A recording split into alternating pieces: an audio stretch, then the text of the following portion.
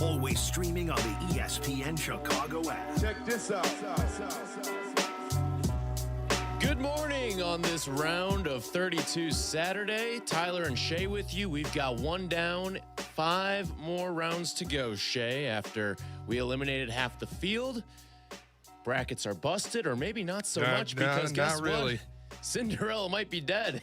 The way that yesterday's tournament went. I think we got to rename the event March Midness, because the idea Come of on now. Dude, I'm telling you, another underwhelming first round. If the upsets are what you like, and I think you're like me. If that's what you like. I think you're like me, though. You want to see a few in the first weekend and then put a stop to it. Now, there is an addition to this. This was, I think, the 7th tournament all time where or at least since the expansion to 64, where the 13, 14, 15, and 16 seeds all lost.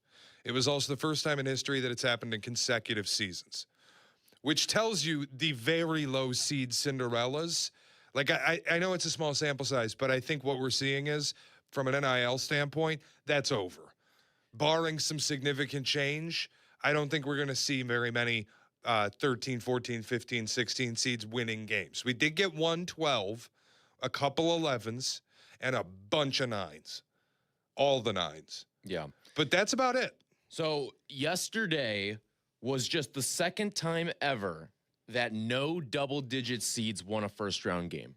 Yesterday's games alone. Everyone, it was all chalk yesterday. All 16 favorites won straight up, 12-4 against the spread. A lot of blowouts yesterday as well. 13 of the 32 games that we've had through the first round decided by at least 20 points. That's the most ever, according to CBS. So that was the other thing I was going to say is before the tournament, I felt like last year it was all 1 seeds that got to the end. And you could have told going into it last year that the 4-1 seeds, that Auburn, that Florida, the others, were so much further ahead of the field that you kind of just had to write in 4-1 seeds if you wanted a shot in your bracket pool. And that's what ended up happening.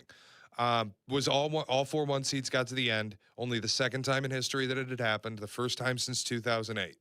But one thing I do feel after getting through the round of 64, and I said it last week, I think the 2s, the 3s, and the 4s are closer to the 1s than they have been in years past, and even throw St. John's in there, because some of the performances we got out of like 2 seed, 3 seed, 4 seed, it was belt to ass. Whether it was Illinois, whether it was Michigan State, Arkansas, St. John's yesterday, teams just came out and handled their business, which is where I think if you're looking for madness, if it's going to happen, it'll be today, tomorrow, in the Sweet 16. So I would say this about where we're at, state of the upset here. I just feel like the ball didn't bounce the right way in many of these games. Duke got very close. There's a world where we're talking about the greatest upset in tournament history today. So much so that if Duke had lost yesterday, I'm probably coming into work on yesterday. So couple more made shots last night, and Danny Hurley's having a very bad morning. He's on his way out.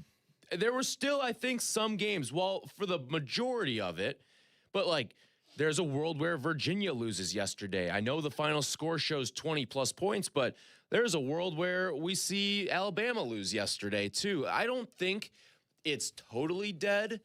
I think there's going to be kind of a growing pains period where we're adjusting to what the new era of NIL is like. And I get that some of these big schools they're always going to have the money there. I get that. But I still think there is going to be a world where we get further and further along in the NIL era, and we probably get a little bit back to where it was. And I think this is a result of the average basketball player in this tournament today is so much better than the average basketball player was in this tournament 30 years ago, 20 years ago, even 5 years ago, that I think we see the Cinderella return at a certain stage. Now, I'm not going to sit here and tell you, oh, we're going to get a 15/2 every single year, because I don't think we're getting to that point ever.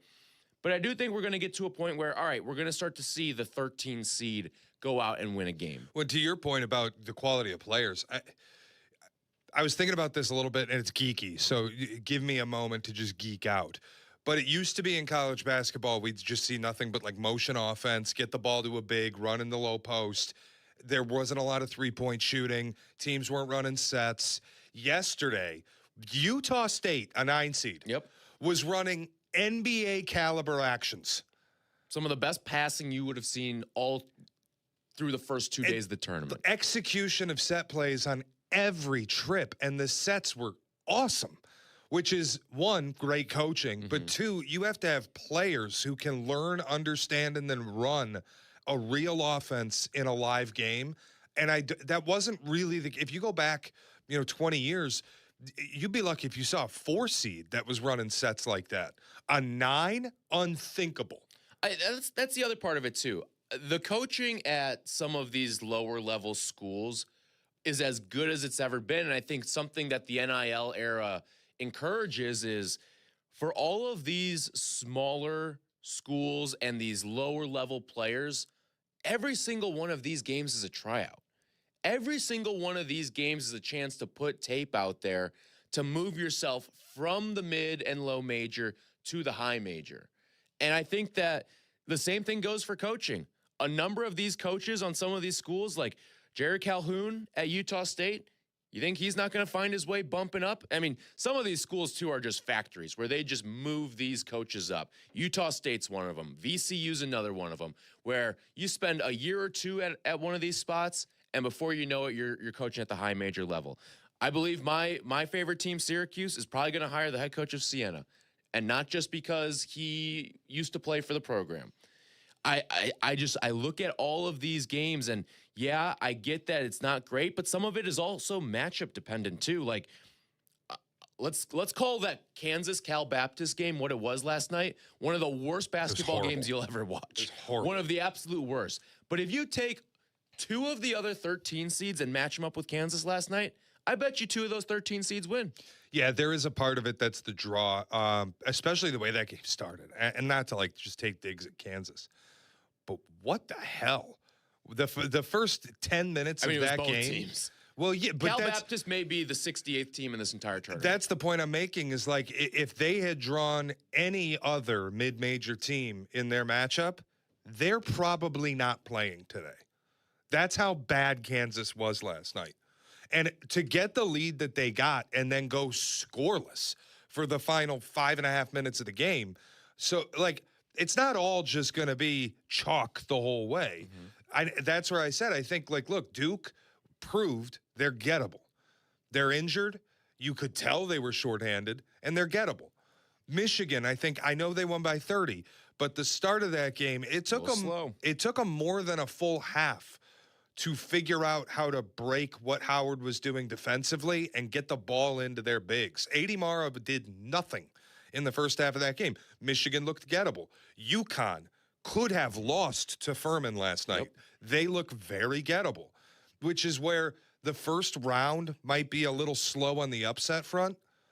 But if we're going to get them today, tomorrow, and then certainly the Sweet 16 when more of the cream of the crop is involved. The other thing, too, for the fans, 312-332-3776, if Duke loses to Siena, is anybody trying to watch Siena TCU? Is it actually a bad thing? Or is it kind of nice that we don't have these big Cinderella upsets that create, let's be honest, bad matchups in the second round? Yes, I get that side of it.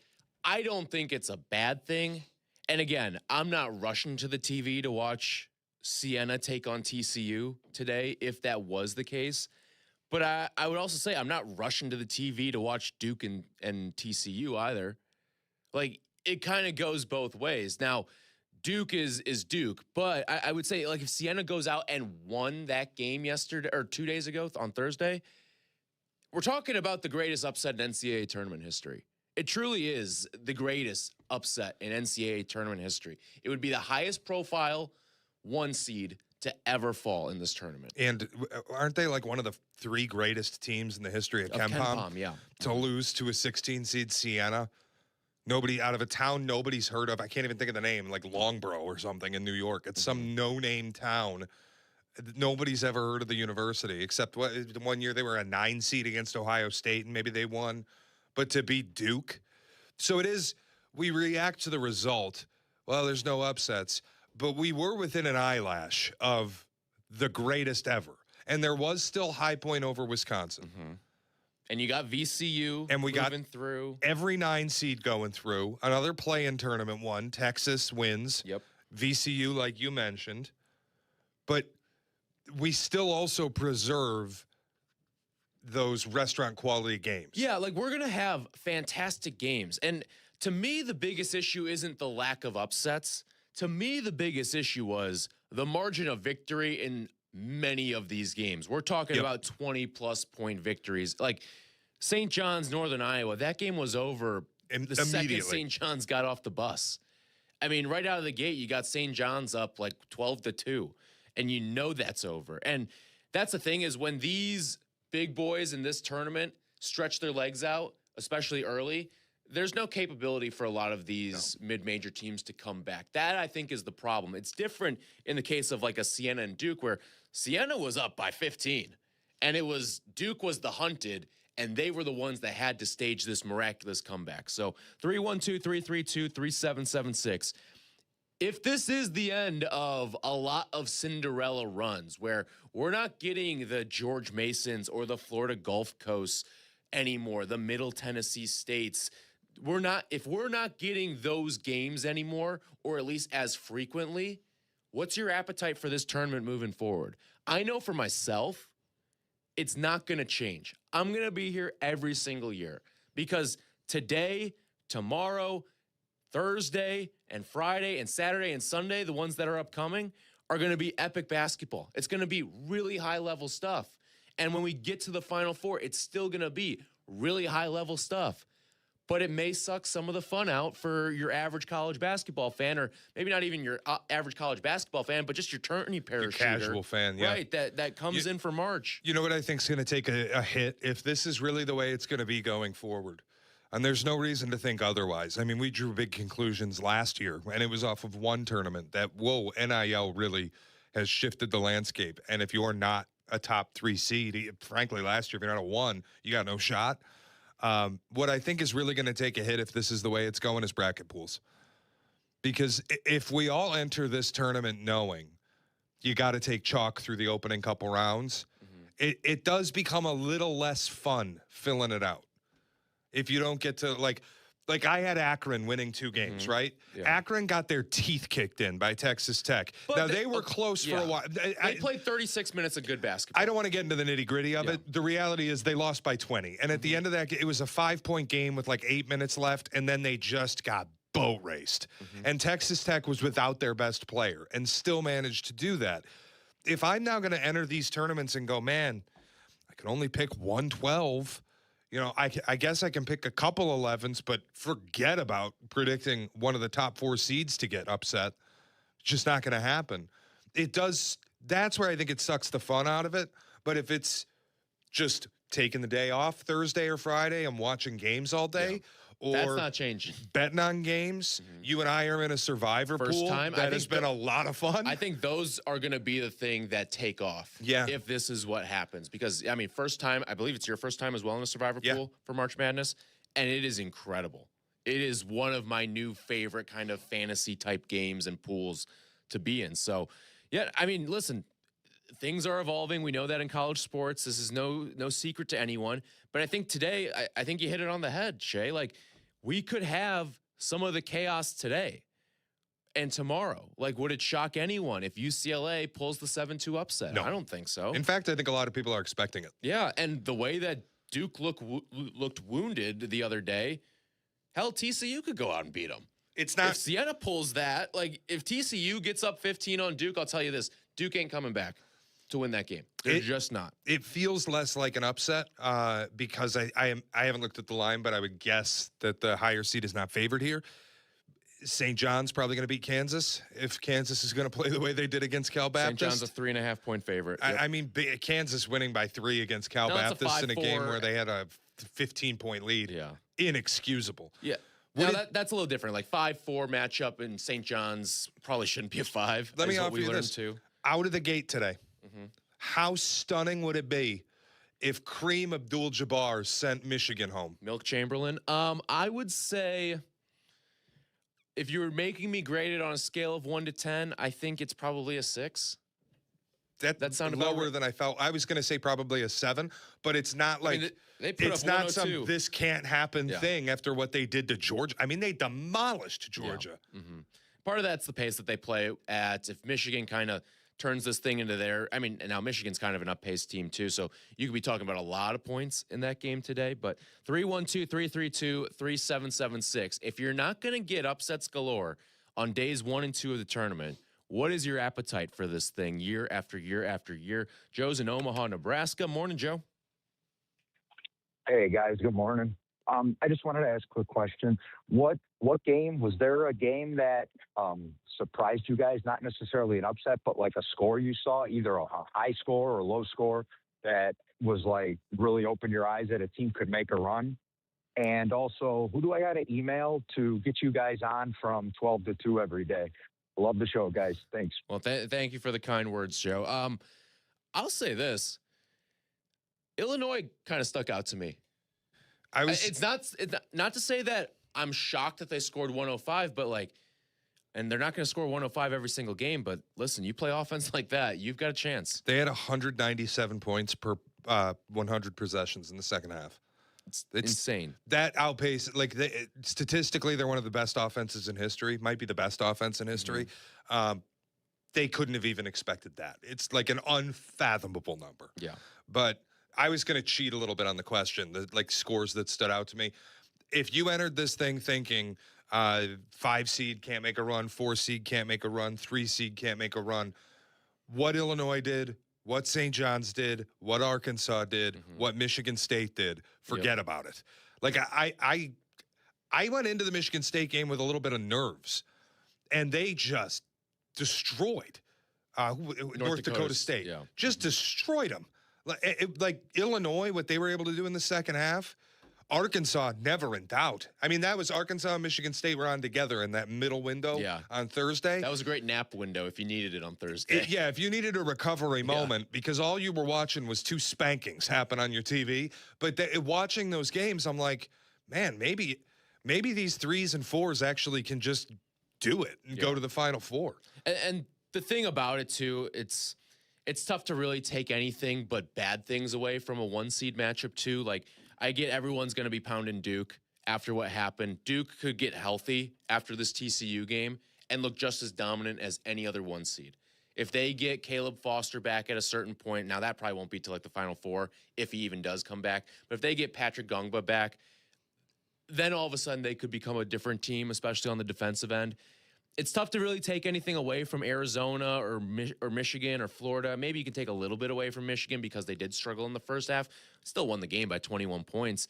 But you look at some of these 1 seeds, it's really hard to ever have a takeaway aside from anything negative in those games. And even if you're Duke, I mean, don't you wake up today if you're John Shire and Duke and you go, we got a new lease on life? Yeah, it's a new day. Like, we shouldn't be here, but we're here. Like, the pressure almost comes off. Sometimes you got to see your own mortality. Yeah. And that's some of the best things that can happen for you in the tournament. So 312-332-3776. Talk tourney with us here on Tyler and Shea. We'll take your phone calls when we come back. It's ESPN Chicago. This is Tyler and Shea. Tyler and Shea. I know you're going to dig this. On Chicago's home for sports, ESPN Chicago. Opening day in baseball is filled with traditions and rituals. Think placing the bet on your team to win it all. Think spring. Don't forget to pencil the scorecard. Think Dad's Place. Dad, you want to have a catch? ESPN Chicago invites one and all to stop by Dad's Place in Wrigleyville for opening day. We'll be live from 6 a.m. to noon, starting with Cap and J Hood 6 to 9, and tossing it to Carmen and Yurko from 9 to noon. It's opening day the North Side way. Brought to you by Flight by Yingling and the Advantage Dealer Group. Thursday morning, 6 a.m. to noon. Dad's Place on Clark Street in Wrigleyville. Please enjoy responsibly. Hey, it's your buddy Tom Waddle, and I drive a Hawk. In the market for a new car? Shop HawkAuto.com, where they buy more so you pay less. Check their massive inventory of over 2,000 vehicles. They buy in volume so you save in volume. Plus, get all rebates on top of the Hawk Auto volume discount. Save even more with 0% financing for 60 months or make no payments for 90 days. With 12 convenient locations, your next car is closer than you think. Drive what I drive. Drive a Hawk. HawkAuto.com. Financing on select models with approved credit. Has the excitement of betting turned into worry? Feeling overwhelmed every time you roll the dice? Problem gambling doesn't just affect your wallet. It can impact your health, relationships, and peace of mind. But there's hope. Gateway Foundation is here to help you take back control of your life with personalized treatment options. You don't have to face this alone. Call Gateway Foundation today at 844-444-5780. That's 844-444-5780. Turn your tax refund into your next home upgrade at Menards. Mastercraft makes great doors inside and out, building the highest quality doors in a wide variety of styles. Add beauty and security to your home with an exterior door from Mastercraft. Shop our huge in-stock selection or design your door your way in store or online. Save big on Mastercraft doors. Plus, view our weekly flyer on Menards.com for all the great deals happening now. Save big money at Menards. Good Karma Brands is proud to be an equal opportunity employer, providing equal employment, development, and advancement opportunities to all teammates and applicants. To learn more about careers with us, please send an email to talentacquisition@goodkarmabrands.com. That's talentacquisition@goodkarmabrands.com.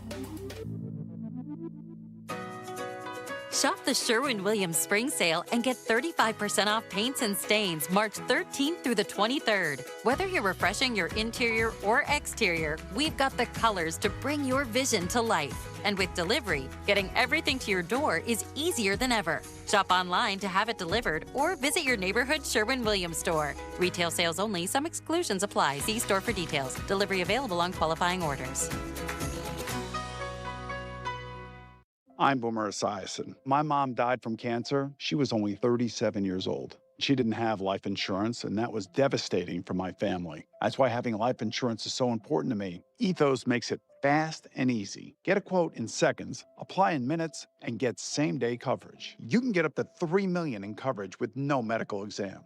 Get your free quote at ethos.com/play. That's ethos.com/play. Paid spokesperson. Time spent on application may vary. Online health questions required. Welcome back to Tyler Rocky and Shea Norling. We're back on ESPN Chicago.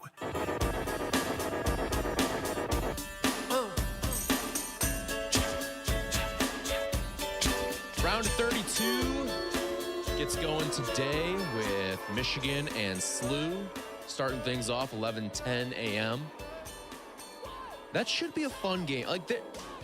Listen, we just talked a lot about the lack of upsets, Shea, in this first round of the NCAA tournament, but today and tomorrow and next weekend should be fantastic.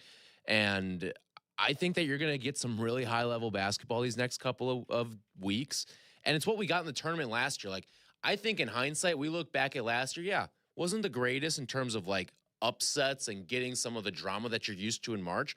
But are we looking back at last year and poo-pooing what that tournament was? I thought it was one of the greatest Final Fours we've seen. No, it was incredible. It was a great national championship game with Florida and Houston, a game that either team could have won. Houston blew it. Yeah, and probably the better team in that game did not win the basketball game. And I think the part that makes this tournament now fun, even though last year we got all 4 1 seeds, is the path for some of these 1 seeds and now even 2 seeds and stuff like that to get to that Final Four. Remember how difficult it was for Florida to get there?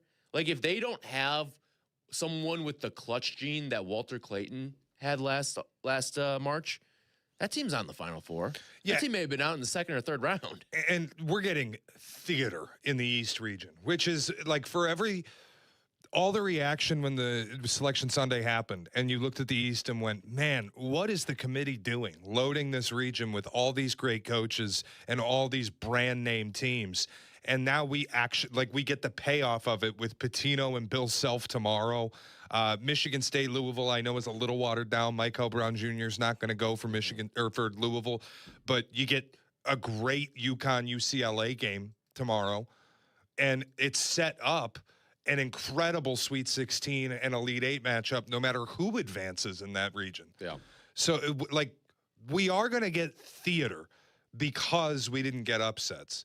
And if you asked me what I would rather have, a bunch of upsets in the first round and you get 13 seeds going forward and it results in some iffy games in the second round and in the Sweet 16, or you get these Cinderella stories where, yeah, the run is fun, but at some point you're turning back into a pumpkin. It's going to happen versus what it looks like we have here where we're going to have absolute theater next weekend. I'd prefer the second. Like looking at that East region and the way it's set up right now, 8 teams remaining. 6 of those programs have won national championships.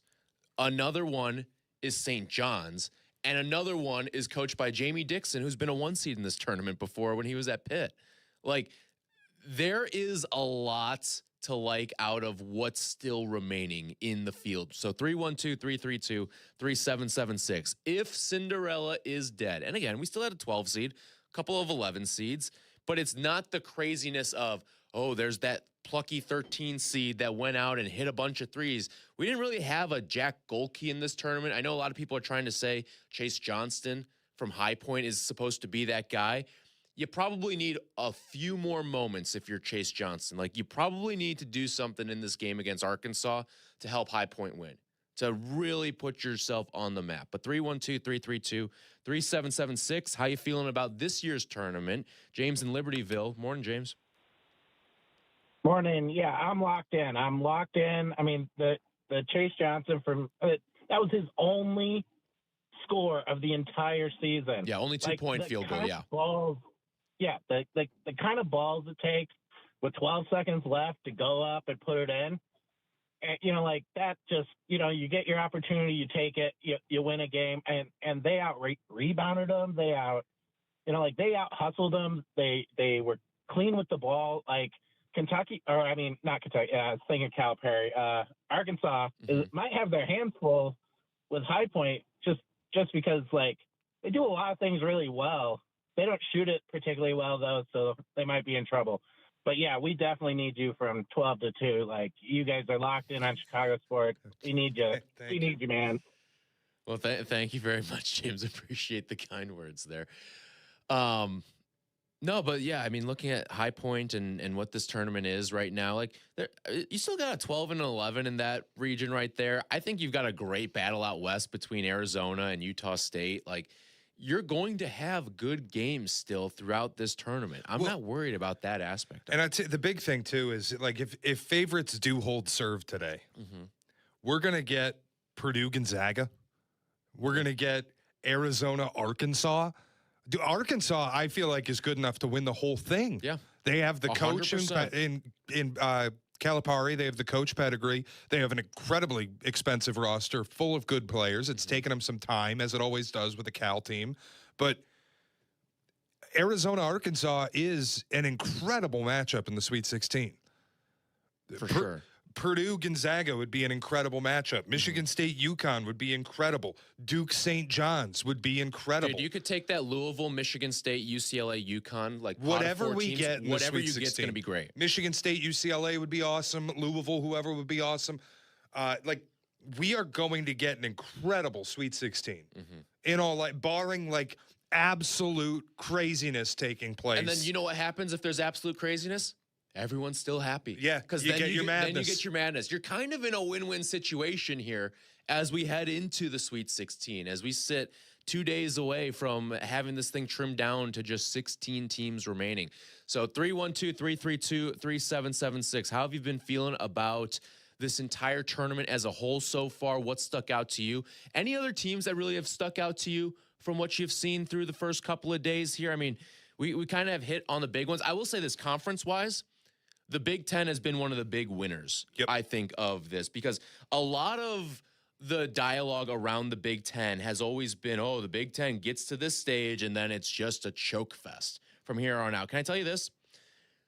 For the first time ever, a conference had 5 wins by 20 or more points in a single round of the tournament.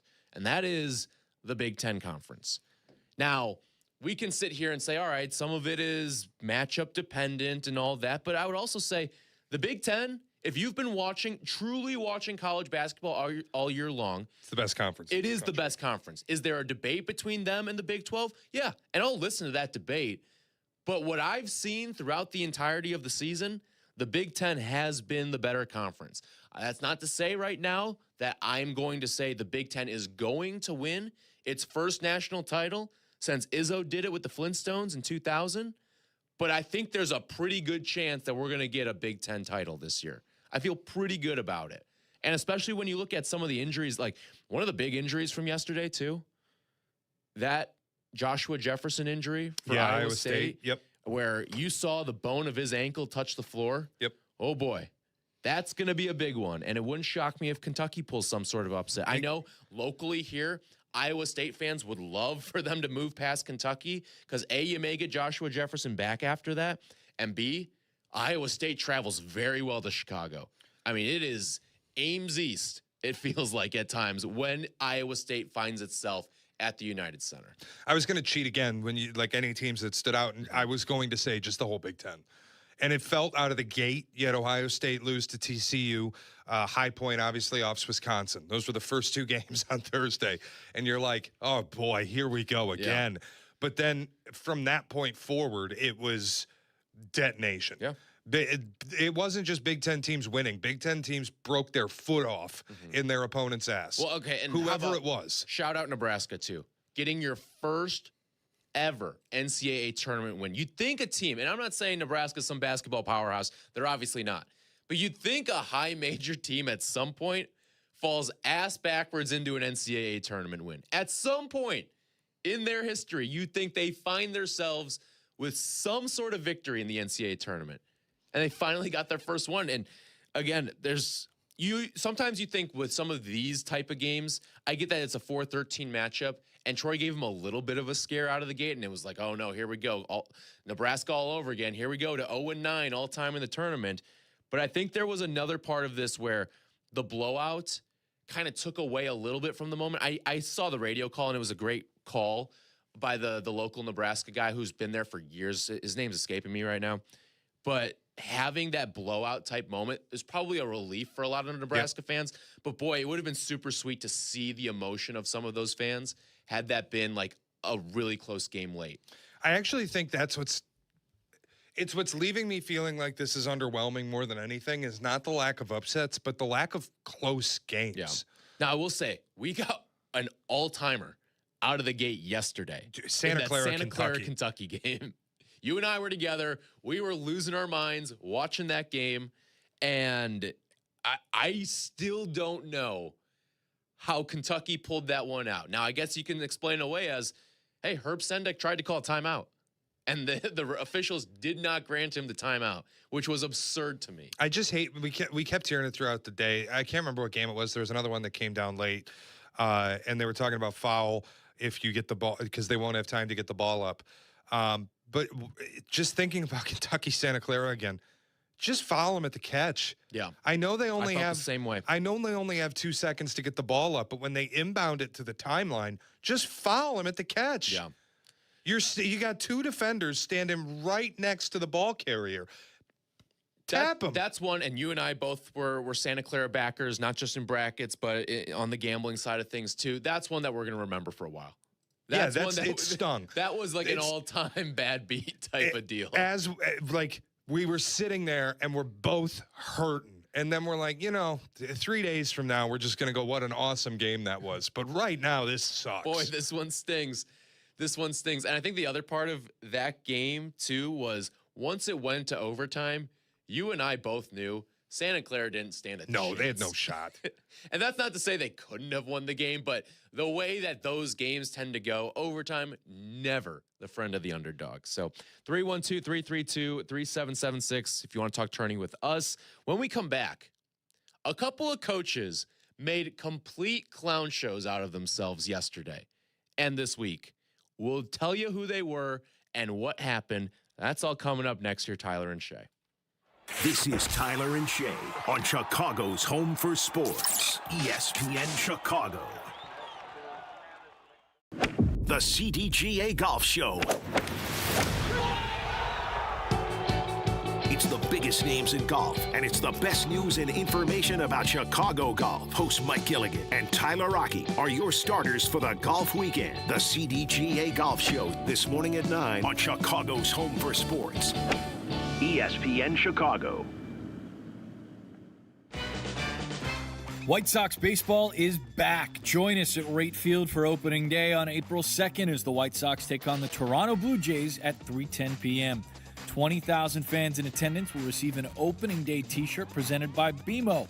Great single game tickets are still available. Book a group outing with friends and family or upgrade to a private suite for an unforgettable game day experience. To learn more and to purchase tickets, visit whitesox.com/opening day. At Elmhurst University, we give you the tools to soar.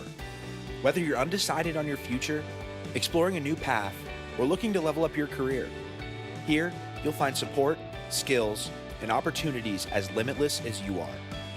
Go beyond with a community of care and support. Do more with knowledge that's timeless. It all starts at Elmhurst. Go far, do well. Start today at elmhurst.edu. Hey, it's Yurko. March is College Hoops Month, and you need to be ready in case a watch party breaks out at your house. Corner Booth Pizza to the rescue. Corner Booth is real Chicago pub-style pizza, cut into squares. We're talking crispy thin crust, thick shredded cheese, and toppings stacked oh so high. From classic pepperoni to barbecue chicken, spinach and mushroom, and my favorite, sausage and jardiniere. There's something for every craving. Flavor that satisfies the soul. Huddle up, grab a pie, and taste Chicago's original pub-style frozen pizza, the Corner Booth.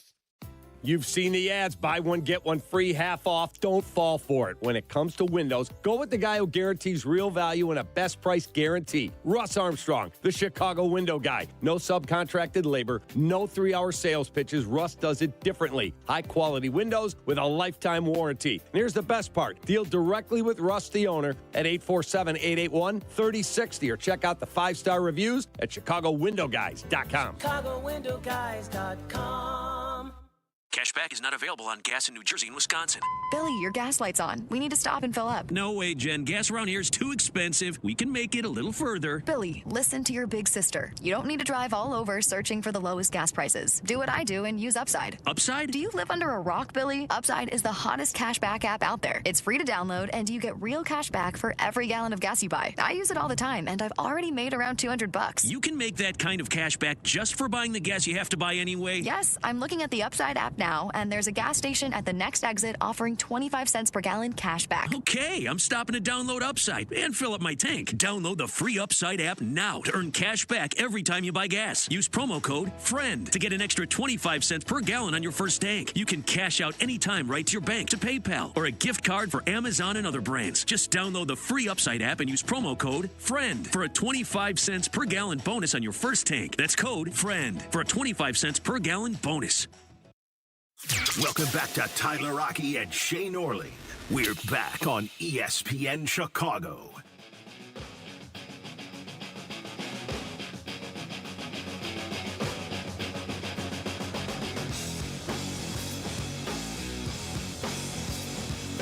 You always get introduced or sometimes reintroduced to some characters in the sport around this time, whether they're players, coaches, what have you. You and I were watching yesterday, and two guys stood out to us who became characters for the wrong reasons. Like we've seen in the past, who was the Monmouth? Remember Monmouth University? Yeah, oh yeah. And they had the bench going crazy with all the celebrations. They were a fun team. Yep. But that was like a good thing, I thought. There were two teams yesterday, and two individuals in particular who we thought really kind of shoved their face in it a little bit. I'll let you handle one with audio. I'll take care of Queens University. Queens University head coach Grant Leonard. Out of the state of North Carolina, by the way. Never in my life, ever, have I rooted against a 15 seed when my own team wasn't involved. Like only ever when Michigan State is a 2 am I actively rooting against a 15. Because upsets are fun. And oftentimes I hate the teams that occupy the 2 line that aren't my team. Yesterday was the first time I ever actively rooted against one. You got your wish pretty quickly, too.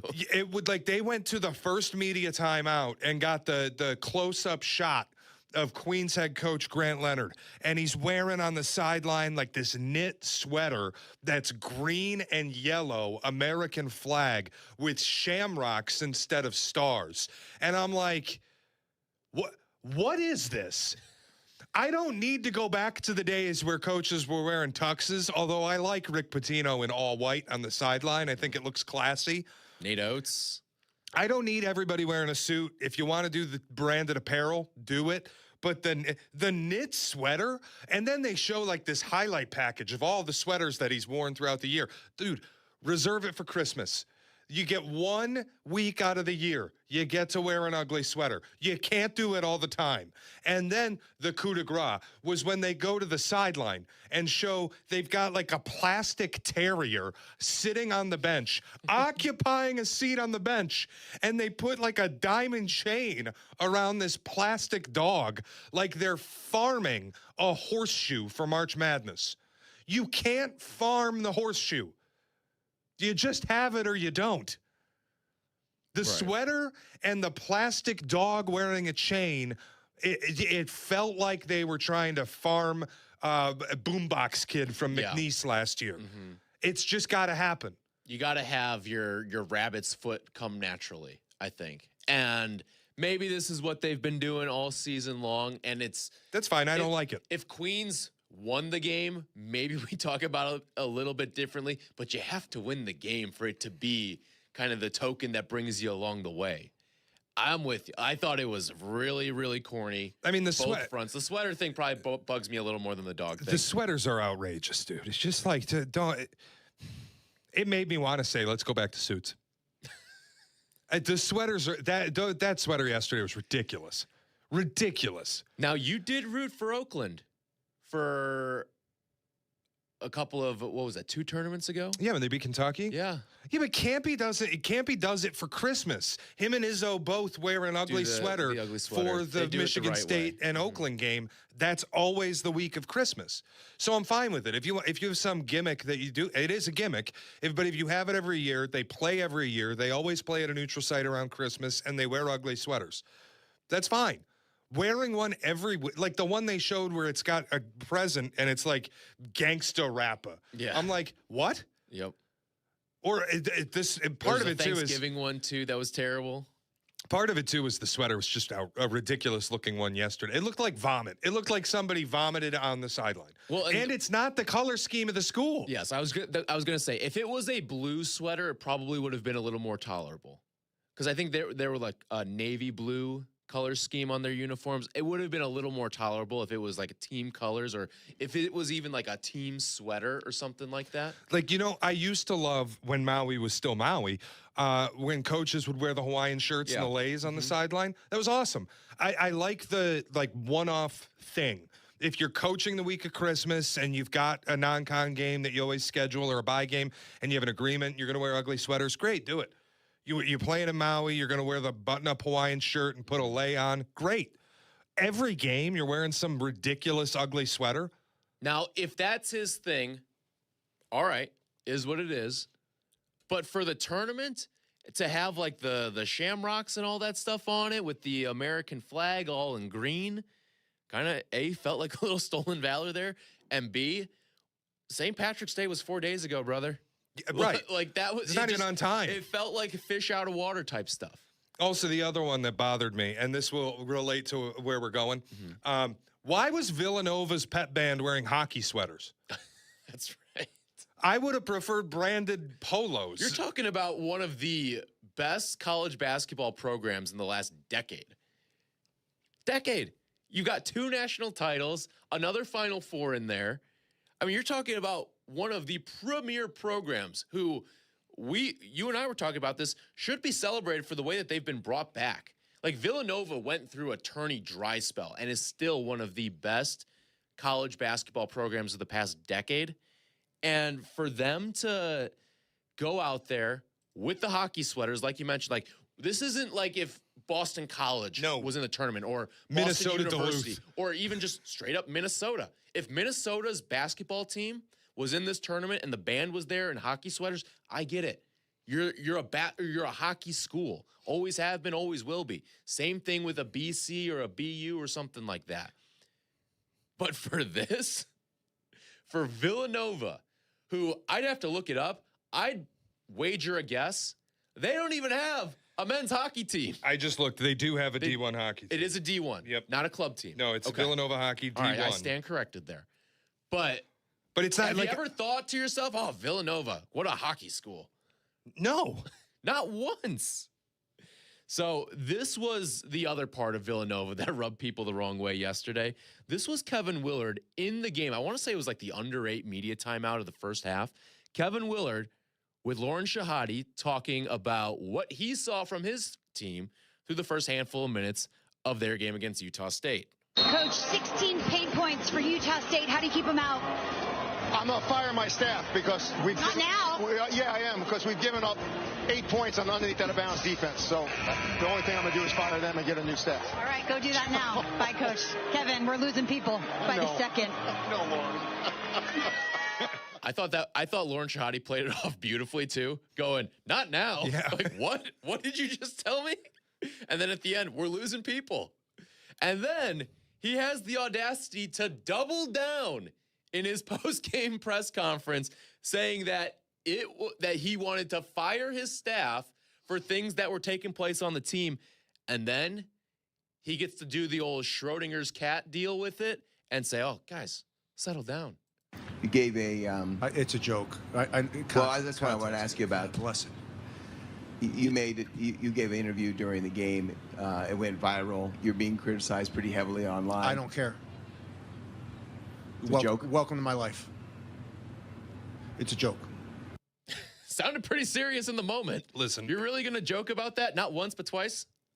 Respect on the I don't care, welcome to my life. That's because fair. that's true. You got a public-facing job. You're going to say stuff that And people are going to give you heat for. If you want to know, his departure from Maryland was not well accepted either. Right. Like if he stood up there and apologized, I would have actually had even more of a problem. But here's the issue he's going to have now, because when you have the temperament Kevin Willard has, you can't make that joke.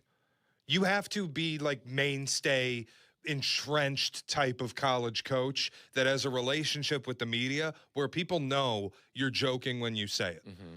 If Tom Izzo goes into a mid-halftime interview and says, yeah, I'm going to fire my staff, nobody thinks he's serious for a second because he's established himself that way. Same thing. Right. Even now, Hurley might be an exception to this too, where if Dan Hurley did it, people might go, boy, is he serious? But he's probably the only one. And theory. Go ahead. Is it a bold thing? I was going to say. Cronin did it too. Guess what? We're calling him a jag this morning. All right, hold on, because now we have a new theory. Because I was going to say it's a bleep hole theory, that if you present yourself as that type of coach that is harder to work with, then you can't make that, or more of a red ass. You can't make that joke. But wouldn't Izzo and Patino kind of fall in the red ass category too? In different ways, though, where because I don't think either of the. So here's my question: Are you seen as a bleep hole because you're bald, or are you bald because you're a bleep hole? And I think this is really important. All right, we'll get Jesse on the line coming up next. I think this is really important. This is Tyler and Shea on Chicago's Home for Sports, ESPN Chicago. Here comes the ball. Double move, throw down the left sideline. DJ Moore inside the 5, end zone. Touchdown! Touchdown Bears! With fantastic memories of the season still fresh. Wow! We remind you that it's never the off-season for us. Wow! Stay here for the Bears coverage you need. ESPN Chicago, the home of the Bears. Hey, it's Cap, and whether it's your home or your business, comfort isn't optional. When your heating or cooling system isn't working the way it should, you need a team you can trust, and that's why I recommend Automatic. They've been serving Chicagoland for decades, handling everything from routine maintenance to full system installs. Professional, responsive, and they get the job done right the first time. Don't wait for a breakdown to take action. Call Automatic or visit Automatic.com and make sure your HVAC system is running exactly the way it should. Ring, ring. Hello. Who is it? Guests on ESPN Chicago join us on the Yingling Hotline. Chicago office is calling. I've been expecting your call. The Yingling Hotline, brought to you by Yingling, the oldest brewery in America. Nature is calling. No, not that way. Fishing, hunting, hiking, nature. Chauncey's Great Outdoors, Saturday mornings from 6 to 7 and available on demand on the ESPN Chicago app. Smalls here. Life is full of choices, some big, some small. And when you choose an H&R Block Tax Pro, you're choosing the largest network of tax expertise to be in your corner. For when your big ambitions need help with the small details. For when your six figures come from 6 different places. For when your gaming stream becomes your revenue stream. For when your business's year one needs 70 years of tax know-how. At H&R Block, they've seen it all. And they're here to help you make the most out of your money for life outside the box. During Lowe's Pro Savings Days, save more on what goes into the job. Add power to your lineup with a free DeWalt 20-volt max 5-amp-hour battery when you buy a select DeWalt 20-volt max tool. Plus, get up to 35% off select major appliances from Whirlpool, Maytag, and more. Get the job done right. Keep more in your pocket. That's Pro Savings Days. Our best lineup is here at Lowe's. Valid through 3/27. Selection varies by location. While supplies last. Cashback is not available on gas in New Jersey and Wisconsin. Billy, your gas light's on. We need to stop and fill up. No way, Jen. Gas around here is too expensive. We can make it a little further. Billy, listen to your big sister. You don't need to drive all over searching for the lowest gas prices. Do what I do and use Upside. Upside? Do you live under a rock, Billy? Upside is the hottest cashback app out there. It's free to download, and you get real cash back for every gallon of gas you buy. I use it all the time, and I've already made around $200. You can make that kind of cash back just for buying the gas you have to buy anyway? Yes, I'm looking at the Upside app now, and there's a gas station at the next exit offering 25 cents per gallon cash back. Okay, I'm stopping to download Upside and fill up my tank. Download the free Upside app now to earn cash back every time you buy gas. Use promo code FRIEND to get an extra 25 cents per gallon on your first tank. You can cash out anytime right to your bank, to PayPal, or a gift card for Amazon and other brands. Just download the free Upside app and use promo code FRIEND for a 25 cents per gallon bonus on your first tank. That's code FRIEND for a 25 cents per gallon bonus. Welcome back to Tyler Rocky and Shea Norley. We're back on ESPN Chicago. We have a genuine dilemma. I wish we had 3 more hours of show. We could do it for 3 more, yeah. Because this, Mario, you got to chime in and help out. We have, in the break, we were continuing to talk about this. Bald combined with ass. Like, I need to know. Sorry, that just didn't sound right. Combined with. I love a bald ass. Okay. Combined with bleep hole. We need to figure out if this is a real thing. Okay. I've actually found 2 that have come to mind. And one of them, just when I saw Mario, came to mind because of the team he roots for. Hubert Davis. Good man. Don't tell Mario that. I'm not here to tell you he's a good coach. I'm not here to tell you he's a good coach. In fact, it might be his downfall as a coach is he's too good of a dude. Nice. Yeah, he's too nice of a guy. But I wouldn't say he's bald, but he's balding. Okay. Balding Is guys, that different? Yes, because balding guys hold on to hope. Yeah, we're talking like Chrome Dome, because I could not, in the break, I couldn't think of full-on Chrome Dome guy that isn't also sort of a POS. All right, you got me. Now, because of I that even said PJ Fleck, and I'm like, come on, everybody with a Chrome Dome is.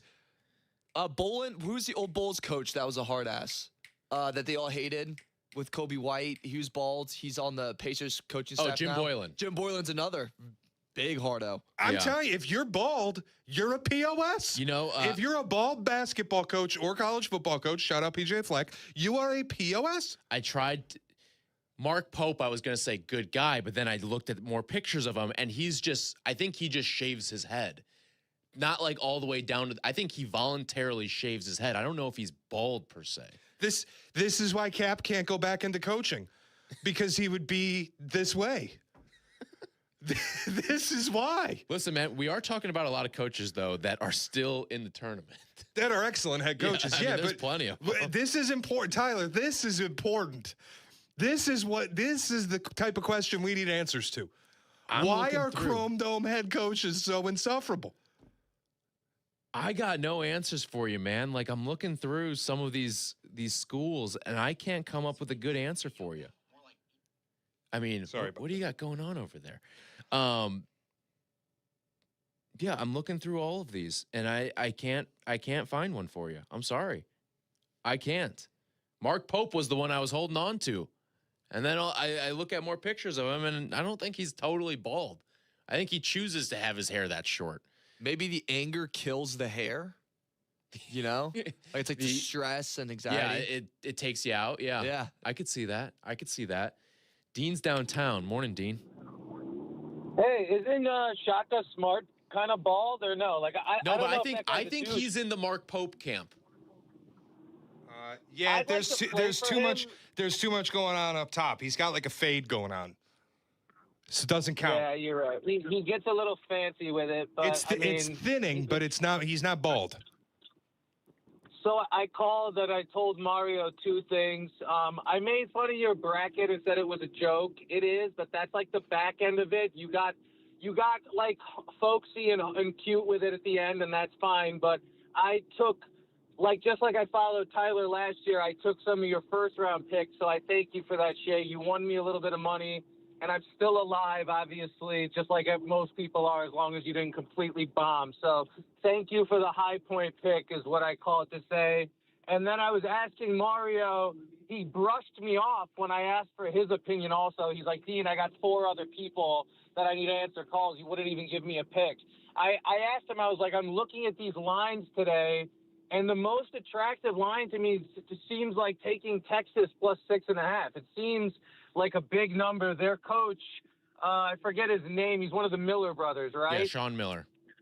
Yeah, like they play in what appears to me like I'm a casual fan. I'm not like you guys, but like I'm above casual. It appears to me like he coaches in a real conference. Gonzaga usually seems to wet the bed, like, at some point around this tournament, maybe a little earlier, more often than not. So what do you guys think of Texas plus 6.5 today? And I'll listen. Take care, guys. God, listen, I don't bet against Gonzaga. I've kind of gotten to that point. You found one. Phil Martelli Jr. Great guy. But every rule has an exception. Yes. And that is Phil Martelli Jr. He's a young coach. He's got a lot of time to change this narrative. That's true. Because think about Dan Hurley 4 years ago. Nobody thought about him, maybe a little bit, but not quite to the extent now where he's doing 2 rings on his way off the floor all the time. Well, and the other thing, too, is Phil Martelli Jr. is also, no one really knew who he was until they got to the tournament this year. Give him a little more time in the spotlight, and we'll see who he is. Wait till he steps up out of VCU, takes a real gig in a real conference, and suddenly Phil Martelli Jr. is going to be a problem. The Italian's going to show. Real quick, let's squeeze in Rob in Sugar Land, Texas. Rob, you got a couple seconds here. Okay, I like to see the Blue Bloods play the Blue Bloods. I don't want to see a Cinderella team win a game by a point and only lose by 30 points in the next round. I like guard play. I want to see this matchup between the point guard from Illinois and the point guard from Houston.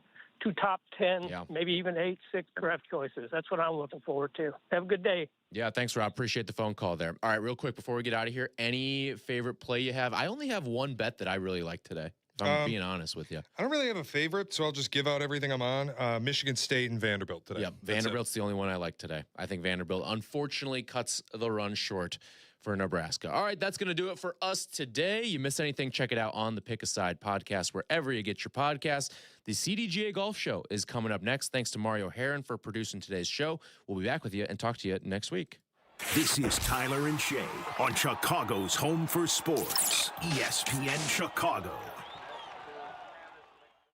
College hoops is in full swing. Now is the time to start planning your vasectomy so you can enjoy watching your favorite college hoops teams on the couch all day, guilt-free.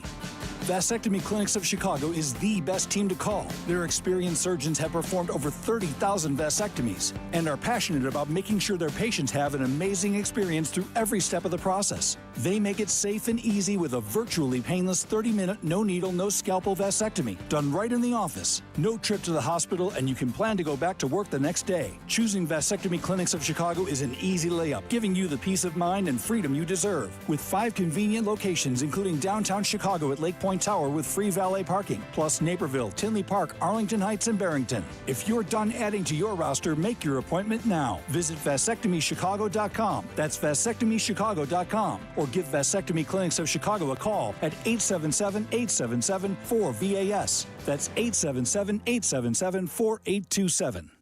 Hey, it's Shane Orland. Listen, you aren't stuck in traffic. You are traffic. That's right, you, in the car right now, you are adding to the traffic. There's an easy fix. Let the CTA be your driver. For every person that rides the CTA, it's one less car on the road, and you can't beat the price. $5 gets you anywhere in the city and back. So while you're on your third lap around the block looking for parking, the CTA is on track. Easily find wherever you need to go at transitchicago.com/plan-a-trip. Save money, reduce traffic, ride CTA. Did you hear that? Listen, there it is again. That sound means that baseball is almost here. We're counting down to opening day as the Southsiders open the season against Milwaukee Thursday, March 26th. Opening day is sponsored by Matrix Basement Finishing. Mention opening day and save an additional 10%. Visit matrixbasements.com and catch the Southsiders on ESPN Chicago all season long. We are the flagship station for Southside baseball. Broadcasting live from the Chicago Board of Trade. This is ESPN Chicago, the home of the Bears. WNVP, WTBC, HD2 Chicago, a Good Karma Brands radio station. Drive, chip, and putt. Golf is so easy. 4? Okay, maybe the occasional wedge.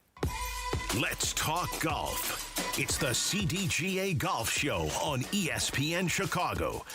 Presented by the Glenview Park Golf Club. Now here are your hosts, Mike Gilligan and Tyler Rocky.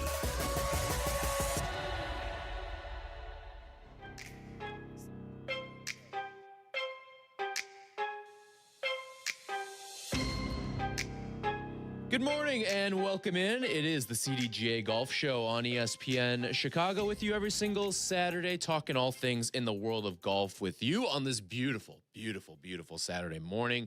Temperatures expected to get into the 70s today, so plenty of people going to be out, I'm sure, hitting balls and playing some golf, maybe even squeezing in some of those rounds. And don't forget, you can post those rounds officially as of Sunday. So good morning, Mike, to you, and happy, beautiful, beautiful Saturday to you. Good morning, Tyler. Good morning, Chicago. And good morning to golfers heading out to one of our many CDGA member clubs to either practice, play, and just get outdoors, because the weather is mostly nice and only going to get better and better and nicer as the day goes on. So, yeah, this is, I think, officially, I think we're breaking through into spring here. And hard to believe that, like, Tuesday, you couldn't see any grass. Yep. I mean, it was snow. It was miserable. That was one of the more frustrating snows I can remember. Yeah, in recent I mean, memory. it was annoying. It came at the worst time. Yeah. Traffic. There's just nothing good about it. But the best part was to watch it melt and help everything get green. The conditioning for the courses really should be very, very good, because we had an excellent winter as far as agronomy is concerned. So I think, you know, the Chicagoland players are going to enjoy better conditions quicker, not to put any pressure on all the superintendents out there. But let's face it, we went into a winter with great conditions, and we didn't get a whole lot of snow and freeze burn. So your golf courses should be looking pretty green pretty early, if not already. Yeah, you know, it's always a good thing to see this early in the golf season. And knowing that, I don't think we really got that pop-up February day. Like, maybe there was one day where it was like 50-something out, and I'm sure some people got some rounds in. But usually there's like a pop-up February that's like 70 degrees. That kind of feels like it does today. And now it feels like we're going to get this day of 70, and then I forecasted it throughout the rest of the week. There's one day, which looks like it's Cubs opening day, by the way, that's going to be in the 60s. You're going to have some days in the 50s. It's going to dip back into the 40s, but I have a feeling after that we're going to be pretty set to go and in a good spot for golf weather the rest of the year pretty much. Yeah, to your point about February, we didn't really get that spike where it's funny on my phone. it brings up those memories, if you will. And there was one where it was Eric Ciotti, myself, and a couple of people from the adaptive community. We went out to Cog Hill number 3, and it was February 22nd. And we were playing in short sleeves, and it was really about us and a few others because the course wasn't officially open. But we did get to play a little golf in February. But I'll give up February golf that one day to get more of that consistent pattern that you're talking about because – you know, a lot of people have that rule of 40. It's got to be over 40 to play. And, you know, I would subscribe to that. But if you're anywhere in the 50s, I just look out the window across the street and see the amount of cars parked in the lot at Cog Hill and the golf carts that are out zooming around already. And yesterday, that place was humming. And it will continue to do the same today, I'm sure, if it hasn't already started. Yeah, for me, I would say 40, but also dependent on the wind too. Like if you're playing in a windy 40, like forget it. Yeah. To be honest, even if you're playing in a super windy 50, I'm kind of in the forget it camp. Yeah. Now it depends where you're at in the calendar. Like if you're really early in the year or really late in the year, all right, I'm in. I'll do that. But yeah, wind is obviously a huge factor in making a lot of those decisions as well. You want to join us, 312-332-3776. If you're heading on out to get a round in or maybe a range session, we'd love to hear from you where you're hitting it up today, 312-332-3776. And this segment brought to you by Fox Bend Golf Course. So much to get to today. We're going to talk with Jeff Ogilvy, the captain of the international team for this year's President's Cup. That's coming up at 10 a.m., so looking forward to that conversation. Also, we'll get into some of the players in just a moment as well. I do want to shout out what's going on at the Valspar for local reasons as well. Yes. Dougie Gim, man, tied for third right now. The pride of the Northern Burbs here in Illinois. So Doug Gim currently 7 under, 2 strokes back of Sungjae Im, who's got the lead, and sandwich in between them, David Lipsky. But good to see Doug Gim. You and I talk about it a lot. We'd love to have Doug Gim on the show one day. Problem is, he plays every freaking Saturday. Yeah. He is out there. He is one of the true grinders on the tour, and it's good to see him having success this week. 100%. And his mom has even volunteered. He'll go on the show, but it's just, when is he going to give us that opportunity, right? But to your point, he is one of the ultimate grinders. He always has been. But it's really good to see a guy like him coming into his own. And I think we're beginning to see, the vision of what Brian Rolap is talking about, how that B-level secondary event, not the signature, gives guys like this that are on the cusp that opportunity to get into the mix, get into the hunt, and, you know, build their career and develop and actually finally get up to that big level. I know Doug Gim has that in him. Physically, he can do it. It's just mentally putting the 4 rounds together in the right week, and let's just hope it happens down at Copperhead. Yeah, and I look at it too. It's not like, listen, is Scotty in this event? No. Is Rory in this event? No. But you look at some of the big names that are in this event, you're still getting a Matt Fitzpatrick, who's been as hot as anyone to start the year.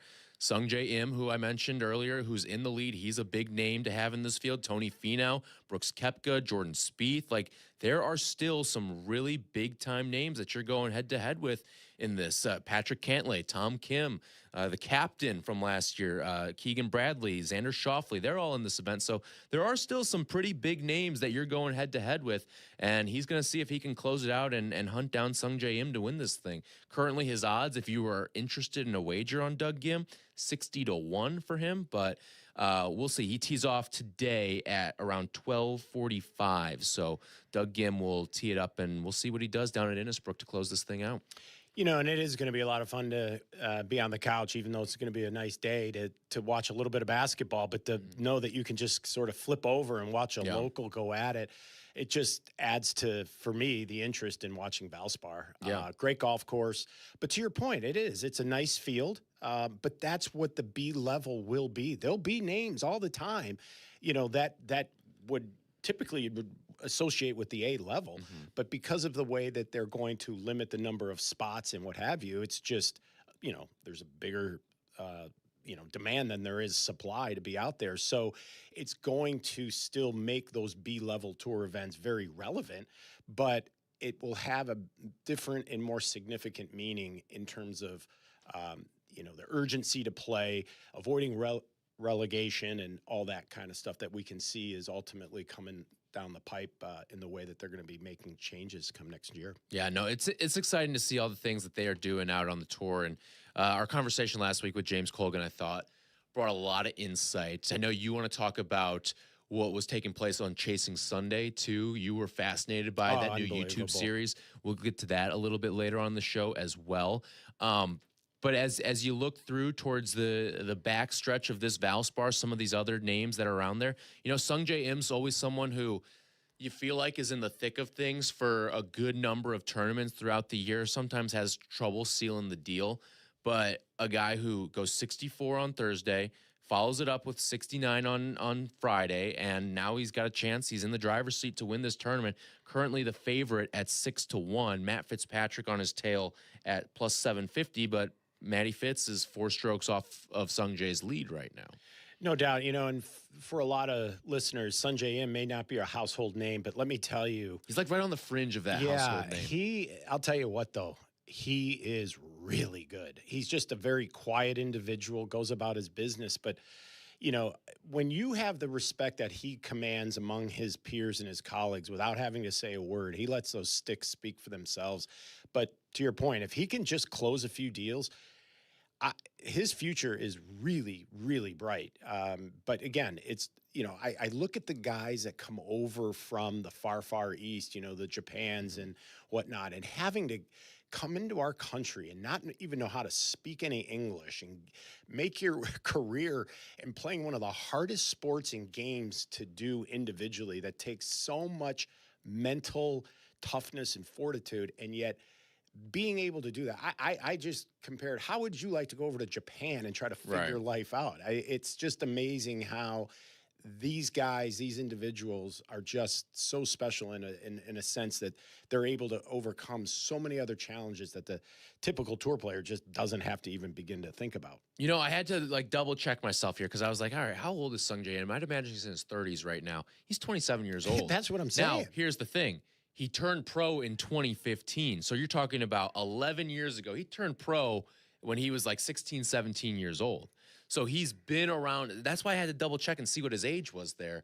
But 27, when you said he's got a long future ahead, I was like, isn't he in his early mid 30s? Nope, that is not the case. He is 27 years old. So yeah, he's got plenty of great golf left ahead of him for sure. I mean, he's like the Lexi Thompson because she started playing professional, I think, at 12, That's right. and retired at 29 and played in 14 U.S. Opens, right? Sungjae's the same way. And, some of these, players from, especially internationally, either don't have the ability to be recruited, don't come over to America to play golf, or they just simply turn professional early because that's just the way they're going to put food on the table, whether it's through local events, working at a club or whatnot. And some of these guys go ahead and make it, and here you go. Yep. All right, when we come back, we will dive into what took place out at the Players' Championship, an epic finish with Cam Young as well as Matt Fitzpatrick. So we will discuss all that and more when we come back. This is the CDGA Golf Show, and this segment brought to you by Fox Bend Golf Course. This is the CDGA Golf Show on ESPN 1100.3 HD2 and the ESPN Chicago app. Opening day in baseball is filled with traditions and rituals. Think placing the bet on your team to win it all. Think spring. Don't forget to pencil the scorecard. Think Dad's Place. Dad, you want to have a catch? ESPN Chicago invites one and all to stop by Dad's Place in Wrigleyville for opening day. We'll be live from 6 a.m. to noon, starting with Cap and Jay Hood 6 to 9, and tossing it to Carmen and Yurko from 9 to noon. It's opening day the Northside way. Brought to you by Flight by Yingling and the Advantage Dealer Group. Thursday morning, 6 a.m. to noon. Dad's Place on Clark Street in Wrigleyville. Please enjoy responsibly. Come to Cog Hill Golf and Country Club and experience truly legendary golf.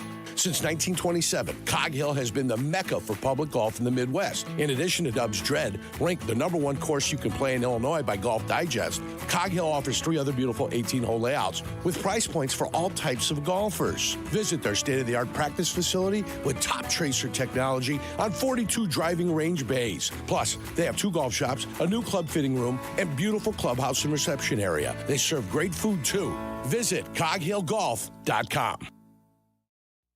Play their gear, dress the part, and shop like the pros at the PGA Tour Superstore. Now's the time to upgrade your game with new apparel and footwear to keep you looking fresh, and the hottest clubs from all your favorite brands. Plus, dial in your game with the latest technology like rangefinders and launch monitors. Shop with the pros at one of PGA Tour Superstore's 5 Chicagoland locations: Downers Grove, Schaumburg, Orland Park, Vernon Hills, and Lincoln Park. Hey, Chicagoland, want to experience the best golf on the North Shore? Head over to Glenview Park Golf Club to enjoy superior golf course conditions, a challenging layout, and superior service. Conveniently located and easy to get to, Glenview Park is in the heart of Glenview. Book your tee time 24/7 at golfglenview.com or call 847-724-0250. Golfglenview.com or 847-724-0250. Experience the best. Need a mulligan in your current banking relationship? Tee it high and let it fly with Republic Bank of Chicago's business banking solutions. Driving Chicago business for more than 60 years. Republic Bank of Chicago. Banking beyond expectations. Play golf in Elgin. Check out the Golf Elgin app and book a tee time at Bowes Creek Country Club or the Highlands of Elgin. One of Golf Week's most recognized golf courses, it is ready for your private club experience. Enjoy Bowes Creek at bowescreekcc.com. Experience top courses managed by Kemper Sports. From North Shore classics like the Glen Club, Deer Path, and Winnetka, west suburban favorites like Bolingbrook, Cantini, and Village Greens of Woodridge, and Southside gems like Harborside International. Kemper Sports offers something for everyone with impeccable course conditions and top-notch hospitality for over 45 years. Kemper Sports creates lasting memories. Did you know Kemper Sports was also recently awarded as a top places to work by Crain's Chicago? Visit KemperSports.com or follow Kemper Sports on social media. Golf with the legends at Destination Geneva National in Lake Geneva, Wisconsin. Enjoy 54 holes designed by Arnold Palmer, Gary Player, and Lee Trevino. Stay right on the course in luxurious suites, group cottages, or the newly renovated and reimagined Lakeview rooms at the Lodge. Between rounds, savor on-site dining at the Hunt Club Steakhouse, Crafted Italia, and Turf Kitchen and Tap. Or unwind at Paloma Cantina, overlooking the dance floor, the entertainment-style putting course. Visit DestinationGN.com for details on Wisconsin's closest multi-course golf resort to the greater Chicagoland area. Welcome into the CDGA Golf Show on ESPN 1000. Presented by Glenview Park Golf Club. Here's your hosts, Mike Gilligan and Tyler Rocky.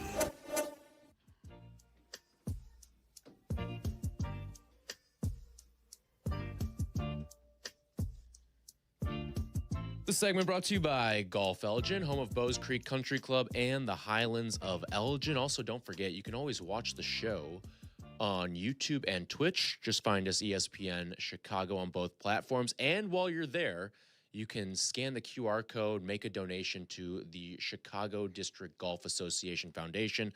All the money goes to a great, great cause, whether it's $1, $100, whatever you have that you can find to donate to the CDGA Foundation. It all goes to a very, very worthy cause. It certainly does. It, goes to all our work with the veterans and first responders, individuals with disability, and our youth.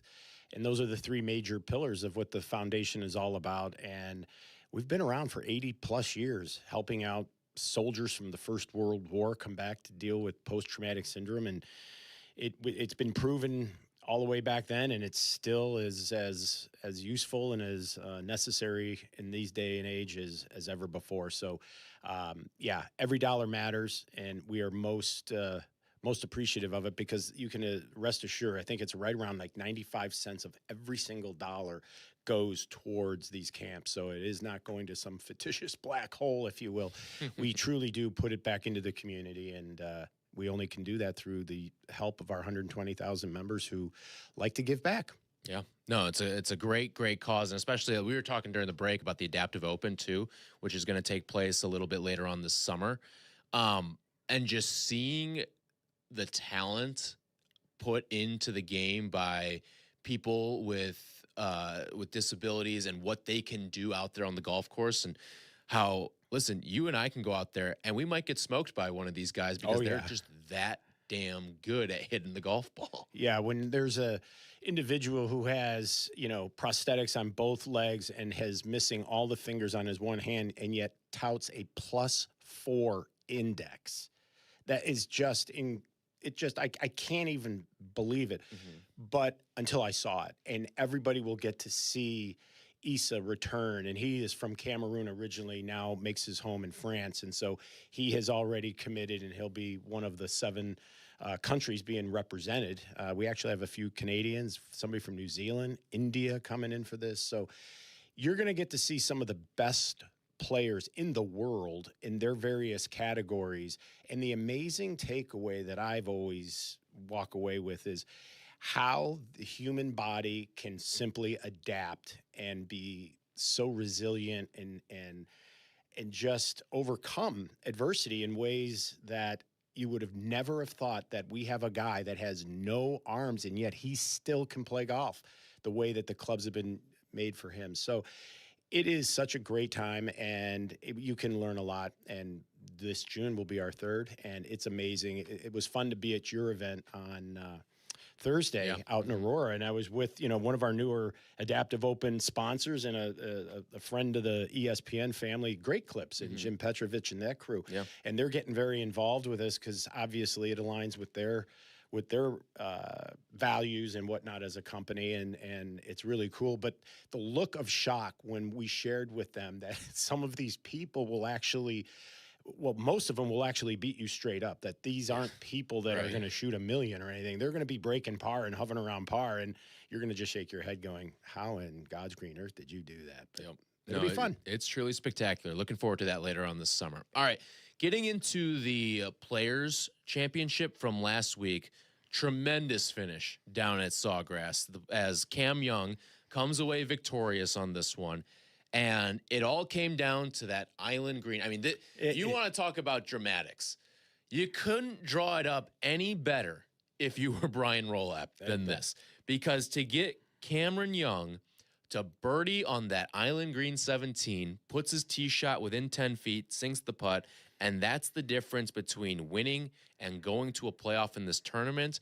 And especially on the heels of a year ago when we went into a playoff with Rory and JJ Spawn, they had to sleep on it. I thought it was better that you had the dramatics go down to 17, and then you have Cameron Young emerge victorious by holding serve on 18, and he is your winner of the Players Championship and a nice $4.5 million check. Yeah, we will expect our tabs to be picked up by the guy with the most money, so it's obviously going to be Cam. But it struck me the entire weekend as rather odd. We really left the show last Saturday thinking this was Ludwig Oberg's event to win and crown, and would he get over the Sunday scaries, let alone he didn't really play that great Saturday or Sunday. It was just very blah for a guy like him in trying to win an event of this stature. 4 over on Sunday. Yeah, and that's the difference. I mean, he shoots even par. He's in a playoff with Cameron Young. He is, but if he plays just halfway decent even on Saturday and plays just decent on Sunday, he wins. What I noticed with Ludwig, though, is it seemed that he played down to the guys that he was playing with instead of playing well and elevating them, or he needed somebody that he played with, whether it was Michael Thorbjornsen, who he didn't play all that well Sunday either. And it seemed like he kind of took Ludwig down with him, and such to the extent that I think the only thing that didn't go the way Brian Rolap wanted it was the idea that they were going to drop the rope and let the gallery walk with the final group up 18 to see what it's like to be in the final group and, crown the champion. And the champion had finished, 15, 20 minutes earlier. And they still had to get this last group in to make it official. But it's unfortunate for Ludwig. It's another learning experience. But a guy like Cam, he was so steady. And he proved what we talked about last week in that the person that wins this is going to be the best player from tee to green. And Cam Young was that guy. He was number 1 in strokes gained from tee to green. His putting was 7th, and his approach shots were 3rd. So you put that all into the mix, and getting up and down in your final round, you're 5 for 5. Yeah. on that last round. I mean, that's how you close out and win golf tournaments from 4 shots back. And it wasn't like he came on like a house of fire. He just plodded along. He was steady. Steady. You look at his rounds, there was no 63, 64, 65. His best round, 67, still damn good, but he went 68, 67, even par 72, and then closed it out with a 68. Just steady golf over the course of 4 days. Sometimes that's all you need to do to chip away and win a big-time tournament, too. Right. And you mentioned the drama at 17, which the hole is obviously configured in a way and to create all that atmosphere. And when we talk about chasing Sunday, I thought they could capture what was going on so well at 17 with the microphones that they had. But Cam Young had to hit the shot of his life. And he did. With a back right location, he puts that thing 9.5 feet away. And that's a shot I think a lot of people are going to remember, obviously, because he made the putt. But let's not forget, the best tee shot of his life was hit on the next tee.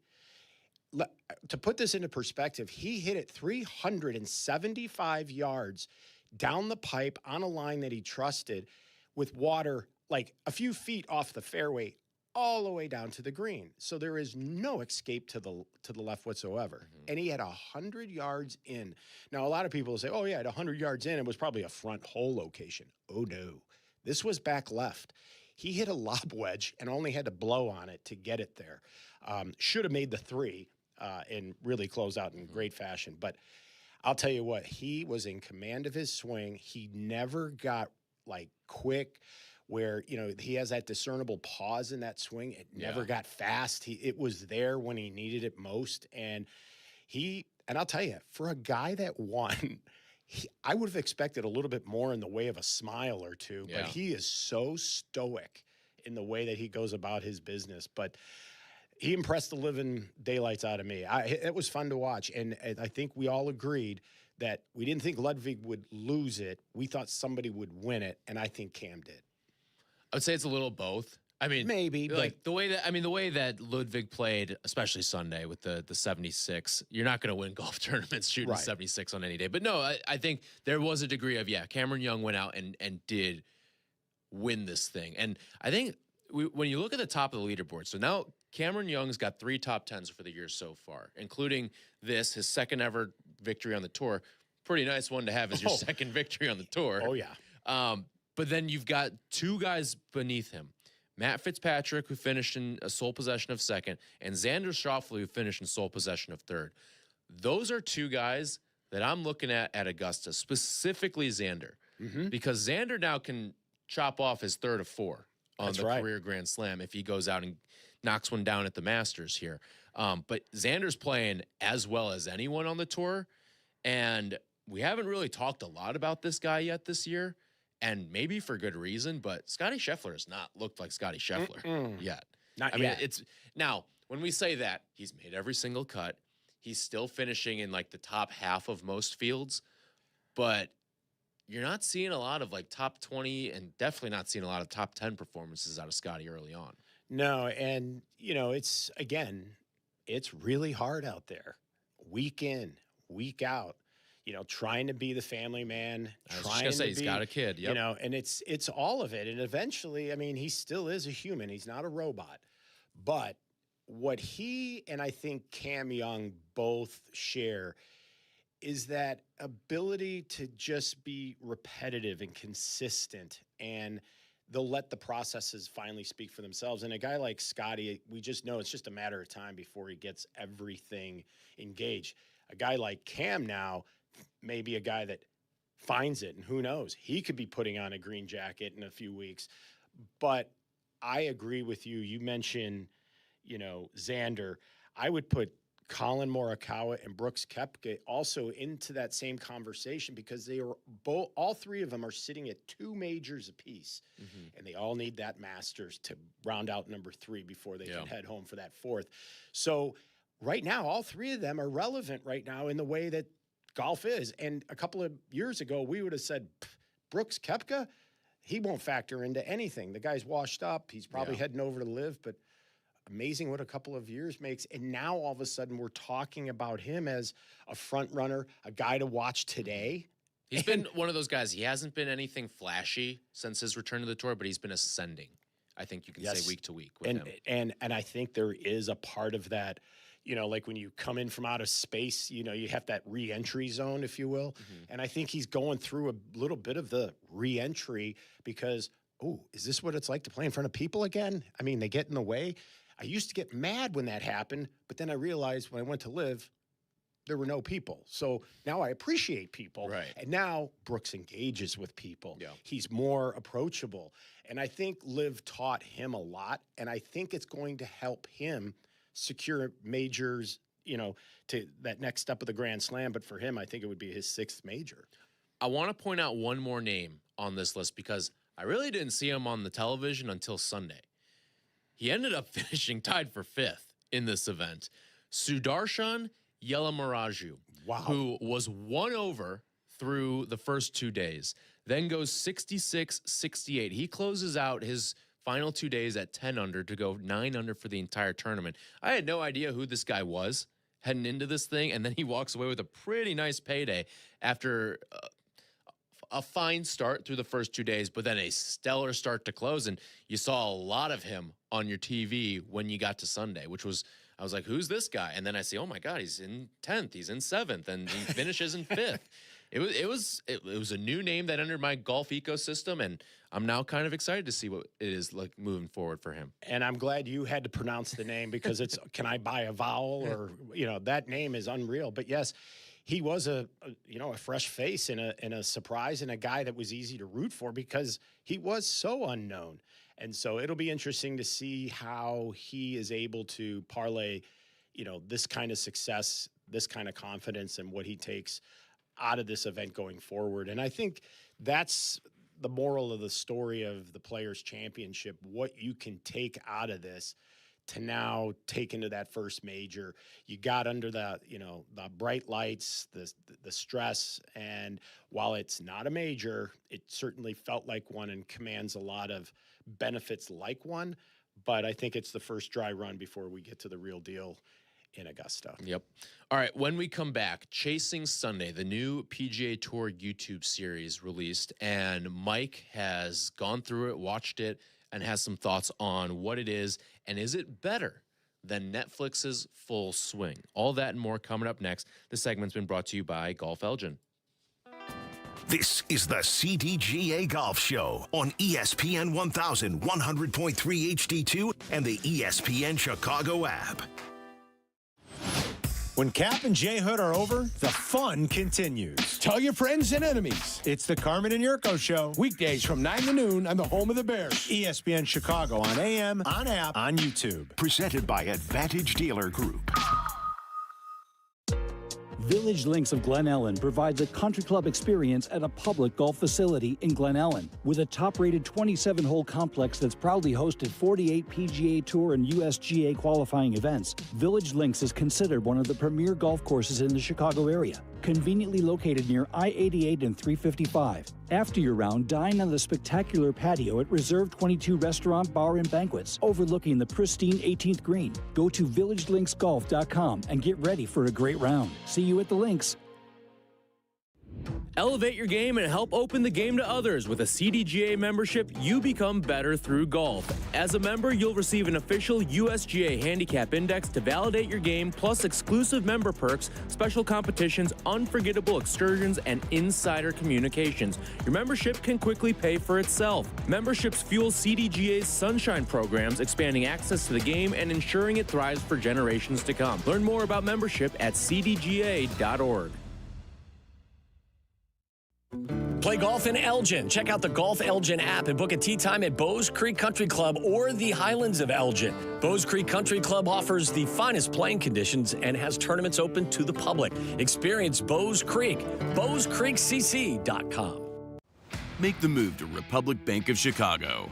Avoid the hazards of subpar banking with our business checking accounts, each uniquely designed to get your business up and down. Republic Bank of Chicago. Banking beyond expectations. Experience the best golf on the North Shore. Head over to Glenview Park Golf Club. Book your tee time 24/7 at golfglenview.com or call 847-724-0250. Golfglenview.com or 847-724-0250. Experience the best. Chicagoland's own Tour Edge Golf has launched their all-new Exotic Series drivers. They offer explosive distance driven by industry-leading MOI, guaranteeing more accuracy and confidence off the tee. Designed with full carbon construction and pyramid face technology to achieve maximum distance, power, and forgiveness. The low-spin Exotics LS, the ultra-forgiving Exotics Max, and the speed-inducing Exotics Light drivers deliver performance above all else. 3 distinct designs, 1 uncompromising exotic standard. Learn more about the Exotic Series at touredge.com. Break away to Kohler, just 2 hours north of Chicago, host of 6 majors and the Ryder Cup. Play 72 holes of championship golf at Whistling Straits and Black Wolf Run and the Baths, a 10-hole par 3. Experience the Kohler Waters Spa and explore hundreds of acres of outdoors. 2026 golf packages with 2 to 5 night accommodations are available to book now. Book early for best rates and availability. Call 855-718-3588 and reserve your custom stay today. From PGA to where you should play, this is the CDGA Golf Show with Mike Gilligan and Tyler Rocky, presented by Glenview Park Golf Club.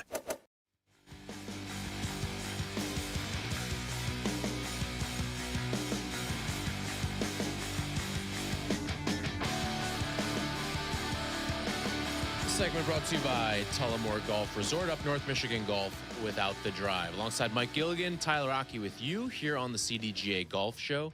You can check us out every single Saturday morning, 9 to 11 a.m., talking all things in the world of golf with you. And a new addition to the world of golf this year is Chasing Sunday, the PGA Tour's new YouTube series. Now, for those of you that are fans of Hard Knocks, the football series from NFL Films, this is supposed to be very similar. Now, Hard Knocks a little bit different because you're talking about training camp, and I guess there's some preseason games as a part of that too, but it's about the journey of what it's like, especially for players to make the team and all that stuff. But NFL Films, the one who is behind that, has taken on a lot of the challenge for the PGA Tour to produce this new YouTube series that comes out tournament to tournament. And obviously, you can connect the dots pretty easily here. Brian Rolap, right-hand man to Roger Goodell over at the NFL. He's now the commissioner of the PGA Tour, taking over for Jay Monahan this past year.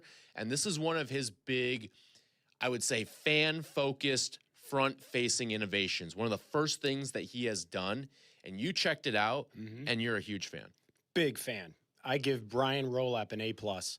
It's just, I hope everybody goes to YouTube. You know, from when I say everyone, I'm talking the baby boomer generation who may not even know YouTube exists. Well, these days, too, it's so easy to just put YouTube on your TV. With all these smart apps these days, whether you got a Roku TV, a Fire TV, or just a Samsung TV or something like that, it is so easy to just pop YouTube on the TV and then search for Chasing Sunday. Exactly. And whether you watch it on your phone, the tube, wherever, it is so worth the watch. It's a little over an hour. And to your point, the NFL Films and their experience of how they produce those videos, not only Hard Knocks, but all the films that the NFL does, you know, recapping Super Bowls in that deep voice. But this was obviously with the spin of golf. And unlike football, where there is so much emphasis on the training camp aspect and how the teams are going to look and the thrill of make it and the agony of getting cut and, you know, all that good stuff is all a part of that big storyline. But what makes this different is that we don't go to the preparation piece. I mean, this thing takes place, boom, it's tournament day because let's face it, the name of it is Chasing Sunday. So it basically gives you an inside the ropes perspective that is so different than even what Full Swing gave us. Because Full Swing, the quality of the audio at times, even while they were playing, was at times subpar, in my opinion. The way they mic these guys up, it's so cool. They show how they stitch a microphone up through their shirt. It's like a little wire, and you don't even know that they have it on, and they have a little pack that is about 1.5 inches by 1.5 inches, and it's really thin, and it sits in the yoke or the upper part of the back of the shirt, and it's all stitched in so it can't come out. And these guys worked with NFL or PGA Films, if you will, because it's a lot of the crew that does the NFL films. They came over to do this in conjunction with the PGA Tour, because if you watch the scripts, NFL Films has a lot to do with this. So, so right away, you are getting an inside look at conversations that you just don't have that opportunity to do. And, I won't get into too much of the particulars, but it is so well worth the watch. But there was a very cool moment, because what they do is they mic up 4 guys, and it was Ricky Fowler, Chris Gotterup, Siwoo Kim, and Akshay Bhatia. All right. So, they show and they give the feel early on about the pressures and everything else, and then they take you right into the Players' Championship, and it's Thursday.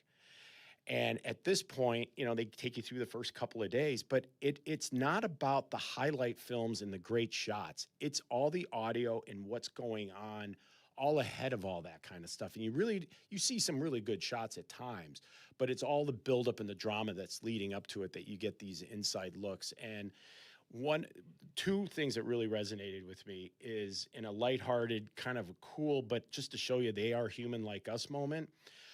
It's the beginning of the 3rd round. It's Saturday. Now, realize that was 1 week ago, and that's the other cool thing about this. Yeah, I was going to say, this to me is the big difference between Full Swing and Chasing Sunday. Full Swing, you got to remember all this stuff that took place from a year ago. Like, how often did we talk about after we'd be seeing a round or a great tournament take place, and we're like, oh, can't wait to see that on Full Swing in a year. But this is going to be like, oh, can't wait to see that on Chasing Sunday in a day or two. Right. And as it turned out, the 4 guys that they picked, they don't know how they're going to finish. Right. And as it turns out, well, one of them almost missed the cut. Well, 2 of them almost did, but then they all 4 crossed the cut line, which was kind of fun to see. But the part on Saturday morning, Akshay Bhatia gets to the course, and they're starting to warm up, and it's starting to get close to his tee time. He can't find his yardage book. Now, he's looking at his caddy like, where is it? He goes, well, you had it last. And then they kind of get into a little back and forth. No, you had it. No, you had it. Don't you remember? In the physio trailer. And then you went, and so it's either in the locker room or in the physio. So they're trying to backtrack. And literally, they're teeing off in like 8 minutes, and they're trying to find this yardage book. And they realize, well, it's too late. I can't run over there, get it, come back in time. So the one guy goes, well, don't use it. And he goes, well, that's going to be hard to do. And what we learn is Brooks Koepka doesn't use a yardage book. Yeah. He never has. And I didn't realize that. And Akshay Bhatia learns that for the first time. He goes, are you kidding me? So you start, and this is all happening before the 3rd round of the Players' Championship. Yeah. So he's literally on the first tee, goes to unzip to get his glove and a tee out to go tee it up. And just like the narrator goes, sometimes when you are trying to find something and you stop looking for it, you find it. He pulls it right out of the pocket that he looked for the golf. So this whole thing. So, I mean, that you just, and so now they have that moment. They laugh, but they're just regular people too. Yeah. They make bonehead mistakes like us. Some people lose their keys. Some people lose their yardage books. That's just it. And then it was so cool to hear, the Ricky Fowlers and the Gotterups at 17 and what they go through and what they think and how they talk. And I learned another term. When I think it was Ricky, they were between clubs and the pin was back left deep. And, they said, it's a full wedge. Just go. Full wedge. Hit it. And I'm thinking a chippy 9. He called a chippy. Yeah. Chippy 9.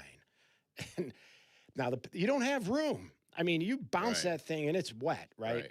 And he's like, nah, I'm going to go with the chippy 9. And then all of a sudden the caddy's attitude just goes, I like it. Let's go. And so all of a sudden he's bought in because that's what he has to do to get his guy to commit. Because you could tell he was wavering. So the caddy was trying to get him like, commit to the wedge. Well, then if you're not, well, then commit to this. Now hit the shot. And he sticks it in there. It's so tight. But it's just that kind of entertainment where you get to get into the micro of some of this. And for golf nerds like myself, and if you like golf and you loved the Hard Knocks series and all that, you will absolutely love this. I cannot wait for the next one to come out because you are fresh remembering what just occurred. Right. And now That's you're putting the best that part of it. together. It's like, oh my God.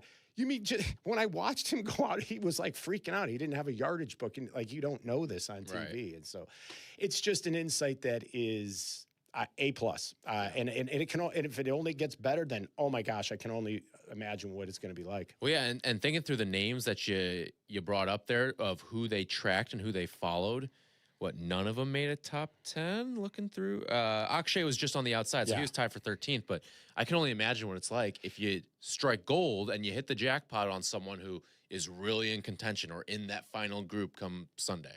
But to your point, the other way, Chris Gotterup, who's been on a heater, he struggled early on. Yep. And I'll tell you what, you hear how they talk to themselves when they're going through some problems. And then they hit it in spots that they're not supposed to. And then you get to hear the reaction. And I mean, unfiltered. And they're just like us. I mean, they are just like us. They get frustrated like this. And when you hear Chris Gotterup call himself, I've got to be the worst player in the world. And I'm like, yeah, I don't think so. I think that's a little exaggerating because you just won how many millions? Just a couple. But how they get into the negative speak, just like we do as a casual recreational golfer. It's amazing. And that's, I guess, why the beauty of the game, I suppose. No, that's funny. It is, I think, and again, this is the tour doing a good job of showcasing some of those personalities that are out there. And that's something we've never really had. I think PGA Tour has done a better job as of late with their social media presence, but I mean, it still obviously trails behind what you're seeing in the NBA, NFL, baseball, even hockey. But I think this is like a big step for them to have a production like this where it's weekly. You get a taste of what it's going to be like, and you get a taste of what it's like to be on the tour day in, day out, and like what is going through these guys' heads. Because, and I think you laid it out perfectly too, all these guys are kind of in a different spot. All these guys kind of do different things when you do get to those final stages. Like the end of Friday for Akshay was different than the final of Friday for a guy like Chris Gotterup, because you're trying to just chase that cut line and get on the right side of the cut line. I think it'd be fascinating too to see what it's like for guys who missed that cut line too. They obviously, for the sake of these players, it was good because all four of them were on the right side, but I'd be curious to see what it looks like when one or two of them are on the wrong side of it too. And to that point as well, you get the perspective of what life is like for a guy that finished, outside the top 10, made the cut, but now he steps off outside the ropes and goes into regular life. And it isn't with the CBS camera and, Miss Balbonis doing the interview. This is just another guy that just is moving on with life. And all of a sudden, the wife comes into the picture. Here come the kids. And it's like they just, as quickly as they can, they take off that costume and try to get back into just being regular again as quickly as possible, because I think that's the best way for them to overcome whatever anxiety, whatever they walked off, with any negative feelings towards what happened that round, is quickly put to rest when the love of the family just kind of comes up. And you get that feeling when you see this and how important the family does play into these guys' careers once they step outside the ropes. So, it's very telling, and I found it extremely fascinating. And I do look forward to when that moment does happen and you see a guy go absolutely sideways, like, a guy like Joel Damon, for example, because gosh only knows where his round could go one day to another. But, it'll be interesting too. Do we focus on these four, or do they bring in a new regime? Yeah. But I think they're going to probably have to bring in different regimes because, who's in this field versus that field. But I have to tell you, I watched this on, I think it was Tuesday night. So just think of that. It ended Sunday. Yeah. And they had it around it, already. Right? And I mean, that's what makes it really, really cool. Yep. Let's hit the phones before we go to break. 312-332-3776. If you want to join, Owen's in Willowbrook. Good morning, Owen. Hey, guys. First of all, your show transcends all ages. I'm 7 years old. I love listening to your show every weekend. But, I heard you talking about golfing, and I just had a quick story. When I was in 8th grade, they held the Western Open out at Olympia Fields. And my friend and I found this old-time golfer by the name of Julius Boros. Oh, yeah. And Julius Boros, you talk about golfers concentrating, in the middle of his backswing, he had a little butterfly floating right in the middle of the backswing, and it landed on his golf ball. He didn't even see the butterfly, and he drove the ball about 275 right down the middle of the fairway. These golfers are amazing. Oh, yeah. No, I mean, and, you know, that goes back to that, reminds me of the story of Jack Nicklaus the same way. On the first tee, he was taking it back, and there was a railroad just like at Olympia Fields that ran right by it. And when the train came by, it blew its horn like really, really loud, right in the midst of his swing. And he absolutely piped it. And as they were walking down the fairway, one of his, playing companions said, "I can't believe you hit it that well, even with all that noise in your backswing with that train." And he said, "What train?" And I mean, that's how locked in these guys can get. And you may say, "Oh, that can't be true. You're going to hear." No, they really don't. They have that ability to get into that zone. Yeah. No, I mean, it's the difference between guys like that and your everyday swingers. Like in my backswing, if I see a fly on the ball, I just hold it up at the top of my backswing and I just drop the club. Like I am not that level of focus. Something small like that's going to bother me. Now, I'm not going to get overly frustrated by it, I don't think, but it's going to bother me if I just see something like that, something innocuous, enter the field of play while I'm swinging. Yeah, and the golfers that have what I call elephant ears, meaning you hear everything, you're going to struggle in this game. I mean, guys are like, "Well, that bird moved. I heard him drop the nut," and and it's like, oh my goodness. So you would fail miserably out on tour. Yep. All right. When we come back, we'll take a spin around the Valspar Championship. What's going on there, including a local guy who's making some noise down at Innisbrook. So all that coming up next here on the CDGA Golf Show. And this segment has been brought to you by our friends over at Tullamore Golf Resort, up North Michigan Golf without the drive. This is the CDGA Golf Show on ESPN 1100.3 HD2 and the ESPN Chicago app. Peggy and Dionne on ESPN Chicago this morning at 11. Brought to you by Advantage Acura of Naperville. Golfers, go north to Wisconsin and experience the Club at Lac La Belle, voted a top 10 most fun golf course in the country by Golf Digest. The Club at Lac La Belle is now accepting tee times. Take advantage of same-day replay rates. The Club at Lac La Belle is at the heart of the Wisconsin Golf Trail, featuring a majestic, redesigned course and beautiful clubhouse. Schedule your tee time now at theclubatlaclabelle.com. A historic past meets a vibrant future. Go to theclubatlaclabelle.com to start your journey. Injured after hours? Don't wait. The all-new IBJI Access app gives you immediate orthopedic help wherever you are, whenever you need it. With just a few quick steps, you can chat directly with an IBJI clinician. Tell us what happened, and our clinical team will review your information and respond as soon as possible. It's fast, it's easy, and it's for new and existing patients. Download the IBJI Access app today. Just search IBJI in the App Store. Fox Bend Golf Course, the gem of the western suburbs. Voted a 5-star course by Chicagoland Golf Magazine. Come to Oswego Land, only 45 minutes from downtown, and play some of the most superb green complexes in the area. All skill levels are welcome to play this 6,900-yard par 72 course. Fox Bend Golf Course has hosted 3 Illinois Open championships, and this year they will host the 2026 Chicago Adaptive Open. Book a tee time today at foxbendgolfcourse.com. Experience the best golf on the North Shore. Head over to Glenview Park Golf Club. Book your tee time 24/7 at golfglenview.com or call 847-724-0250. golfglenview.com or 847-724-0250. Experience the best. Play golf in Elgin. Check out the Golf Elgin app and book a tee time at the Highlands of Elgin or Bowes Creek Country Club. Enjoy exceptional playing conditions and afterward, perhaps a savory pork chop at the Grumpy Goat Tavern. A great place to continue your day of play. Check us out at highlandsofelgin.com or grumpygoattavern.net. Come to Cog Hill Golf and Country Club and experience truly legendary golf. Since 1927, Cog Hill has been the mecca for public golf in the Midwest. In addition to Dub's Dread, ranked the #1 course you can play in Illinois by Golf Digest, Cog Hill offers 3 other beautiful 18-hole layouts with price points for all types of golfers. Visit their state-of-the-art practice facility with top tracer technology on 42 driving range bays. Plus, they have 2 golf shops, a new club fitting room, and beautiful clubhouse and reception area. They serve great food, too. Visit coghillgolf.com. Hey, Chicagoland, it's time to tee up your next golf adventure with a trip to Tullymore Golf Resort, featuring 36 championship holes at 2 5-star rated golf courses.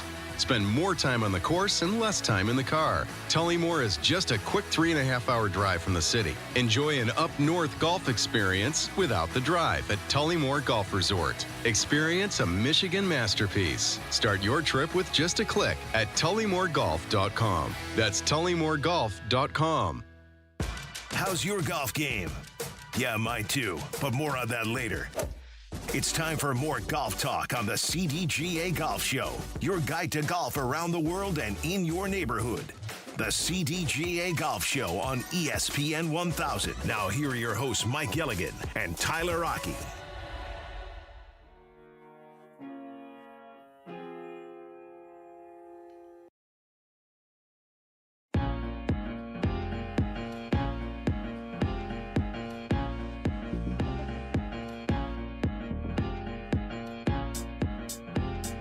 The CDGA Golf Show. This segment brought to you by our friends over at Tour Edge. Taking a look at what's taking place down at Copperhead right now. Valspar Championship on Moving Day on this Saturday. Your leader right now, Sungjae Im. David Lipsky, 1 off of his pace right now. He's at 8 under. And then tied for 3rd right now, you've got Doug Gim, a guy who we see grind on the PGA Tour every single week. He is 2 strokes off the lead of Sungjae Im, one of the local guys here. So rooting for Doug as this week continues. Maybe some people out there have him in their one-and-done pools or any sort of fantasy golf or daily fantasy golf. So Doug Gim doing some good things. 68 on Thursday, 67 on Friday. So he's climbing this leaderboard and looking to make a charge here these final 2 days. No doubt about that. And, you know, another name that jumped off the page that you don't see very often, and we'll be talking a lot about him and probably with him, and he'll be a soon-to-be friend of the show, is Captain Brent Snedeker is having a very, very nice tournament. And, you know, it's good to see, you know, an active captain in a match play exhibition kind of thing at the end of the year playing well, because that tells you that he's right in the heart and the discussion with the players that matter and that are going to be in the mix of making the team and those who may not and fall short. But having a captain that's on top of his game like this is only a good sign for us as the Americans, because I have to tell you, after, you know, with Mr. Ogilvy, their team's looking very, very good at this point. And I think if you looked at our team right now, you're going to see a lot of new names of guys that you haven't seen in a Ryder Cup or a President's Cup before. So this is going to be an interesting season. Yeah. Speaking of Brant Snedeker, we will talk to his counterpart, Jeff Ogilvy, coming up at 10 o'clock, so just a few minutes from now. Some of the other highlights from this leaderboard so far, I'd point to names like what we've seen out of Matt Fitzpatrick. He continues to be scorching hot. He's at 5 under right now, tied for 5th, 4 strokes off the lead. Tony Finau, who has been really up and down throughout this season, but he's at 4 under. Jacob Bridgman, a name that we've started to learn this year too. He's had some really good starts in a lot of these tournaments. Hasn't been able to close as many of them, but Jacob Bridgman having himself a nice season. He's also tied for 10th right now at 4 under, and Brooks Koepka at 4 under as well. He's tied for 10th in that crop too. So Brooks starting to put things together a little bit. It has been a nice ride for him here in the early stages of 2026 as he works himself back onto the tour. It has been every week gets better and better, it feels like, for Brooks. And it may be just gearing itself up for when we get to Augusta, he'll be in peak form. But even in some of the others, like when they go play the Memorial too, I think you could be seeing good things from someone like Brooks Koepka. And I think that'd be a place where he'd be really live to win. Well, and I think the PGA Tour did Brooks Koepka a favor in many more ways than the obvious, and bringing him back and creating, you know, the Brooks Koepka rule, if you will, was one thing.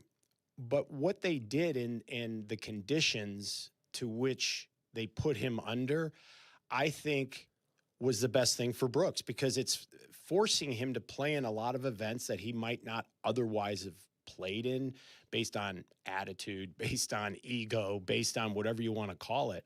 And I think for him, at where he's at, this is the best thing that could happen going into the Masters, the PGA Championship, because it would not surprise me in the least to see him very much in the mix of this thing at Augusta, just because so many things are now going his way. So why not? I mean, you know, he just ruled the roost in the PGA Championship just a couple of years ago.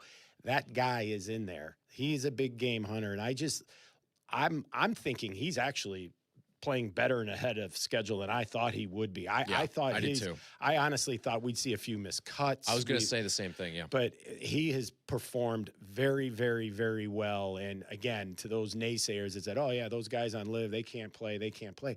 You don't come back to the PGA Tour if you can't play. I mean, and Brooks has proven it. So he's going to be a very interesting case study over the next few weeks, and obviously the first couple of majors of the year. But let me give you a name to keep your eye on, and I've mentioned it before, Rico Hui. Yes. That guy, I'm telling you, he is going to do something special this year, and he's there tight at 16th, but as a young up-and-coming guy, from what I'm hearing on tour, he is one of the best ball strikers of them all. And when you're getting that kind of accolade this early in your career, that's saying something. So as long as this individual learns how to putt the ball and roll it the right way, the future is awfully, awfully bright for him. So I'm going to be keeping an eye on him as not only this weekend unfolds, but the rest of the season. Yep, good name to watch there. All right, coming up in 2 minutes, we'll talk to the captain of the international squad for the President's Cup taking place at Medina later on this year. Jeff Ogilvy joins the show coming up in 2 minutes. The segment has been brought to you by Tour Edge. More golf ahead. The CDGA Golf Show on ESPN 1000, presented by Glenview Park Golf Club. Tour Edge Golf introduces the all-new Exotic Series drivers, built with full carbon construction and pyramid-face technology. The low-spin Exotics LS, ultra-forgiving Exotics Max, and the speed-boosting Exotics Lite deliver performance above all else. Learn more at touredge.com. As a proud CDGA member club with a diverse collection of holes built around a stone quarry, the Highlands of Elgin is a premier destination with awesome vistas. The Highlands of Elgin will be host of the CDGA Scramble Qualifier Monday, August 10th. Visit highlandsofelgin.com. With Republic Bank of Chicago, you don't have to scramble to keep your business growing. Our commercial lending options will move your business from tee to green every time. Republic Bank of Chicago, banking beyond expectations. Hey, Chicagoland, play the best golf the Western Suburbs has to offer. Fox Bend Golf Course. Fox Bend is the proud host of the 2026 Chicago Adaptive Open. Book tee times at foxbendgolfcourse.com. Broadcasting live from the Chicago Board of Trade, this is ESPN Chicago, the home of the Bears. WMVP, WTBC, HD2, Chicago, a Good Karma Brands radio station.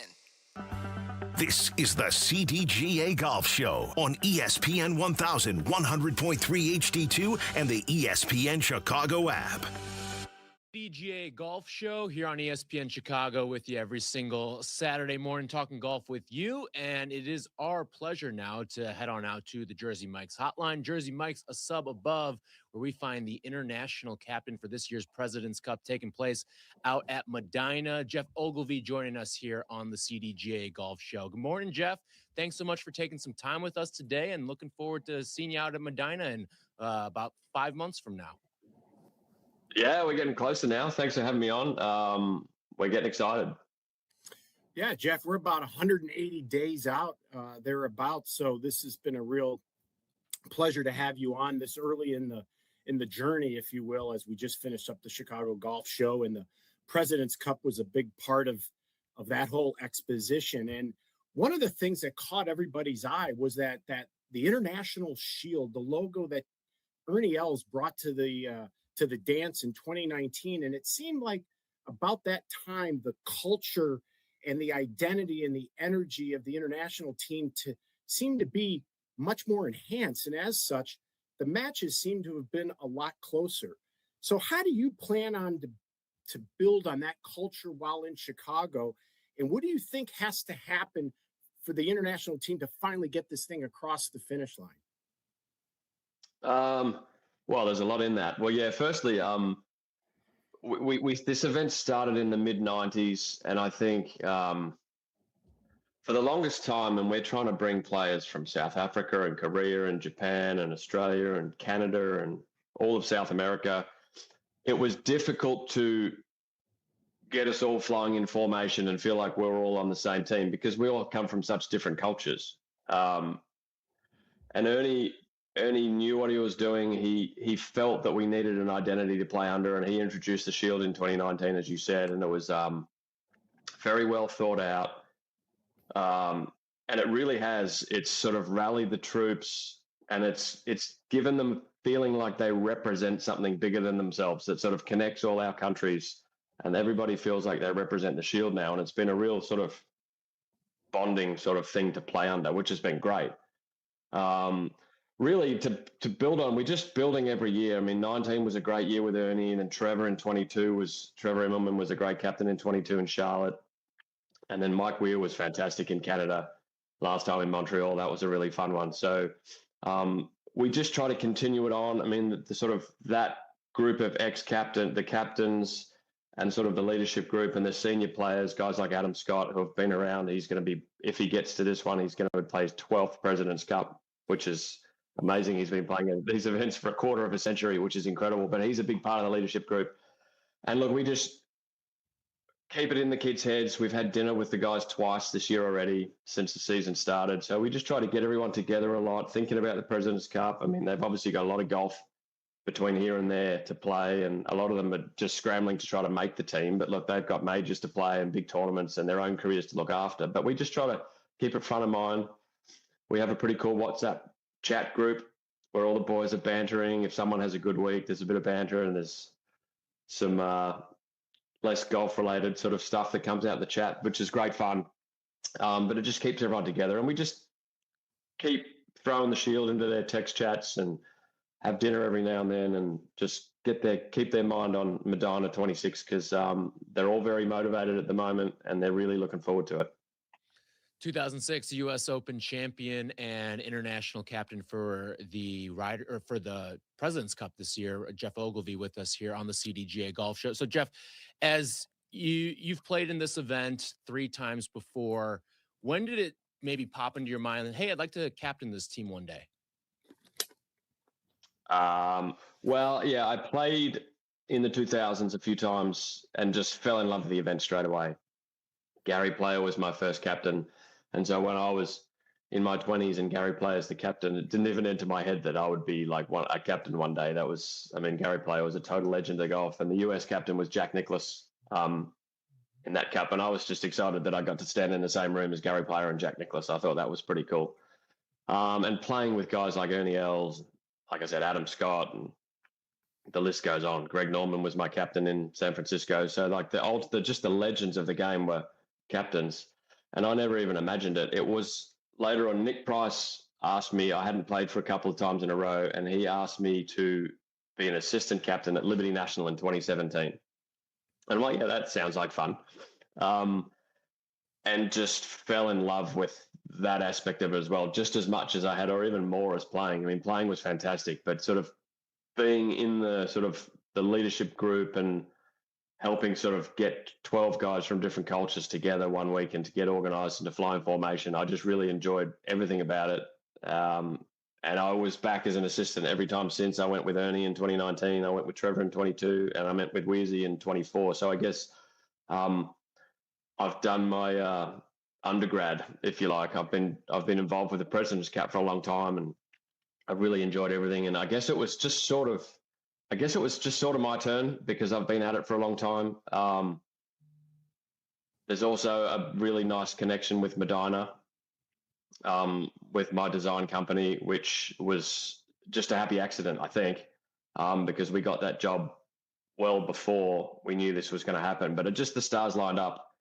And it's something that I never really dreamed of doing until probably I was an assistant. And then I thought, wow, it'd be really special to sort of take this team and lead it and put my stamp on it and see if we could actually win this tournament. So, Jeff, that being said, and for those listeners that are driving in their car trying to just realize what they just heard, you mean to tell us that the international captain coming over for the President's Cup has influence and has now designed what should be our home course? And the answer is, of course you have. And that being said, when your management company came over to meet with the likes and the folks at Medina, were there any things that discussed or said that are not up for negotiation? This has to stay, or this has to be a part of it? Or did they basically give you carte blanche and then you created the masterpiece, to which Tyler and I actually had a chance to play it last summer, which was absolutely fabulous. But I'd like to know, how would you describe the new personality of Course 3 for those who remember it for all the Opens and BMWs ahead of what we will see here in September? Yeah, it was interesting. We actually, when Medina approached us, it was quite intimidating, obviously, because it's a very historic course. It's held everything from Ryder Cups to US Opens to PGAs, and as you said, like countless PGA Tour events. And we were probably a little bit nervous, I guess, about changing it too much, because it was clearly famous and a great tournament venue and a great course just on its own already. But the brief was, it was a really, really difficult golf course for members. The members found it really difficult. And then that last BMW that came, they thought they had the toughest course on tour. And Justin Thomas came along and shot 26 under par or something. And I think they were really disappointed because they couldn't play the course at all. They found it really difficult. And then JT comes in and shoots mid-20s under par. And they're like, oh, it sort of confused them and it sort of frustrated them because they have got a very proud history of being a championship golf course and they want to hold their head up a bit stronger than that. So that was sort of the motivation for them to like, let's have a look at this. So they pretty much said, have at it. You know, we thought we knew what we were doing. We thought we had like this really tough beast of a course for pros. It certainly is for the members. You guys tell us what you think. So it was pretty much carte blanche. And it was interesting when we went through the pitch. We pitched 6 holes at a time because sometimes 18 holes is quite hard to digest for the sort of the committee, the board that was going through the thing. So we pitched the first 6 holes, which changed, but not crazy. And then the next 6 holes, and it seemed like they were a little underwhelmed, but they didn't know what we had coming. So we gave them a sneak peek for the last 6 holes, which is just a total reroute of the last 6 holes. And they got really, really excited. So we sort of, we've tried to preserve everything that Medina sort of stood for. It still, to me, feels like Medina. The last 6 holes are very different, but we think it maximizes the land, like it uses the land better. It's such a great property. It's such a big, expansive property, and Lake Kadija there, and some fantastic trees and vegetation. And we introduced a little bit of, there's a lot more width on the fairways and sort of room to navigate around the hazards for the average player who wants to avoid the trouble if they want to. But for the elite level of the game, if you want to have a good score, you have to take those hazards on.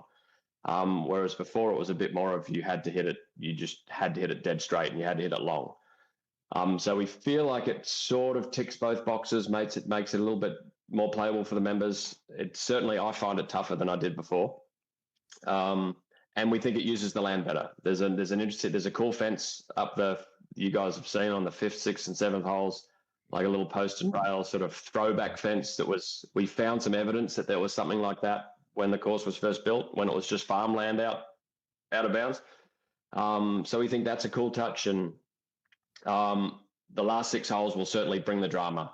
The President's Cup's using a slightly different routing, but every single match is going to go through 16, 17, 18, all that sort of water.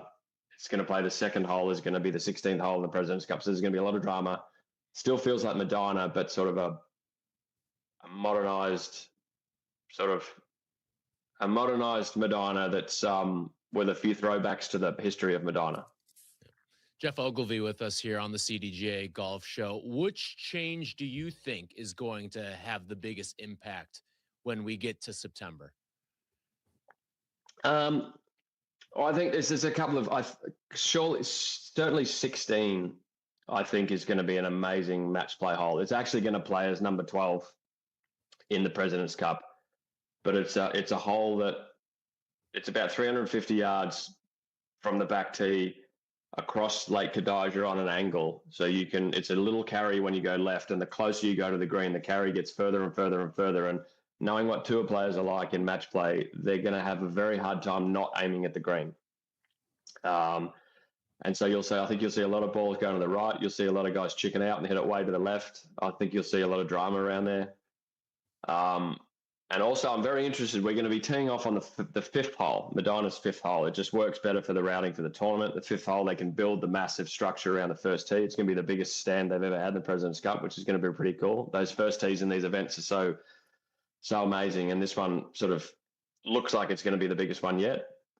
But that first hole in President's Cup is going to have out of bounds all the way up the left-hand side, and it's going to be a very interesting tee shot. It's a tough tee shot as a player anyway in those tournaments. You're very nervous on the first tee.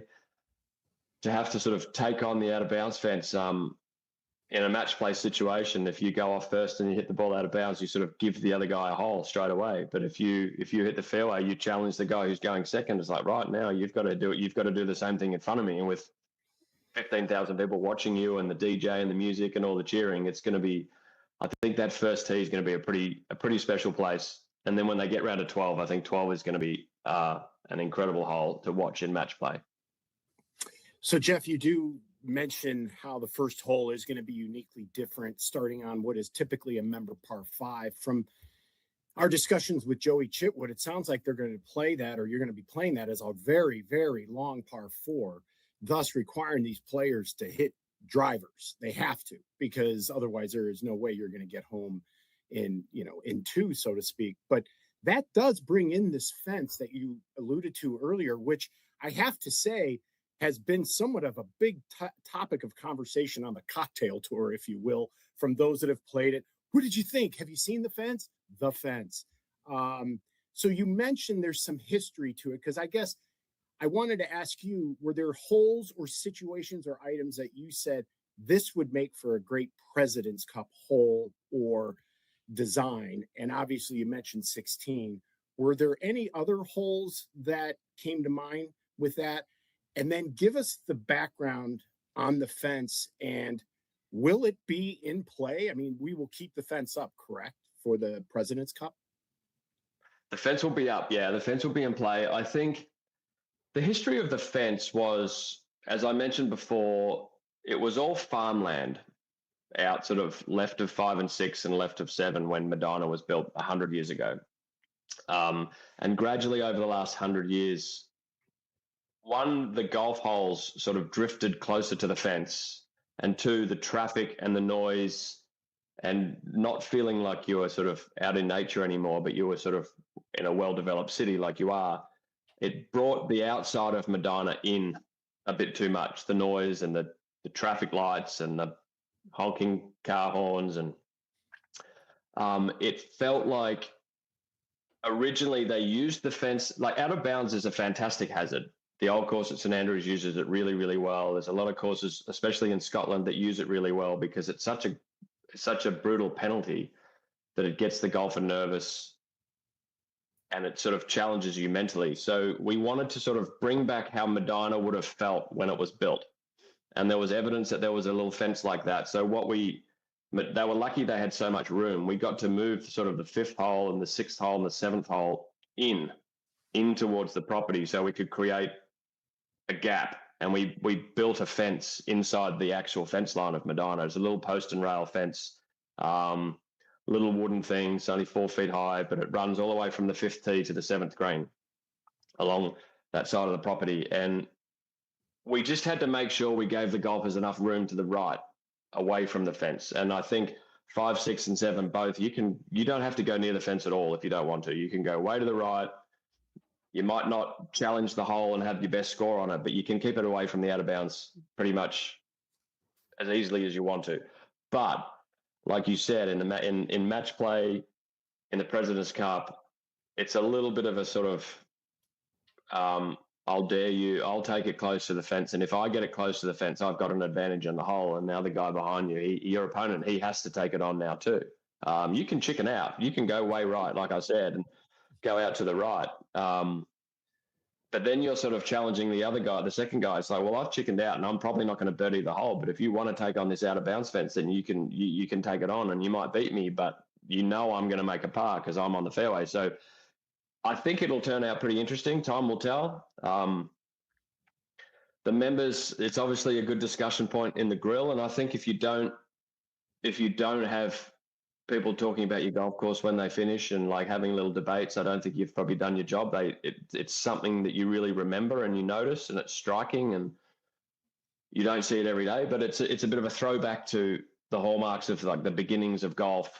That was a very common thing to do at the beginnings of golf. And I think as time goes on, I feel like people are going to really get attached to the fence because it does have a pretty cool factor about it. And as far as designing the course for match play, not really. I mean, our task was the President's Cup's going to come and go. They're going to play. We're going to play for 4 days, and then we're going to disappear. But the Medina members are the ones who have to play the golf course every day. So we were really building the golf course for them.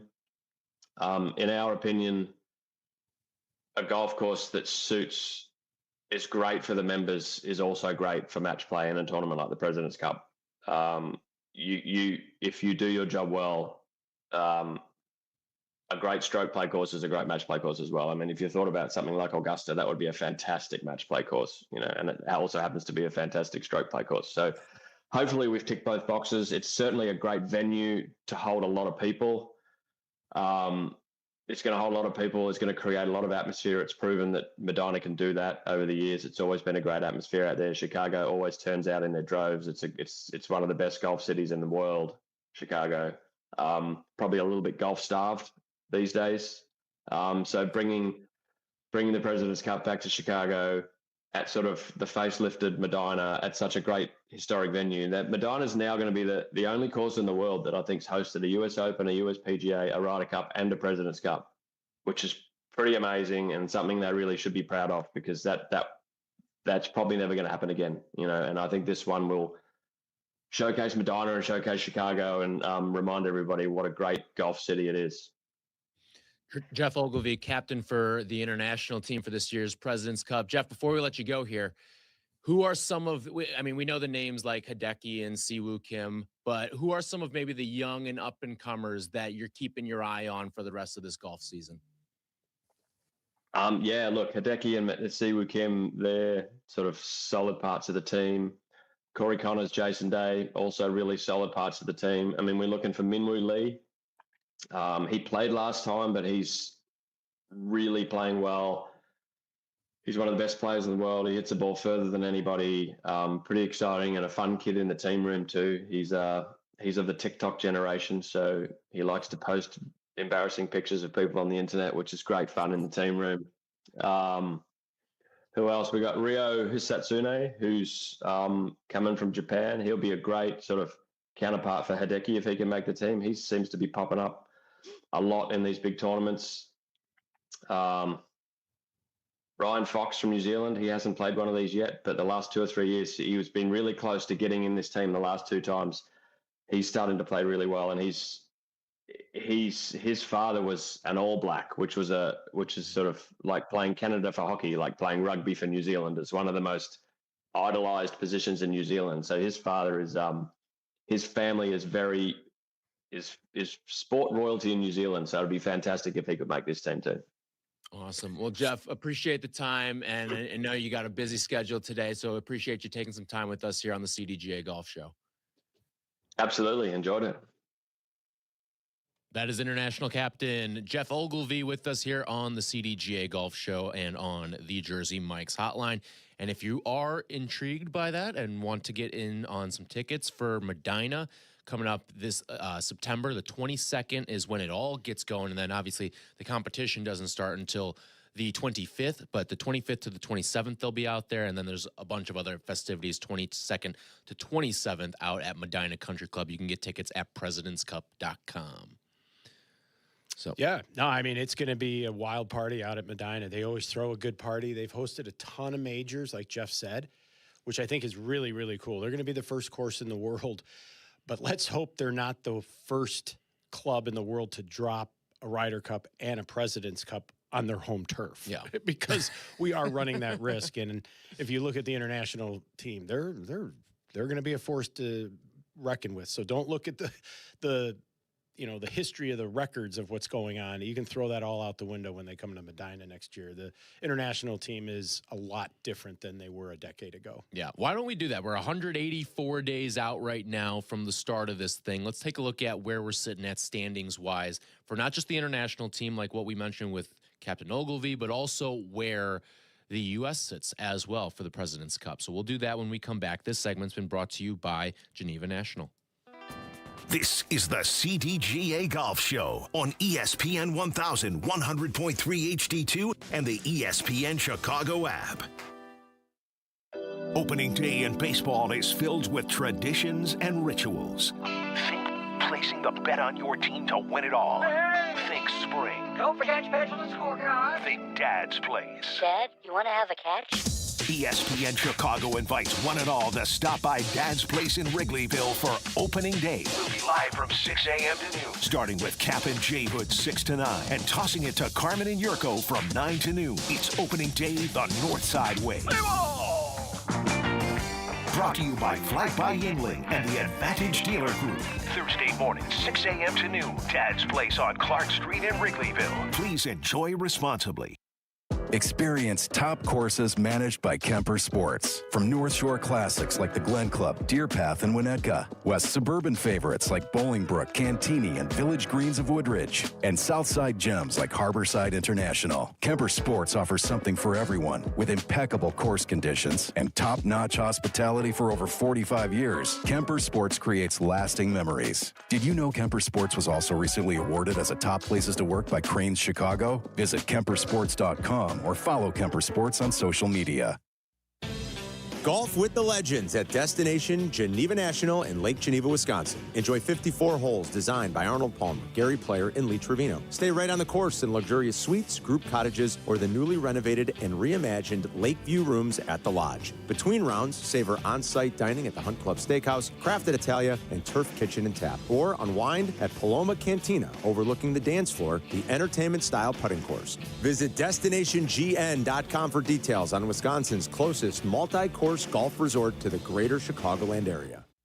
Play their gear, dress the part, and shop like the pros at the PGA Tour Superstore. Now's the time to upgrade your game with new apparel and footwear to keep you looking fresh and the hottest clubs from all your favorite brands. Plus, dial in your game with the latest technology like rangefinders and launch monitors. Shop with the pros at one of PGA Tour Superstore's 5 Chicagoland locations: Downers Grove, Schaumburg, Orland Park, Vernon Hills, and Lincoln Park. Hey, Chicagoland, want to experience the best golf on the North Shore?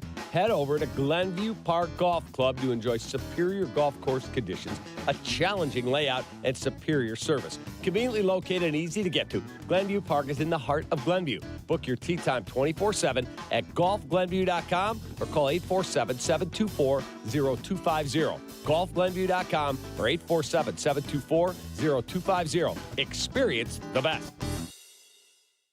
Like a good caddy, the Treasury Management team at Republic Bank of Chicago is ready to carry the load and provide the advice and solutions your business needs to succeed. Republic Bank of Chicago, banking beyond expectations. Play golf in Elgin. Check out the Golf Elgin app and book a tee time at Bowes Creek Country Club or the Highlands of Elgin. Check out the Players Club passes for weekday discounted play. Full memberships are still available for the committed player as well. Experience Bowes Creek. BowesCreekCC.com. Village Links of Glen Ellen provides a country club experience at a public golf facility in Glen Ellen. With a top-rated 27-hole complex that's proudly hosted 48 PGA Tour and USGA qualifying events, Village Links is considered one of the premier golf courses in the Chicago area. conveniently located near I-88 and 355. After your round, dine on the spectacular patio at Reserve 22 Restaurant, Bar, and Banquets, overlooking the pristine 18th green. Go to villagelinksgolf.com and get ready for a great round. See you at the links. From PGA to where you should play, this is the CDGA Golf Show with Mike Gilligan and Tyler Rocky, presented by Glenview Park Golf Club.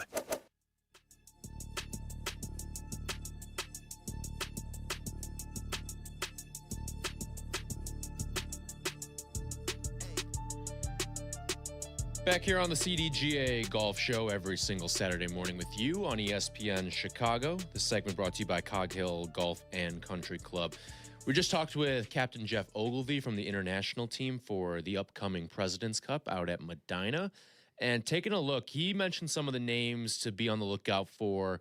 One guy that's really intrigued me from the international side, a guy who's played pretty well so far. You always see him kind of hovering in that top 10-ish area.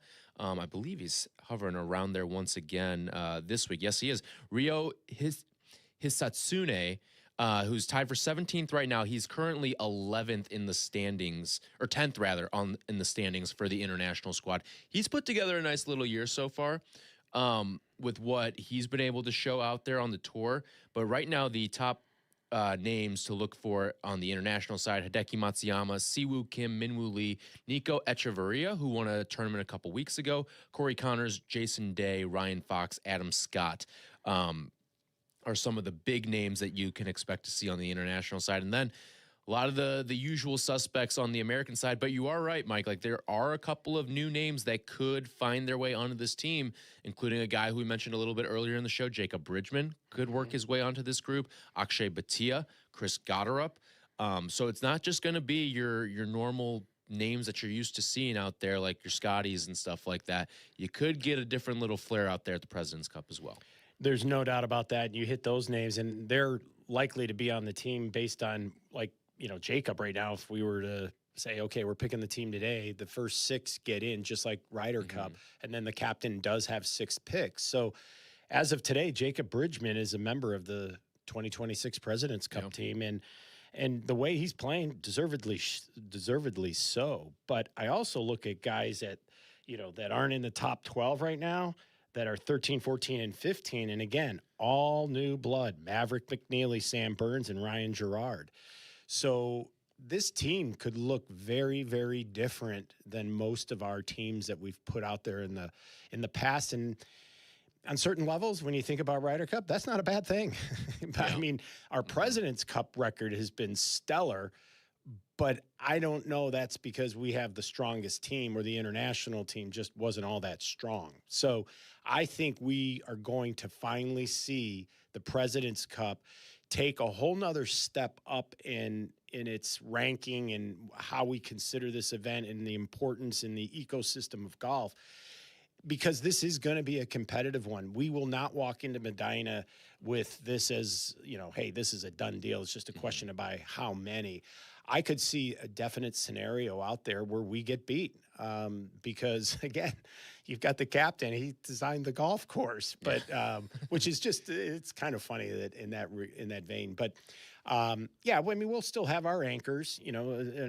Atop the leaderboard, as always, is going to be Scotty Scheffler. In fact, I think if you take those that are in second and third and add their points together, they're not even what Scotty is right now. Yeah, right. They don't make it. So he is definitely going to be on the team. So, I think, Snedeker and Ogilvy have their work cut out for him in a good way. I just think the way that the international team is looking 180-plus days out is the best, I think, on paper they've looked in the history of this event. Yep. And I would say this about the international team. It looks like they could have a little more experience than the Americans do, which is something that I think hurt the U.S. team a little bit in this past Ryder Cup. But it's kind of funny to hear you say that, well, the international team would have more experience. I mean, this whole international team is like a whole new concept in the way of match play in this kind of format. So I think what the PGA Tour was setting out to do and trying to make the President's Cup, on the same level as the Ryder Cup, will it ever get there? Probably not, for a variety of different reasons. But this is also giving you another dose of team golf in a way that is, different. It's not quite like Live or what we're seeing at TGL, but it does, I think, take the Ryder Cup format. And actually, I personally like what they do and make it a 4-day event versus a 3-day. And I think it's also better for the spectators. So I'll be interested to hear from those who then can say, that I attended the 2012 Ryder Cup, and then I also attended the President's Cup, and which one did you prefer? It's kind of like that. Do you prefer going to the Wrigley Field or to Guaranteed Rate Field? Guaranteed Rate. Because it changes Rate the name. Field, So Rate Field. Rate Field. Yeah. So it's kind of like, are you a traditionalist or are you into this new way, this new format, and all the new personalities and countries and all that get involved with it? So I think there's going to be a lot of people when it's all said and done, when they walk away from Medina this upcoming fall after the event, they're going to say, I actually had more fun at this event than I did the Ryder Cup because of the way it was laid out, the way the new golf course lays itself out, what Jeff did. I think how they're going to bring the spectators in and the type of seating and the clubs that they're talking about offering in the way of international, a captain's club. So you can do a good, better, best. You can go in there with a simple grounds ticket, but you can get some pretty opulent choices of hospitality just as an individual going to the event. So I say all of this because I think there's going to be places for their everyday person to go and sit down and really take a break off their feet. And I just think that the Ryder Cup was so oversold because it was so popular. And that was always, for me, when I ran Ryder Cups, was trying to keep the greed factor in check and not selling too many tickets, because I think that was what we saw happen at Bethpage. And talking with Joey and the folks at the PGA Tour, I think they're going about this the right way. And I think if you're a ticket buyer and you're going out there, you are going to have the time of your life. I think they have done a great job identifying what they need to do to make this a tremendous fan experience. And it speaks back up to what Brian Rolap sees as his vision. And I think we're going to see it on display firsthand here in Chicago in September. Yep, absolutely. All right, when we come back, Rory McIlroy unveiled his Masters dinner menu. And it is a little polarizing. We will discuss that when we come back. The segment's been brought to you by Cog Hill. This is the CDGA Golf Show, presented by Glenview Park Golf Club, ESPN 1000, 100.3 HD2, and the ESPN Chicago app. Here comes the ball. Double move, throw down the left sideline. DJ Moore inside the 5, end zone, touchdown, touchdown Bears. With fantastic memories of the season still fresh. Wow. We remind you that it's never the off season for us. Wow. Stay here for the Bears coverage you need. ESPN Chicago, the home of the Bears. Break away to Kohler, just 2 hours north of Chicago, host of 6 majors and the Ryder Cup. Play 72 holes of championship golf at Whistling Straits and Black Wolf Run and the Baths, a 10-hole par 3. Experience the Kohler Waters Spa and explore hundreds of acres of outdoors. 2026 golf packages with 2 to 5 night accommodations are available to book now. Book early for best rates and availability. Call 855-718-3588 and reserve your custom stay today. Come to Cog Hill Golf and Country Club and experience truly legendary golf.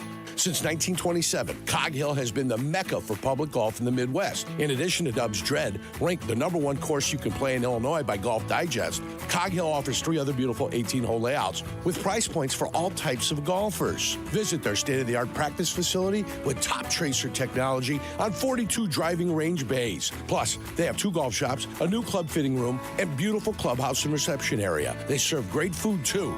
Visit coghillgolf.com.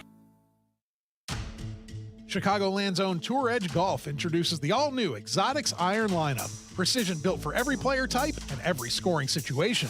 The Exotics MB is a true muscle back, delivering ultimate shot control and a pure forged feel preferred by elite ball strikers. The Exotics CB blends a classic forged feel with modern forgiveness and consistent distance control. The Exotics Max delivers explosive distance with high MOI stability and effortless launch. 3 distinct iron designs, delivering performance above all else. Learn more about the new Exotics series at touredge.com. Need a mulligan in your current banking relationship? Tee it high and let it fly with Republic Bank of Chicago's business banking solutions. Driving Chicago business for more than 60 years. Republic Bank of Chicago. Banking beyond expectations. In 1958, few imagined a young Joliet native and Air Force veteran like Brent Wadsworth would pioneer the nation's leader in world-class golf construction. Wadsworth Golf Construction was founded on his vision of leading with integrity, service, and quality. With over 1,000 golf courses built or renovated, including 110 in Illinois, Wadsworth Golf has left an indelible mark. Yet it's more than just construction. Wadsworth's philanthropy, embodied by Wadsworth Golf Charities Foundation, has donated over $12 million to nonprofits using golf to uplift children, veterans, and the underprivileged. Projects like Youth Links at Cantini, CDGA Sunshine Course, and newly renovated Canal Shores in Evanston have benefited. Wadsworth Golf proudly supports the CDGA and looks ahead to further collaboration in enhancing the golfing community. Explore their projects and foundation at wadsworthgolf.com. Golf is on your mind and on the air. Right now, this is the CDGA Golf Show on ESPN 1000, 100.3 HD2, and the ESPN Chicago app. Presented by Glenview Park Golf Club.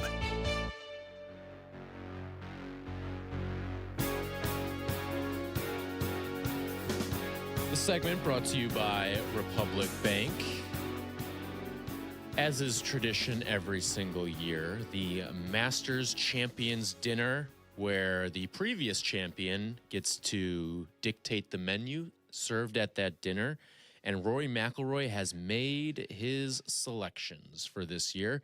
So we'll start with the appetizers. We go brick by brick through this entire thing. The appetizers, you got peach and ricotta flatbread, rock shrimp tempura, grilled elk sliders, and bacon-wrapped dates. Anything stand out there? I know the elk sliders, I think, stand out to a lot of people. Yeah, I think it stands out as something I think I would definitely try. I would bet it's going to be a little gamey, as they say. I think I'll keep my distance from the dates. But I will partake in a little flatbread and that rock shrimp.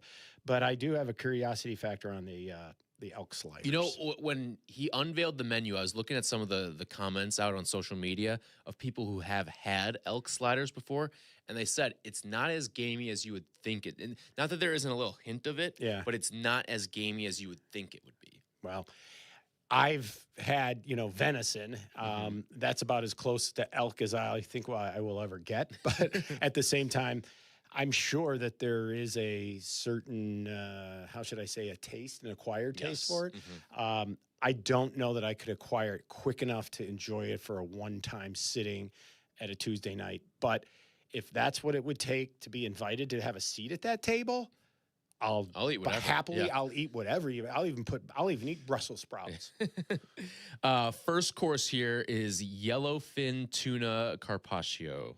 Now that sounds pretty good.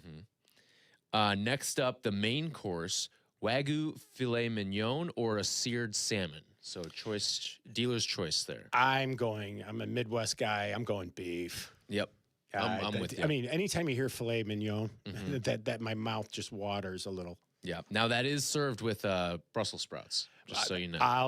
I'll be brave. You'll put on your big boy pants. I'll put on my big one. boy pants and I'll eat every one of them. And then your dessert, sticky toffee pudding. Interesting. Usually you see some sort of like cake, like some sort of pastry, not a pudding as much. Well, and I guess that's sort of that European flair, if you will. They're all about their puddings over there. They're not great dessert people. No, that's where they do definitely make bogeys. But I think what would have been most apropos for a final item, just a simple hot fudge sundae. Yeah, that's it. I feel like has Scotty had the hot fudge? I think maybe did he do one like of the an years. ice cream sandwich? No, he did the cookie skillets. That's what he did. The cookie skillets with ice cream on top of it. Right. There, but when you get that elaborate, I just think it's so interesting. You just end it with just the all-American hot fudge sundae. Yeah, because then everybody's looking forward to dessert. Yep. So that's Rory's menu. Now, I don't think much stands out in the meals and the food here, but the wine list is what you were telling me is really what sticks out to a lot of people. It does. And, that's what grabbed everybody's attention right out of the box was this isn't a food event. This is a wine event. And, they do enjoy their wine. The players do for sure. This outing, if you will, has always been decorated with some of the finest wines, and there's a reason for it.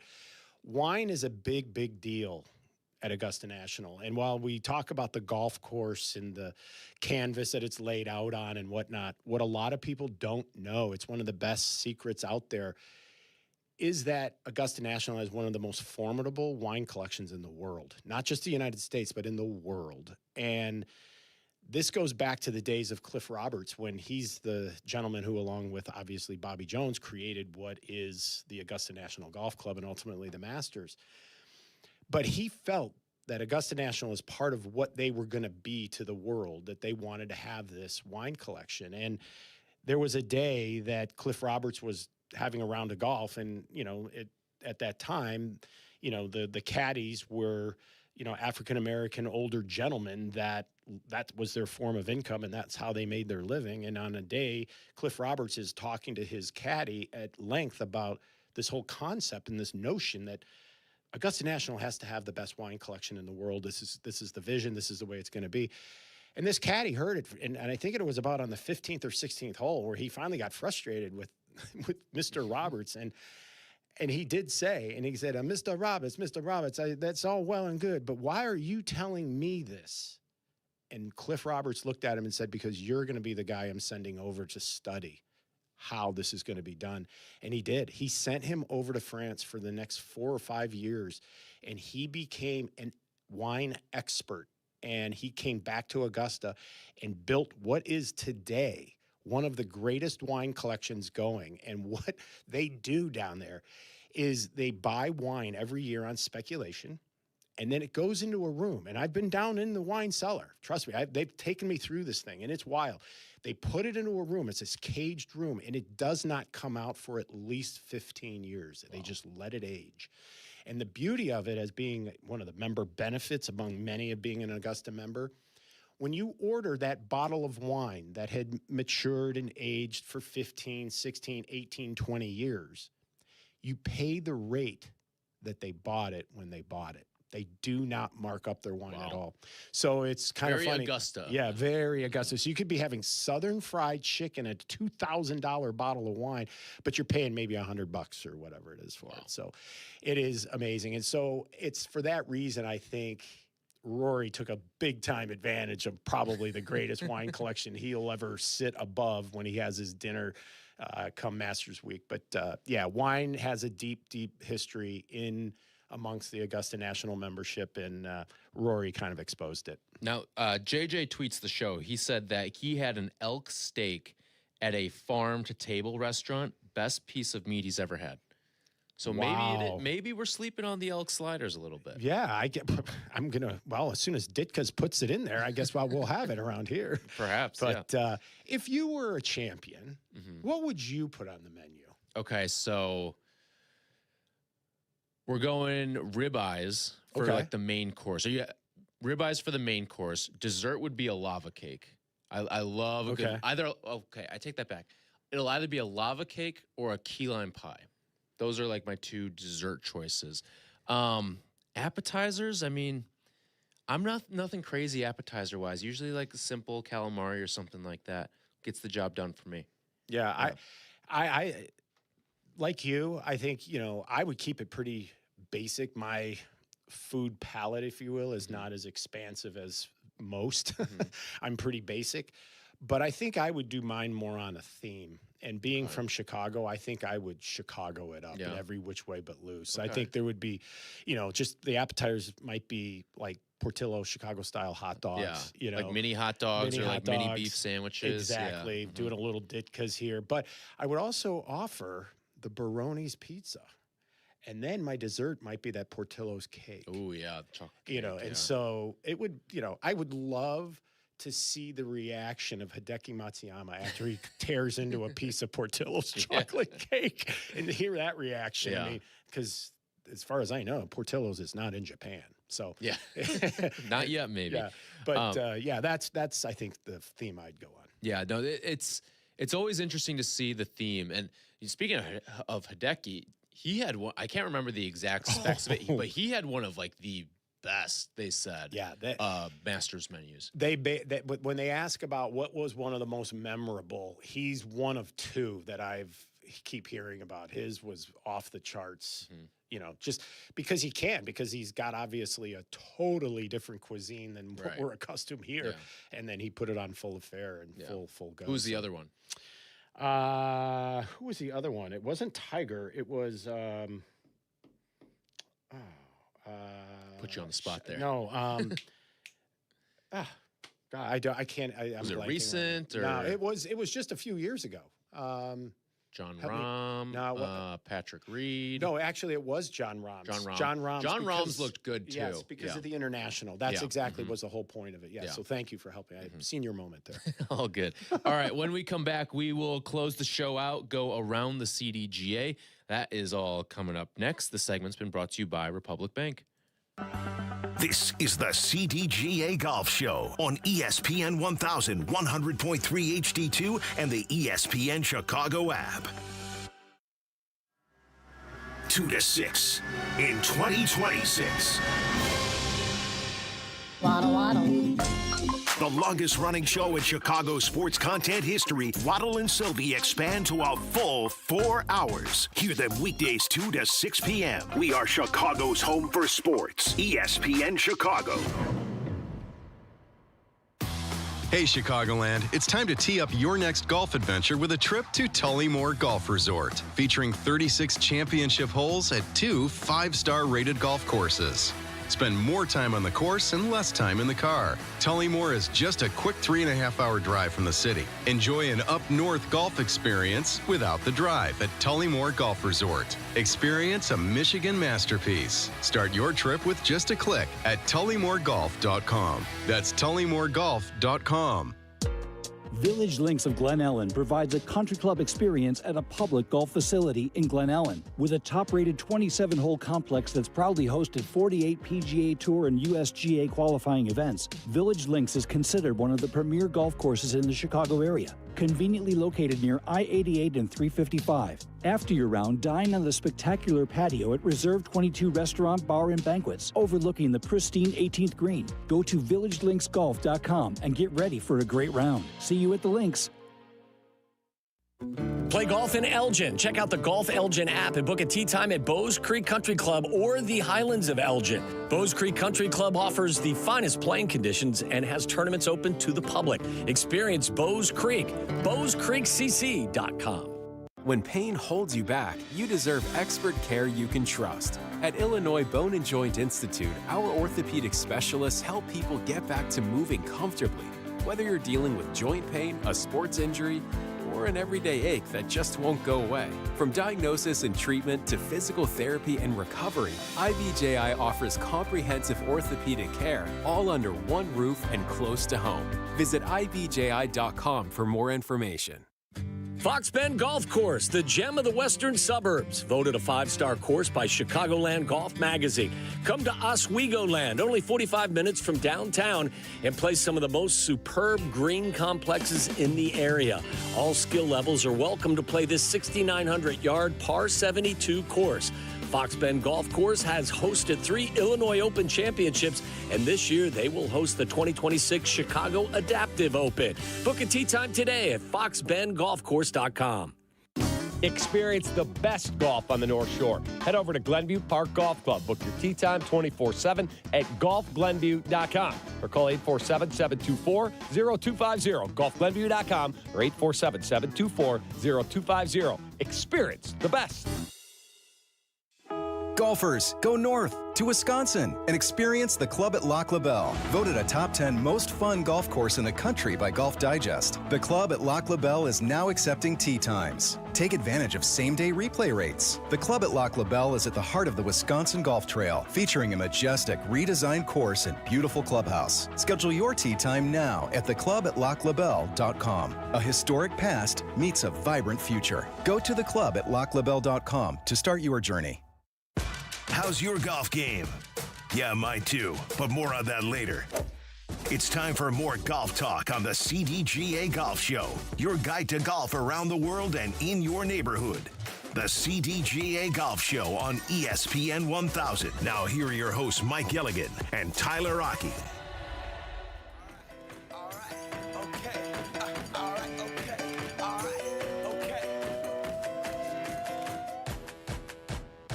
Wrapping things up here on the CDGA Golf Show. This segment brought to you by our friends over at PGA Tour Superstore with locations throughout the Chicagoland area. I shop at the one in Lincoln Park. You and I were just talking in the break. I'm in the market for a new travel bag. I'll be heading down to Florida in a couple weeks for a wedding, but it's a wedding with a side of golf as well. So in the market for a new travel bag before I head down south. Well, it's funny. This is that time of the year that people need to take inventory. I mean, the last time you threw your golf glove in there, the thing's probably ratty, old. You tried to squeeze one or two more extra round. rounds Yeah, so if you're going to open up that glove or that bag for the first time, you're going to pull out something that's crusty, musty, and treat yourself to a new glove. Don't be cheap. You know, get a new glove. Restock, get the old balls out, fresh coat of paint. Let's get the grips redone. You know, go through the inventory of things. And like in your case, you've discovered you need a new travel bag. You know, if you come to the CDJ and join, you're going to be able to get buying powers that are going to allow you to save money on that purchase. If some of you are looking, like, let's say for a putting green, like Big Moss. Big Moss offers 15% off to CDGA members if you use the CDGA member code. And you can go right on their website and save all kinds of money and get yourself one of the best in-home putting greens you could ask for. And for those who like to listen to Michael Breed, he's got a specific practicing putting green, which was really cool. We had it at the Chicago Golf Show where he's got two regular holes, but in the middle, he's got a middle hole, and it's just bigger than the ball. So you work on that, and then he's got like they pull strings and whatnot, so you can actually really see just how good or not so good your stroke is early in the season. So even with the weather getting good today, we're still going to have our fair share of just, and rain April too, and rain obviously. and all this other stuff. So go ahead and treat yourself to a practice tool like that. Even just hit 8-9 footers indoors over the next few months, and you cannot believe how it's going to extrapolate to better golf for you when the weather really gets good. Yep, absolutely. And don't forget, posting season is officially underway as of last Sunday. So Post people have away. had about almost a week now. Maybe not as many golf-worthy days outside, but today's certainly one of them. Yesterday was certainly one of them. So I'm sure plenty of people were out and about getting some of their rounds in and getting them posted up in the CDGA portal. Yeah, and something last year I think it was like 2.7 million scores, and that new CDGA app that we have that corresponds to all that, I think reported close to 2 million of them. So, I mean, the technology is making its way into our lives, and it's making it uber convenient to not only score, keep your stats, but to also maintain an index that's real, and you can measure yourself against the various other players that you're against, but it's also allows you to get into games and events that you wouldn't normally otherwise get into. So we have what we consider the official index in the game. Yep. And then if you're watching the show on YouTube or Twitch today, don't forget you can scan that QR code that you see on the screen, and that'll take you to a link to donate to the CDGA Foundation. Helps a number of great causes with spreading golf for people like veterans, like people with disabilities, and youth on course as well. 100%. And, one of our other newest initiatives is our work with the Chicago Police Department and Superintendent Snelling's team. And we're going to be expanding what we're doing with the officers as well as the kids within the neighborhoods at risk. And we're using golf as a means of bringing these two groups together in a way that is healthy, fun, and it's also going to be competitive. And then aside from that, we're also launching the first Chicago Police-only Policemen's League that the CDGA will run. Awesome. And we're going to have some really cool prizes for them. Winners will be going up to Geneva National for some stay and play trips and whatnot. So we've got a great summer of golf planned for the men in blue and the women in blue. And we'll be doing it at a lot of the Troon facilities at the Chicago Park District courses in and around the community this summer. And so 95 cents of every dollar you contribute will go towards those efforts. Awesome. Love to hear that. All right, that's going to do it for us this week. We will be back with you next week, 9 to 11 a.m. right here on ESPN Chicago. This segment's been brought to you by PGA Tour Superstore. Peggy and Dionne coming up in 2 minutes. This is the CDGA Golf Show on ESPN 1100.3 HD2 and the ESPN Chicago app. Fox Bend Golf Course is a proud CDGA member club. Fox Bend offers country club conditions at public club prices. Fox Bend is just 45 minutes from downtown. Check out the best kept secret in the western suburbs. Visit foxbendgolfcourse.com. Tour Edge presents the all-new Exotic Series irons, MB, CB, and Max. Built for total performance for every player. Each design reflects the quality, craftsmanship, and technical obsession that's defined Tour Edge from the start. Learn more about the Exotic Series at touredge.com. Experience the best golf on the North Shore. Head over to Glenview Park Golf Club. Book your tee time 24/7 at golfglenview.com or call 847-724-0250. Golfglenview.com or 847-724-0250. Experience the best.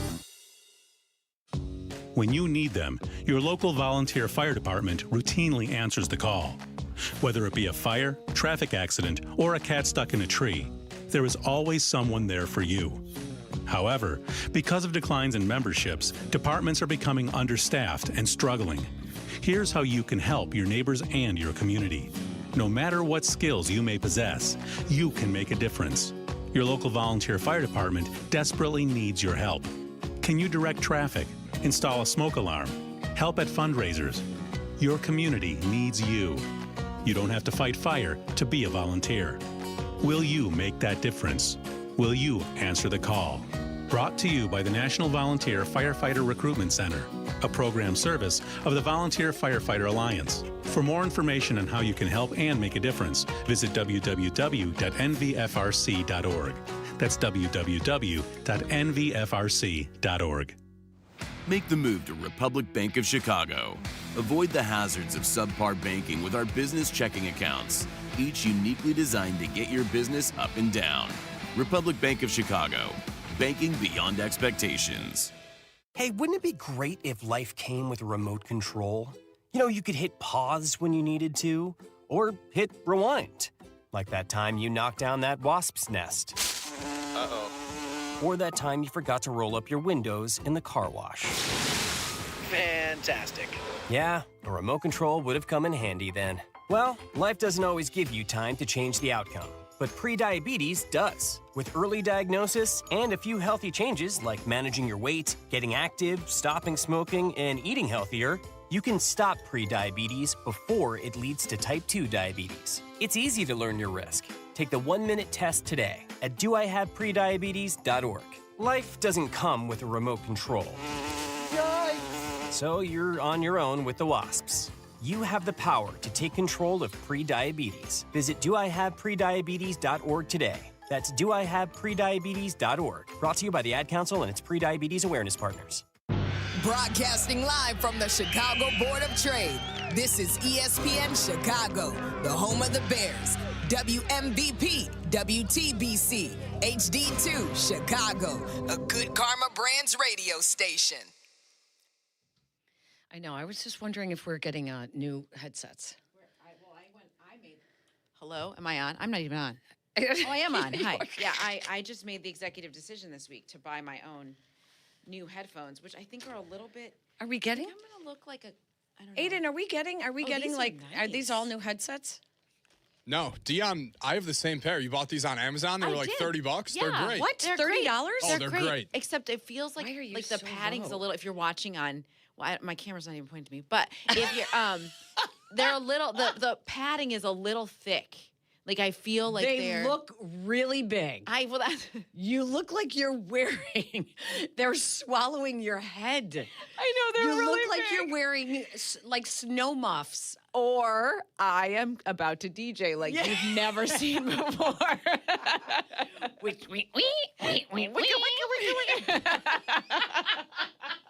It's time to dance. Ohio State controls the tip. We're underway. And let the music begin right now. It looks pretty obvious to me that high majors need to play mid-majors during the season because they said we ain't played nobody. We played somebody now. Just like I said, we thought it was going to be a cakewalk going into this game, so now we know what it is, and we just got to respond back the way we usually do.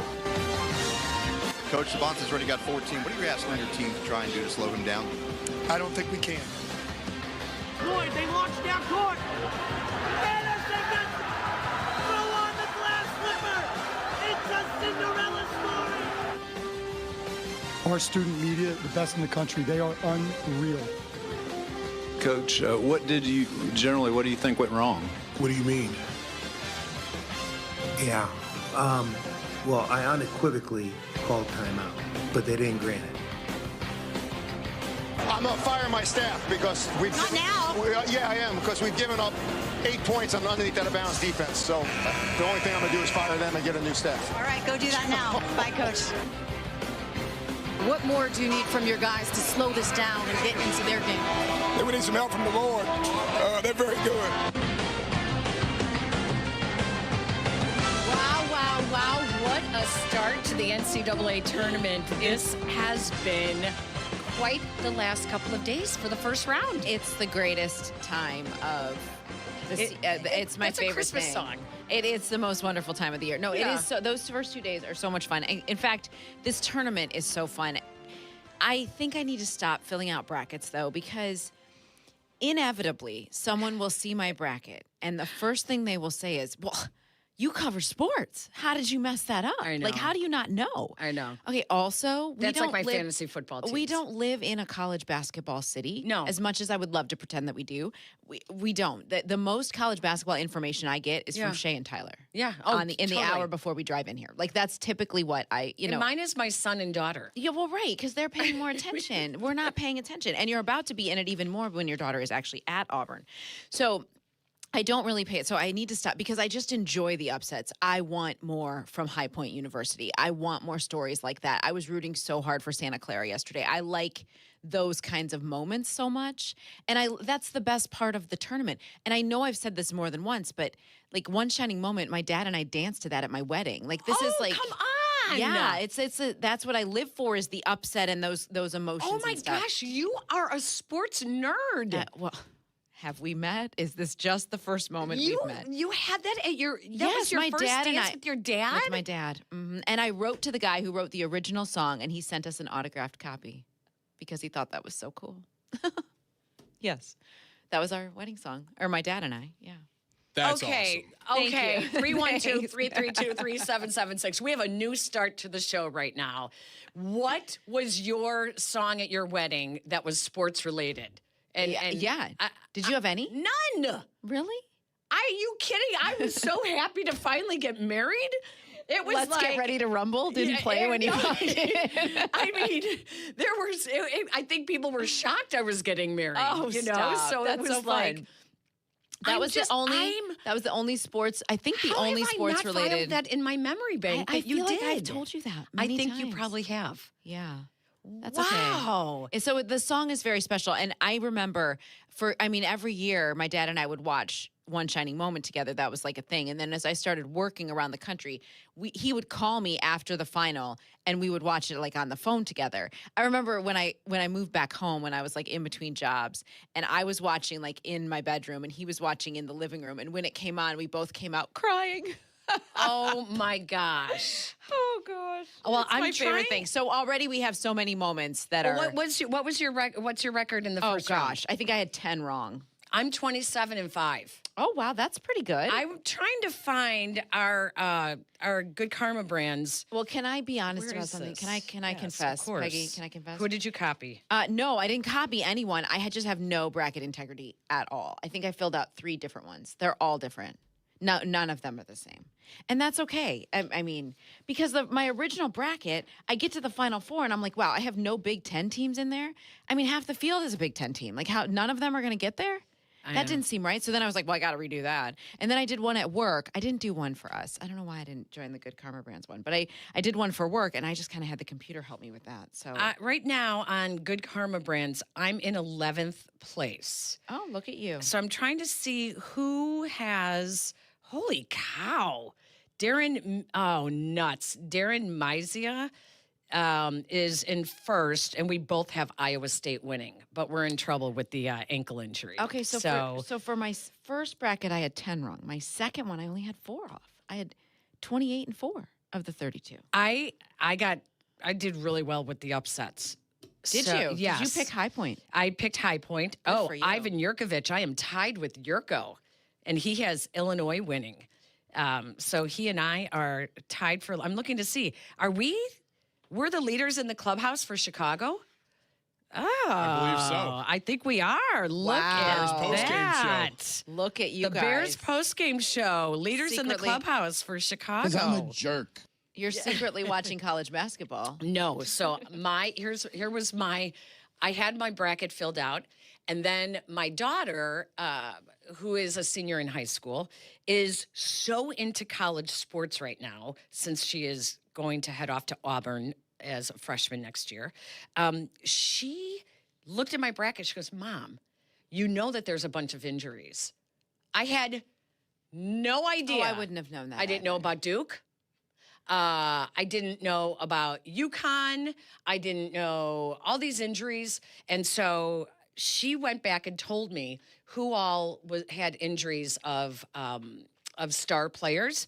And I went back and adjusted my brackets. And then The Athletic had a really good kind of the best shots for an upset. And I would say that my High Point came through. Who else did I have? Virginia Commonwealth came through. I had McNeese State. That was close. Yeah, I did have that one too. That's who I picked as well. That was very close. I had TCU. That was our own pick. For whatever reason, in a Longhorn household, I did not pick Texas. What was I thinking? Well, see, I went both ways with that, but I should have just What was I thinking? I don't know. Pick, What were you thinking? I didn't pick them, but I did really good. So I'm happy with that. But I do have Iowa State winning. And that's not looking so good as we find out what's going on with the injuries to Joshua Jefferson. He sprained his ankle in Friday's Midwest Regional win. X-rays were negative, has not yet been ruled out for Sunday's game against Kentucky. Number 2, UConn, as they wait to see if their star point guard, Silas Demery, gets back, Silas Demery Jr., if he's back in time for tomorrow's game against UCLA. UCLA is also banged up. But there were a few teams that you looked and you said, ooh, not looking so good. I think that because Siena not scared Duke, but pushed back so hard, like that was such a close game. You think they're going to bounce back? I think Duke is going to run the table like we've not seen before. I feel like that happens so often. Even yesterday, I didn't think there were any real upsets. I loved Utah State over Villanova. I thought that was not going to happen in the end, so I thought that was really good. Yeah. But there were no real upsets yesterday. No, there were none.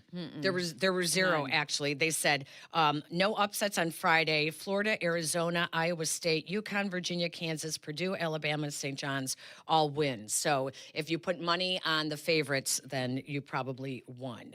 The teams that looked shaky, Duke, UConn against Furman until Terrace Reed Jr., 27 rebounds. Oh, my gosh. He was unbelievable, and was so and he's the first player, what did they say, it was late last night when that was over, to have 30 and 20. Shoot, what is that stat? It was something super impressive, and he was so gracious in the moment. It was just like, I couldn't do this without my teammates. Like, just what a wonderful kid. Very cool. Yeah, very cool. Number 3 seed Virginia had to hold off Wright State. Kansas acting like Kansas. I mean, every tournament, they look shaky, and they looked shaky, had to hold off Cal Baptist. That story about the player from Cal Baptist has Dionne's name written all over it. Do you know the story? I don't know it. You're going to love it. Dominique Daniels Jr. Had 20 second half points against Kansas. His nickname is Domination, Dom Dollar. He's the nation's 5th leading scorer. He was lured away from Cal Baptist by many high major schools because he's the 5th leading scorer in the country, but spent 2 weeks praying and fasting to make his decision. That is a right up my water-only fast for 2 weeks and prayers before he decided to stay at Cal Baptist and stick with head coach Rick Croy. I love it. Isn't that cool? It's very cool. So once again, I think he's a junior. Is he a senior? Does he have a? I don't know. But I thought I heard that he could actually get lured away again. Well, I'm sure it's tempting, right? But my all-time most hilarious moment that had me laughing so hard was with Prairie View A&M in Florida. Yeah. Did you see this? No. Okay. Prairie View A&M's big guy is 6 feet 8 inches, right? Wow, yeah. Hassan Diallo. He goes on the floor and he's got to guard Florida's Olivier Roux, big French Canadian guy, who is 7'9". He's more than a foot taller. 7'9" than a 6'8" Prairie View A&M guy, and the Prairie View A&M player just keeps looking at him, and he's standing next to him, and he keeps looking at him, and the TV crew starts on a wide shot, so you see he's the Prairie View Panther. He's one of the biggest guys on the court until they pull out to the shot of who he's guarding, and he's guarding the 7'9" guy. And finally, he looks over at him. And he goes, "Oh, you're a big boy, aren't you?" and Ryu just kind of like shakes his head and goes, "Yeah." Oh my gosh, that's awesome. You have to Google it. It is I will. so That's fantastic. funny. That was like my favorite moment so far. That and Robbie. Is it Avila? Avila. And they are up 10-7 right now. I was going to say, can we put that on in here, please? I got you, We got a good one. Local guy. Kareem Abdul-Jabbar. Milk Chamberlain. Milk Chamberlain. Cream. Larry Cream Nerd. When he was Abdul-Jabbar. at Indiana State, they called him Larry Nerd. It's awesome. He actually went viral in the NIT. So this is his debut into the tournament. They call him College Jokic, which is hysterical. But I have to be honest with you, I didn't know where Oak Forest was. So I apologize to all of our listeners. I am a lifelong Chicagoan, and I had no idea where Oak Forest High School was. So it's between Midlothian and Markham. So it's way far south. So he started out playing at Indiana State, went viral in the NIT, and that's where he got the nickname named after Larry Bird, Larry Nerd, because of his goggles. And now you said they're up. I love it. I do too. I love it. I love it. He plays for St. Louis, I should say. Most importantly, huge White Sox fan. Oh. Huge White Sox fan. Really? He's one of their NIL athletes. he is. He's thrown out the first pitch multiple times. Oh, he's one of the White Sox NIL. Yes. I didn't know that. Yes, I did know that. Oh, that's pretty cool. That's pretty cool. So I love the stories so far. Illinois looked really good. They looked really good. They had, after they had lost in the Big Ten tournament, as uncharacteristically as they did, the next day, Kylan Boswell had everybody over, and they kind of had this moment of, we're better than this. Let's get our brains in this. And now the way they looked in that second half, I mean, Penn pushed them a little bit, but then the way that they played, and to get that kind of contributions from their freshmen, I think says a lot about what they can do if they can continue to play together. Look, they've consistently made the second round of the tournament. Now you're playing an 11 seed. You have the luxury of going from a 14 to an 11 seed. There's no reason they should not be in the Sweet 16 by the end of tonight. None. Well, it's interesting how the conference tournaments can really have an effect on a team, whether you win or lose. If you win, the momentum can carry you, like Purdue. You see the momentum carrying Purdue. They looked really good as well. If you lose, like Michigan State and Illinois, then you get right back to work and you fix what went wrong. Yep. So that's been interesting. All 4 number 9 seeds did advance, and that's just the 6th time in tournament history that they all advanced. But not good news if you were a 13, 14, or a 15 seed, because they all lost for just the 7th time since the tournament was expanded to 64. And for the 2nd year in a row, the 1, 2, 3, and 4 seeds all advanced. So when you're doing your bracket next year, you want to keep an eye on that. 1 through 4, they're going to win. 13, 14, 15, they're going to lose. Right. And the 8, 9s are a toss-up. Because this year it was the 9 seeds that were winning. What I appreciate so much about the tournament is that somehow we do eventually get to 1 and 2 seeds in the Final Four. You know what I mean? Like, it's fun to have these twists and turns along the way, but I feel like the right teams are there in the end. Yep. Always. Let's take a break. Let's continue a little bit of tournament talk. The games are on. We'll talk about some of those games you want to keep an eye on today. The women's tournament is also underway. No upsets in their opening games yesterday, which there are almost never any opening day upsets in the women's tournament. If you are a betting person, that's the way to go. We have a lot more to talk about that and some Bears talk as well. It's Peggy and Dionne, ESPN 1000. This is Peggy and Dionne. ESPN Chicago on FM 100.3 HD2, the ESPN Chicago app, and ESPN 1000. Opening day in baseball is filled with traditions and rituals. Think placing the bet on your team to win it all. Think spring. Don't forget to pencil the scorecard. Think Dad's Place. Dad, you want to have a catch?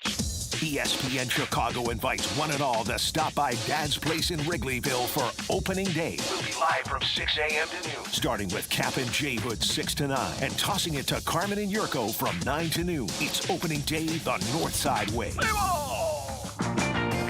Brought to you by Flight by Yingling and the Advantage Dealer Group. Thursday morning, 6 a.m. to noon. Dad's Place on Clark Street in Wrigleyville. Please enjoy responsibly. Hey, it's your buddy Tom Waddle, and I drive a Hawk. In the market for a new car? Shop HawkAuto.com, where they buy more so you pay less. Check their massive inventory of over 2,000 vehicles. They buy in volume so you save in volume. Plus, get all rebates on top of the Hawk Auto volume discount. Save even more with 0% financing for 60 months, so make no payments for 90 days. With 12 convenient locations, your next car is closer than you think. Drive what I drive. Drive a Hawk. HawkAuto.com. Financing on select models with approved credit.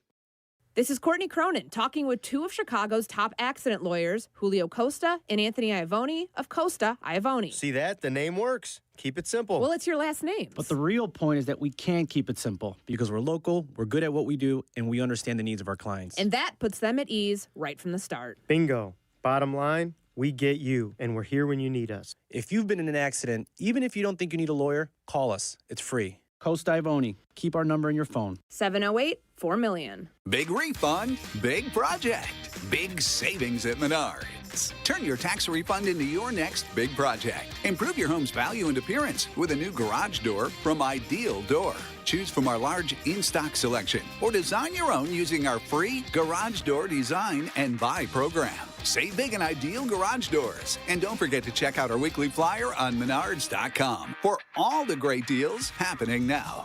Save big money at Menards. Tonight at Allstate Arena, the Chicago Bulls, the Rockford IceHogs. With only 1 month of hockey left in the regular season, the Wolves are battling for their playoff position. The next Chicago Bulls games are tonight at 7 p.m. against the Rockford IceHogs and tomorrow at 5 p.m. against the Iowa Wild. Clinton Yates here. Game day brings the excitement. Your stay should feel just as memorable. With Marriott Bonvoy, official hotel partner of the NCAA and U.S. Soccer, you're connected to a portfolio of brands designed for how you travel. Some offer complimentary breakfast. Others give you room to spread out, space to stay productive, or extended stay comforts. So whether you're a traveling fan or part of the team, Marriott Bonvoy celebrates the moments that live on before and after the game. Marriott Bonvoy, where game day checks in. If you love to travel, Capital One has a rewards credit card that's perfect for you. With the Capital One Venture X card, you earn unlimited double miles on everything you buy. Plus, you get premium benefits at a collection of luxury hotels when you book on Capital One Travel.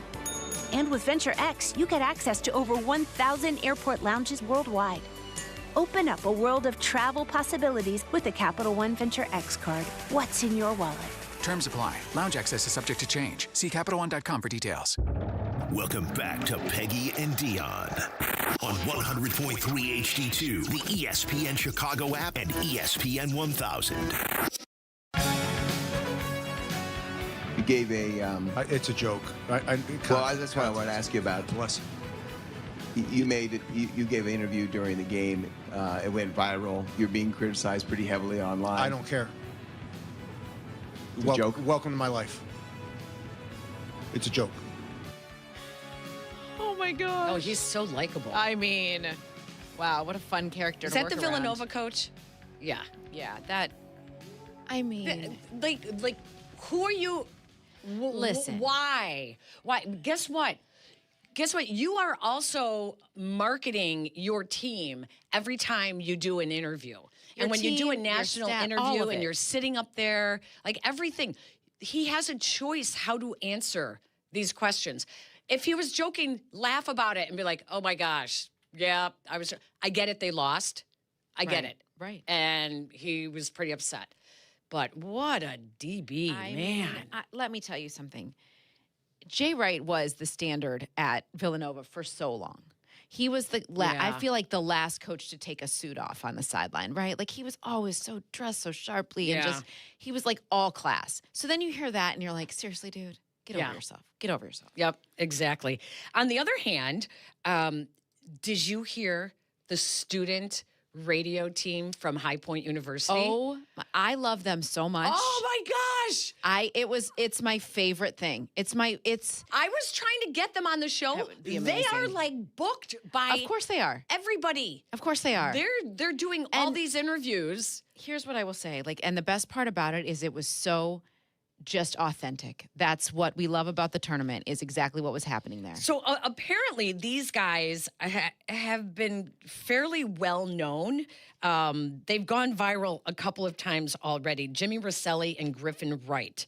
And Jimmy Rosselli, calls the game play-by-play, and Griffin is just the reactor. And if you watch them on YouTube, I think they call it like the Rosselli and Griff show or something like that. Yeah, Rosselli and Griff. If you watch them on YouTube, they're like getting the crowd up. They're like trying to encourage them as they're saying things on the air. They're waving their arms to the crowd to get into it.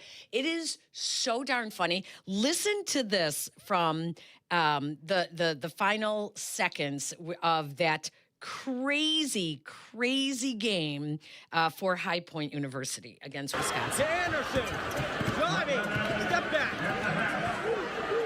In circles now, Johnson catch and shoot.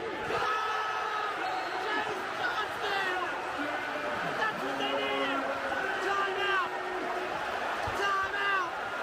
Portland, do you believe it? Go. Here comes Johnson. The layup.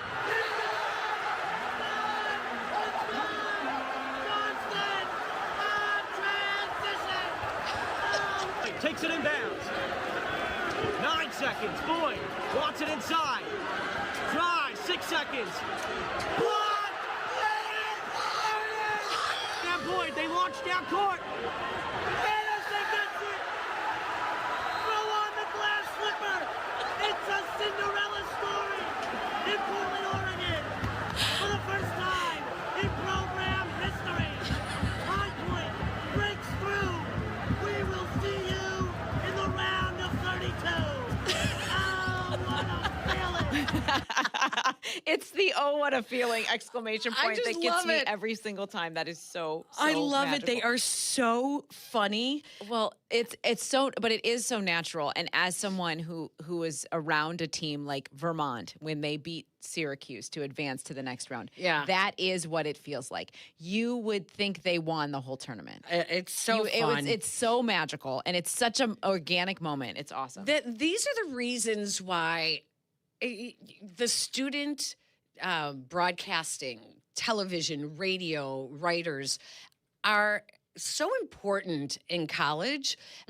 When my son went to Texas, we toured the Moody School of Communications. And I was so impressed, and I've told you this before, that one of their selling points was not only the student broadcasting network, but the fact that they had the Longhorn Network on campus doing all of their games, not just football, but basketball and other select games on the Longhorn Network. So then my son goes to college, and he's going into broadcasting, and he goes to college at Texas, and it's in COVID, and they shut down the student stations.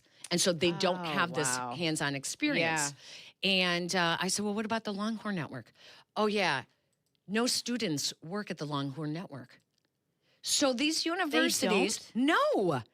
So the universities basically sell out by having networks for only their conference or only their school, which airs on a broadcast station like ESPN, but the students don't get to work there.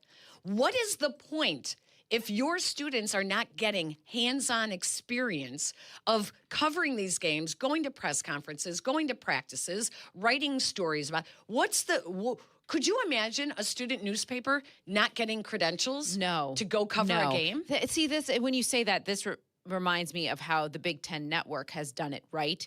When they have student reporters on campus, they are journalism students who get an opportunity to hold a Big Ten mic flag and report on games. That is how it should be. Absolutely. It's exactly how it should be. So when was it the VCU coach that talked about when he gave a shout out to the student media, I wanted to just go through the TV screen and hug him. Sports. Coach, walk us through the last. Hold on, I am going to shout you guys out. Watch, I know there's a lot of professional media here. Our student media, the best in the country. They are unreal. Unreal. 3 of these guys drove in a snowstorm. I'm not sure why they did it, but to Davidson, to cover Davidson, they came out to St. Louis. They've been everywhere along the way. They did miss a game for one of them did miss, 2 of them missed a game for Valentine's Day, but we won't talk about that. I understand young love is young love, but this crew right here, told them in Pittsburgh, and I tell them again, cannot thank you guys enough. You are what this is about, right there. And watch, I said it in Pittsburgh.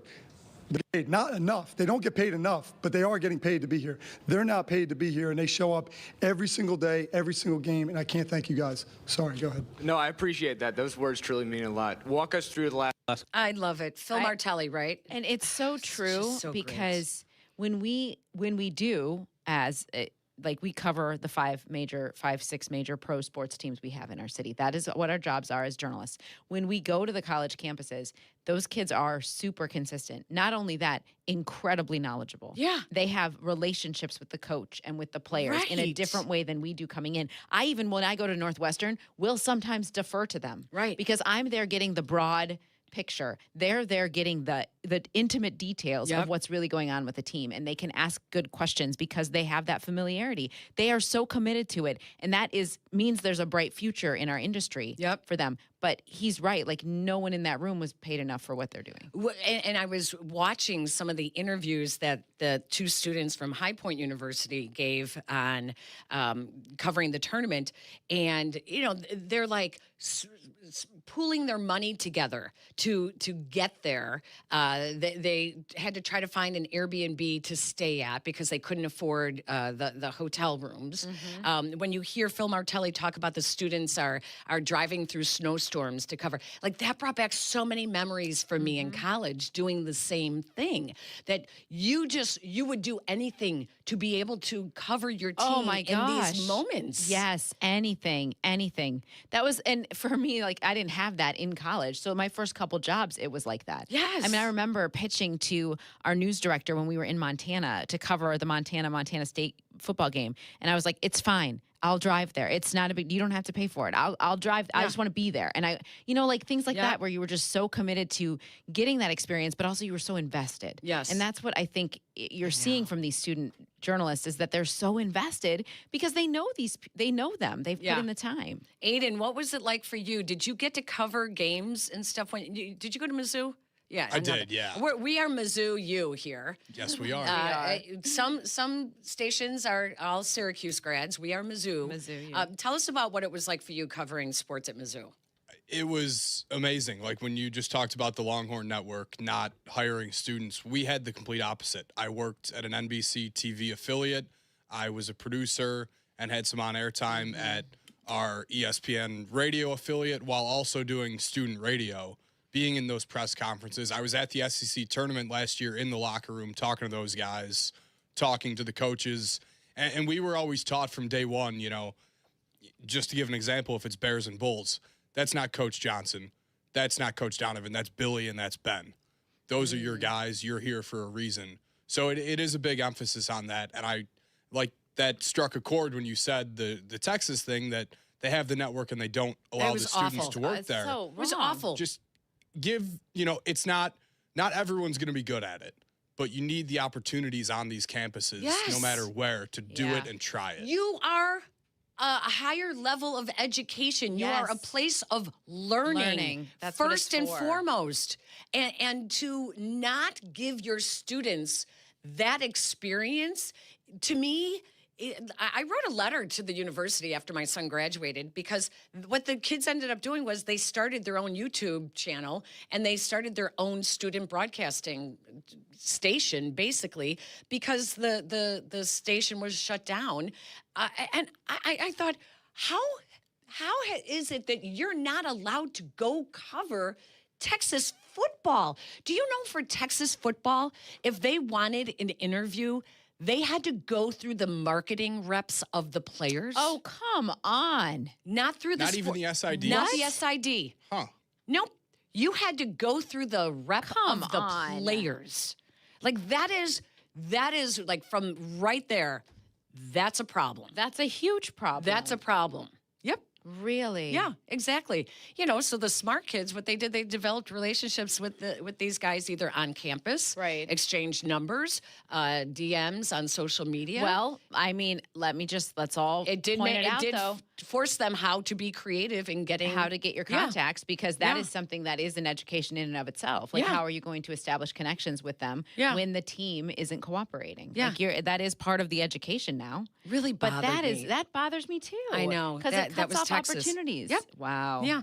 Yeah. So when my daughter did not get in there, even though she was not planning on studying broadcasting or sports media in any way, I was like, okay, we had our Texas time. Yeah. You know, and my son would kill me if he knew I was bad mouthing the university. He's not but listening right now. We paid for the tuition. Yeah, you got through it. You know, I think that they owed definitely the students much more hands-on experience. course. Like they literally, as they were leaving, they were boycotting to get the faculty to pay attention to the students. And I believe my son's senior year, as they were graduating, it was all being considered that the following years the students would be able to cover the teams. Yeah. Really? Yeah, it was terrible. So I love my hats off to these coaches for recognizing the student the work media. that they do. Absolutely. I've never learned more about journalism as an industry, you know, outside of the classroom, anything.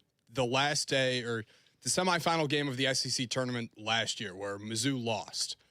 I had the camera, I had the stick mic, one shoulder while giving the questions. One-man band. One-man band. Had to be in the locker room at, say, 10 o'clock, and I had a live shot at 10:15. Had to get in, get the interviews, do everything, and then set up the camera and get in front of it and go live. And it was tough. It was hard. My hands were shaking from holding the camera and then going right on air. But I learned more in that 25-minute period than any classroom. It is. You're so right. And that is a skill that we still use to this day. When I'm in the Cubs clubhouse at 4:50 p.m. and my live shot is at 5:20 and I'm gathering the sound and I'm running out there and you have to think on your feet. And thankfully, I'm not shooting my own stuff, but I've been in that position too, where you're holding a camera that weighs so much and you're trying to hold that and the microphone, make sure you're getting the audio, everything is white balanced correctly. And then you're trying to also listen because you have to regurgitate what you heard and you're trying to remember it accurately, but you're not sure if you are because you can't write it down. And it's a whole adrenaline like rush in a weird way. And then when it's over, you're like, wow, I'm exhausted because it's so much. But that is part of learning to be a reporter. That's part of learning to be in this business. You have to make mistakes. Oh, my goodness. You have to.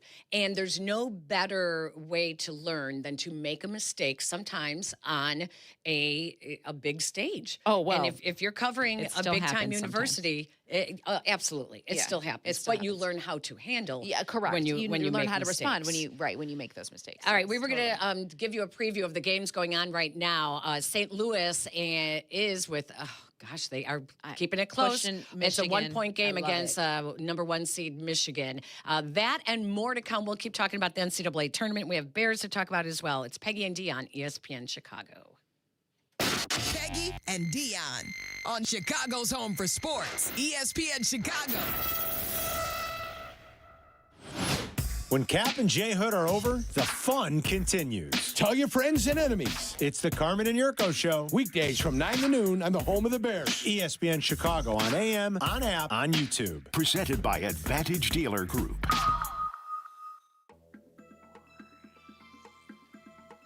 Speaking of, I'm in my car a lot between work, kids, life. Basically, I live in it. That's not an understatement. So I needed something that was super safe and reliable, but also made me feel a tiny bit luxurious. That's why I went with an Acura from Advantage Acura of Naperville. I had such a great experience. The team made everything super easy. They answered all my questions, never pressured me one direction or another. And I fell in love with my Acura MDX. It's comfortable, handles great, has all the tech I didn't even know I needed, like a massager in the driver's seat. Yeah. If you're thinking about a new ride, check them out. What? Yes, a back massager in the driver and passenger seat. What is his name? You're ridiculous. You don't get an actual masseuse, but you do get a great ride. Check them out at AdvantageAcura.com or stop by Advantage Acura of Naperville. Precision crafted performance. Did you hear that? Listen, there it is again. That sound means that baseball is almost here. We're counting down to opening day as the Southsiders open the season against Milwaukee Thursday, March 26th. Opening day is sponsored by Matrix Basement Finishing. Mention opening day and save an additional 10%. Visit matrixbasements.com and catch the Southsiders on ESPN Chicago all season long. We are the flagship station for Southside baseball. Cap and J Hood here with Howard Ankin. Howard, I know someone who was injured on the shop floor. Please have him call me. My guy. Howard, I have a buddy who was T-boned by a utility truck. Please have him call me. My guy. Your guy? Correct. Not this again. Howard Ankin is my guy. Hold on. Cap, your friend, Hoodie, your buddy. I'm their guy. And I'm also your guy and your guy. Call 312-6million for injury law made personal. Howard Ankin, our guy, on the Cap and J Hood Show, weekday mornings on ESPN Chicago. My God. Yeah. Got a shipment that needs to get out the door today and overnight delivery is just too slow? Then call ERC Delivery Service. 24/7, 365 days a year. ERC will get your document, package, or truckload of merchandise where you need it, when you need it delivered, guaranteed. And it's not just Chicagoland. ERC has dedicated daily routes that include Milwaukee, Rockford, and Indiana. Call ERC Delivery Service. 630-516-1199. That's 630-516-1199.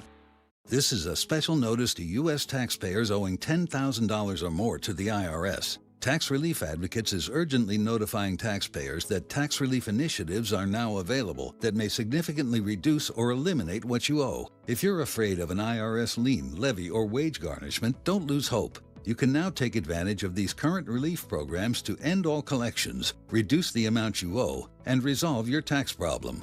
Even if you have years of unfiled tax returns or are already in a payment plan, you may still qualify for significant relief. Struggling taxpayers can now get relief they need during these hard economic times. A hotline has been established by Tax Relief Advocates for you to call and see what you qualify for. They are A+ rated with the BBB and have over 1,000 5-star reviews. Don't wait. Call 800-575-9087. 800-575-9087. That's 800-575-9087 or simply visit TRA.com.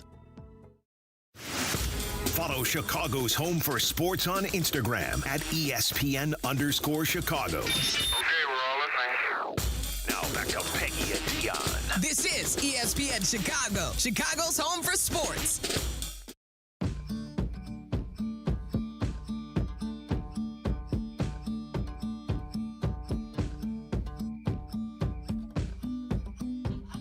I am so not loving these cameras right now.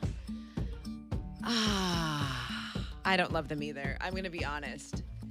Can I say this? Can I say this? I'm going to say this. They're really clear. They're super clear. It totally caught us before we were actually on the air. Hopefully nobody's reading our lips. Careful. We're going to have to be really careful. I don't love it because... Hayden, can you hear everything that we're saying?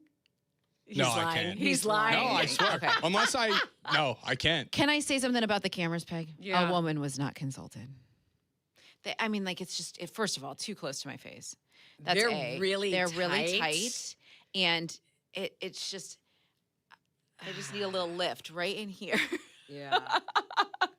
We'll work on that later. I know. I'm looking like, at oh, this. gosh. I'm like, okay. Okay, no judgment, My glasses everybody. are too big. No, they're not. See, when I look at you, I think you look wonderful. Oh, Lord almighty. I know. I don't like it. And I even put makeup on knowing, I was like, the cameras are close. I better put some makeup on. Remember and now the it looks days like I in- don't have any. This isn't media now. We're not radio. We're media. I know. What is that? Remember the days when you could just come in and, like, I've got my T-shirt on, my Angel Reese T-shirt, Yes. and barely any makeup on. Right. Well, we don't care. Let's be real. When you do that 5 to what time is that early show? 6 to 9. When you do that morning show, I roll out. There's no way. Like, there's no way. Like right. makeup would scream at me if I tried to put makeup on. Oh, it doesn't at even 5 a.m. stay. Right. It's an effort in futility. Like it's not fun. So that's why we have that's cap why and we're hoodie on, because they look good at 5 a.m. They don't have to worry this about is makeup. true. They don't have to worry about it. No. Yeah. Oh my But no, I gosh. don't love the cameras either. I mean, let's be real. I don't love the way I look on the cameras. The cameras are amazing. The fact that they move with us is incredible. The technology is outrageous. I don't look good on them. So- That is on me. That is not on ESPN. Are without. they automated by who's speaking? And the Yes. so there's no need for a director to Correct. switch cameras. Don't say that It too loudly. automatically picks up Don't say that too loudly. who is talking. I'm afraid the Mighty Seven might be like, oh, really? We could do that? That's taking away jobs there. Correct. A director would be welcome to so wonderful. technology. I know. I mean, it's So, Peggy, basically. if you were the only one speaking at a given time and you walked into that corner, it would follow you into that corner. Really? Yeah. So if I keep talking here, and it's going to keep following me back here. No, it's talking right now. It's looking at Dionne, but I'm going to keep going over here. And then let's see what it does. I love this game you're There's a playing. little bit of a delay. Let's see how much it follows me. I saw it without the delay. You'll see it. You did? Mhm. Oh my gosh. This is, we really are going to have to pay attention now to what we're wearing and what we look like. No. Do you think the guys We don't do? have to. No, Do you think, agreed. Have you noticed anything different with the male hosts? And how they dress when and they how come they in? dress? Are they dressing better?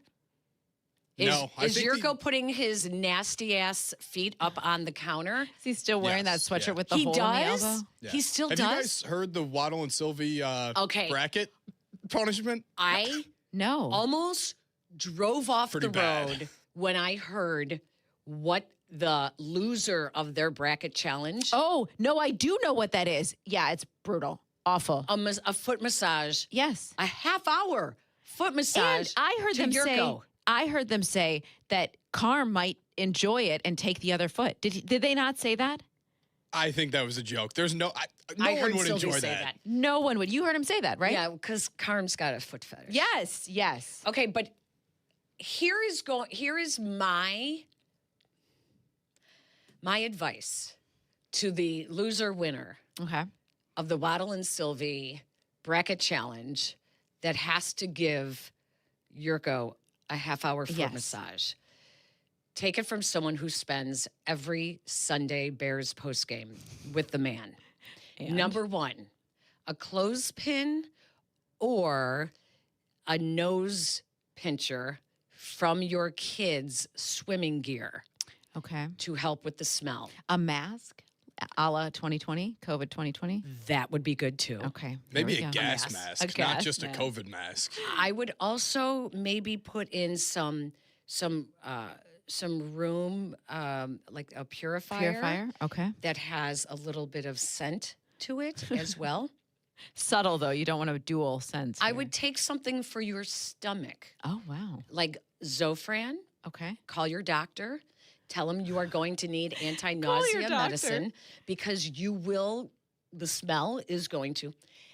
And when you, gloves, you need to use like surgical gloves Wow. because you do not want to touch those nasty virus bacteria laden hairy toes of Yurko with your bare hands. Gross. And finally, my final piece of advice would be lime. Lime. Cut up some lime. Okay, Cut up some lime. Okay. This was one of my Korean nail salon tips. Okay. That was given to me. Cut up some lime and you put the wedge on the toe and you just grind it around. Like put it on there like a lollipop. Okay. Oh my and gosh. you're basically grinding it around like you're juicing the toe. I'm not doing that. And you do it on each nail. Individual nail. Get 10 limes if you want. And don't. stick them on top of the toes, and it will kill the bacteria that is lingering. If you want to really make sure, then put his feet in a bath of hydrogen peroxide with a little bit of baking soda. I think that, yes, whoever does lose this bracket, this is why I shouldn't fill out This brackets is at work. the most disgusting so challenge disgusting. I have ever heard. Why would they pick that? Because they're men. Yes. I answered my own question. Yes. And if any of them cuts up limes for each individual nail on Yurko's feet, I would be very impressed. They won't do that though. You think they'll bring gloves? No. Oh God. They're thinking on the and he would laugh like that the whole time. They're thinking on the fly, which is how they came up with this disgusting idea. What are you looking at? Let's go to Matt. Matt's on. It's hard to see our phone lines here. So, am I supposed to be doing it from here? Oh, you can do it from there. Thank you, Aiden. Hi, Matt. Hey, how's it going? Great. Good, Do you how have are some you? advice for the winner-loser of the bracket challenge that has to give Yurko a foot massage? I do, and to be perfectly honest, like I was busy with work all day. Sometimes I put on, Waddle and Sylvie in the afternoon, but I was listening to the podcast as I was running some errands this morning, and I was absolutely appalled that somebody would agree to do this as a punishment. Yes. Right? Yes. That being said, the first thing that came to my mind was the pit. Like I would be like scrubbing in, like I'm going into surgery, gloves. I want the gown on. I want that like see-through face mask, like all that stuff. Like, exactly. I'm not getting close to that without that. So, you guys are great. I'll keep listening, but that's one of the worst punishments I've ever heard in my life. Thanks a lot. Thank you, Matt. That's a fact, Matt. And you're right. Scrub in. This is a moment. I mean, seriously. It's so gross. If you are a nail technician or a podiatrist, you want to give us any other tips on outside how to do this? Outside of a bag of limes. I mean, they're going to have to come in prepared. Matt's right. Don't just come in thinking you're going to just squirt some lotion in your hand and start rubbing his feet. I am telling I don't want you, any part of this. It is going to be so disgusting. And they cannot put the feet up on this counter because there will be bacteria. And we don't want it in this beautiful brand new studio. The fact that we've already had to buy sippy cups because they can't quite get the water thing right, Carmen, it's pretty bad. Carmen, that's pretty bad. Carmen, come on. The only thing he should ever drink without a lid is probably bourbon, and that's it. Everything else should have a lid. How do you how? And the fact that I found the lids our first time here. We figured it out. It did take a little bit. You had to open every single. It's not exactly sitting out in or the labeled most obvious places. It's not. It's not. We're still new. It's still new in here. But how does he not know? Come on. I know. Does the coffee maker work yet? I didn't even try it today, but I'd like to. Does it make cappuccinos yet? I don't know. The best part. You know what? I feel like we are in, what are those called? Like not a test kitchen, a showroom. A showroom. Yes. Uh-huh. Our kitchen is like a showroom. It's gorgeous. But we're not sure what works. I mean, there should be a little tiny sign that says coffee pot for display only. I'm too scared to use half of it, too. Like, I don't want to be the one that breaks something. Well, right? Aiden, the first time you and I were in here, we both tried to make some coffee of sorts, and it steamed like a machine. Like, you thought maybe it might take off.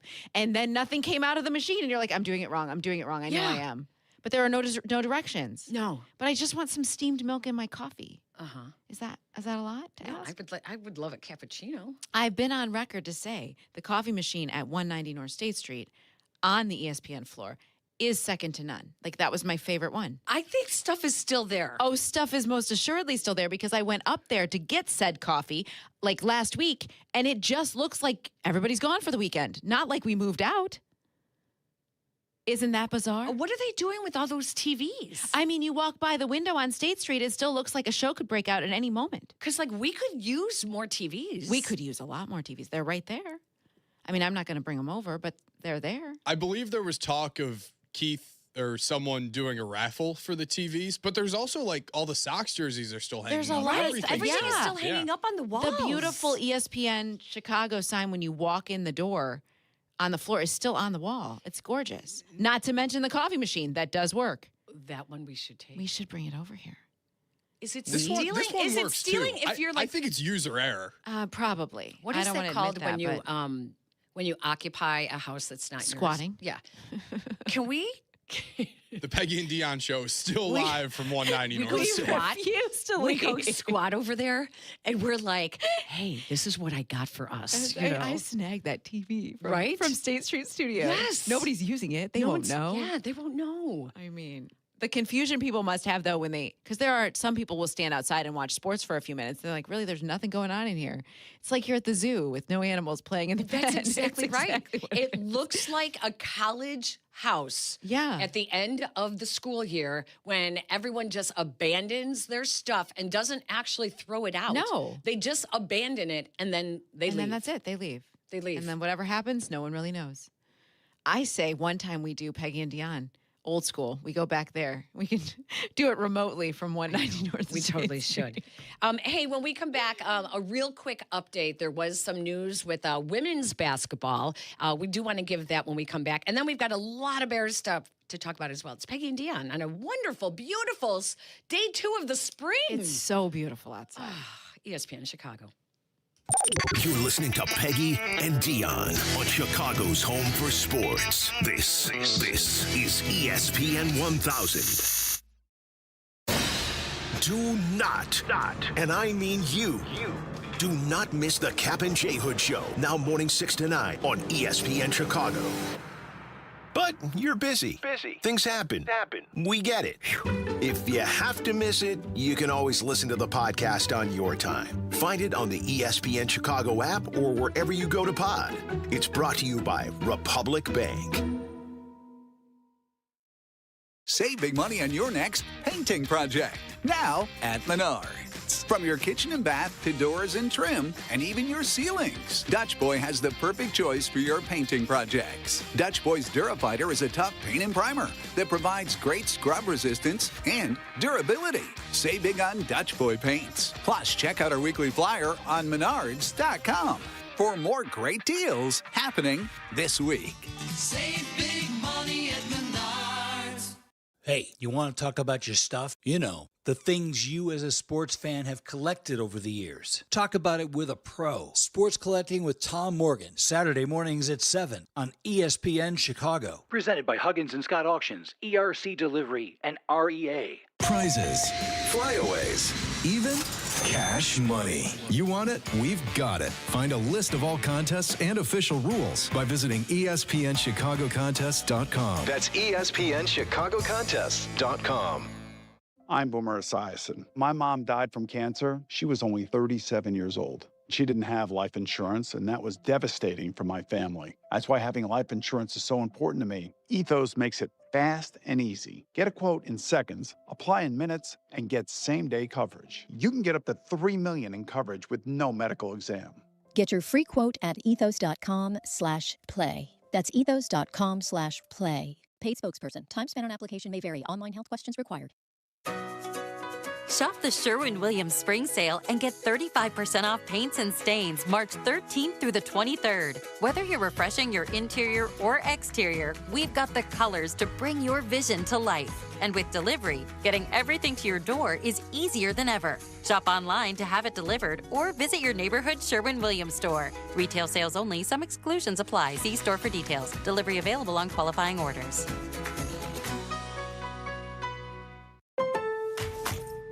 During Lowe's Pro Savings Days, the job works in your favor. My Lowe's Pro Rewards members buy more and save more on materials they rely on every day. Get up to 25% off select molding when you spend $1,000 or more, and up to 25% off Pergo Evercraft laminate flooring. Put Pro Savings Days to work for you. Members get more at Lowe's. Valid through 3/27. Selection varies by location. While supplies last. Loyalty program subject to terms and conditions. Visit the Pro Desk or Lowes.com/terms for more details. Subject to change. Progressive presents ways to save money that aren't bundling your home and auto insurance with Progressive. Thanks again for taking me to the game, man. I can't wait to get in there. By the way, what's in the bag? Oh, I bring my own hot dog and peanuts. Saves a ton. Savvy. And what about the beach chairs? Why buy seats when you can save big and bring your own? We can't get in without tickets. Tickets? What do you think the portable TV is for? Don't save money pretending to go to the game. You could save hundreds by switching to Progressive. Get a quote at Progressive.com. Progressive Casualty Insurance Company, affiliates, and other insurers. Not available in all states or situations. White Sox fans, join us at Rate Field for our home opener against the Toronto Blue Jays April 2nd through the 5th. Don't miss out on our great promotions, starting with the Opening Day t-shirt presented by BMO on April 2nd. Kids Opening Day and Colson Montgomery hooded jersey tank presented by Rush on April 4th. And Jenks and AJ Celebration bobblehead presented by Binny's Beverage Depot on April 5th. There's sure to be something for everyone. To learn more and to purchase tickets, visit whitesox.com/opening series. Hey, it's your buddy Tom Waddle, and I drive a Hawk. In the market for a new car? Shop HawkAuto.com, where they buy more so you pay less. Check their massive inventory of over 2,000 vehicles. They buy in volume so you save in volume. Plus, get all rebates on top of the Hawk Auto volume discount. Save even more with 0% financing for 60 months, so make no payments for 90 days. With 12 convenient locations, your next car is closer than you think. Drive what I drive. Drive a Hawk. HawkAuto.com! Financing on select models with approved credit. Hey, wouldn't it be great if life came with a remote control? You know, you could hit pause when you needed to, or hit rewind. Like that time you knocked down that wasp's nest. Uh-oh. Or that time you forgot to roll up your windows in the car wash. Fantastic. Yeah, a remote control would have come in handy then. Well, life doesn't always give you time to change the outcome. But prediabetes does. With early diagnosis and a few healthy changes like managing your weight, getting active, stopping smoking, and eating healthier, you can stop prediabetes before it leads to type 2 diabetes. It's easy to learn your risk. Take the 1-minute test today at doihaveprediabetes.org. Life doesn't come with a remote control. Yikes! So you're on your own with the wasps. You have the power to take control of prediabetes. Visit doihaveprediabetes.org today. That's doihaveprediabetes.org. Brought to you by the Ad Council and its Prediabetes Awareness Partners. For over 50 years, M&M Home Remodeling has delivered expert craftsmanship, honest service, and the industry's best warranties across Chicagoland, earning the Better Business Bureau Torch Award for business ethics twice. Now, the trusted name in home remodeling also powers M&M Commercial Roofing. From leak repairs to full roof replacements, your business gets the same quality, transparency, and long-term protection you expect from M&M. Protect your property. Call M&M Home Remodeling and M&M Commercial Roofing. Your peace of mind is guaranteed. Make unforgettable memories with LaPorte County, Indiana's biggest summer events. Experience the adrenaline of the X-Insurance Great Lakes Grand Prix, July 27th through August 2nd. Enjoy the tradition of the LaPorte County Fair, July 11th through 18th. Marvel at the artistry of the Singing Sands Sand Sculpting Festival, July 17th through 19th. And delight in the abundant summer family fun at LaPorte Lake Fest, July 24th through 26th. Make a short drive and feel miles away. Make plans to make your summer bigger and better at visitmichigancitylaporte.com. Broadcasting live from the Chicago Board of Trade, this is ESPN Chicago, the home of the Bears, WMVP, WTBC, HD2 Chicago, a Good Karma Brands radio station. Follow Chicago's Home for Sports on Twitter at ESPN 1000. This is Peggy and Dionne. On Chicago's Home for Sports, ESPN Chicago.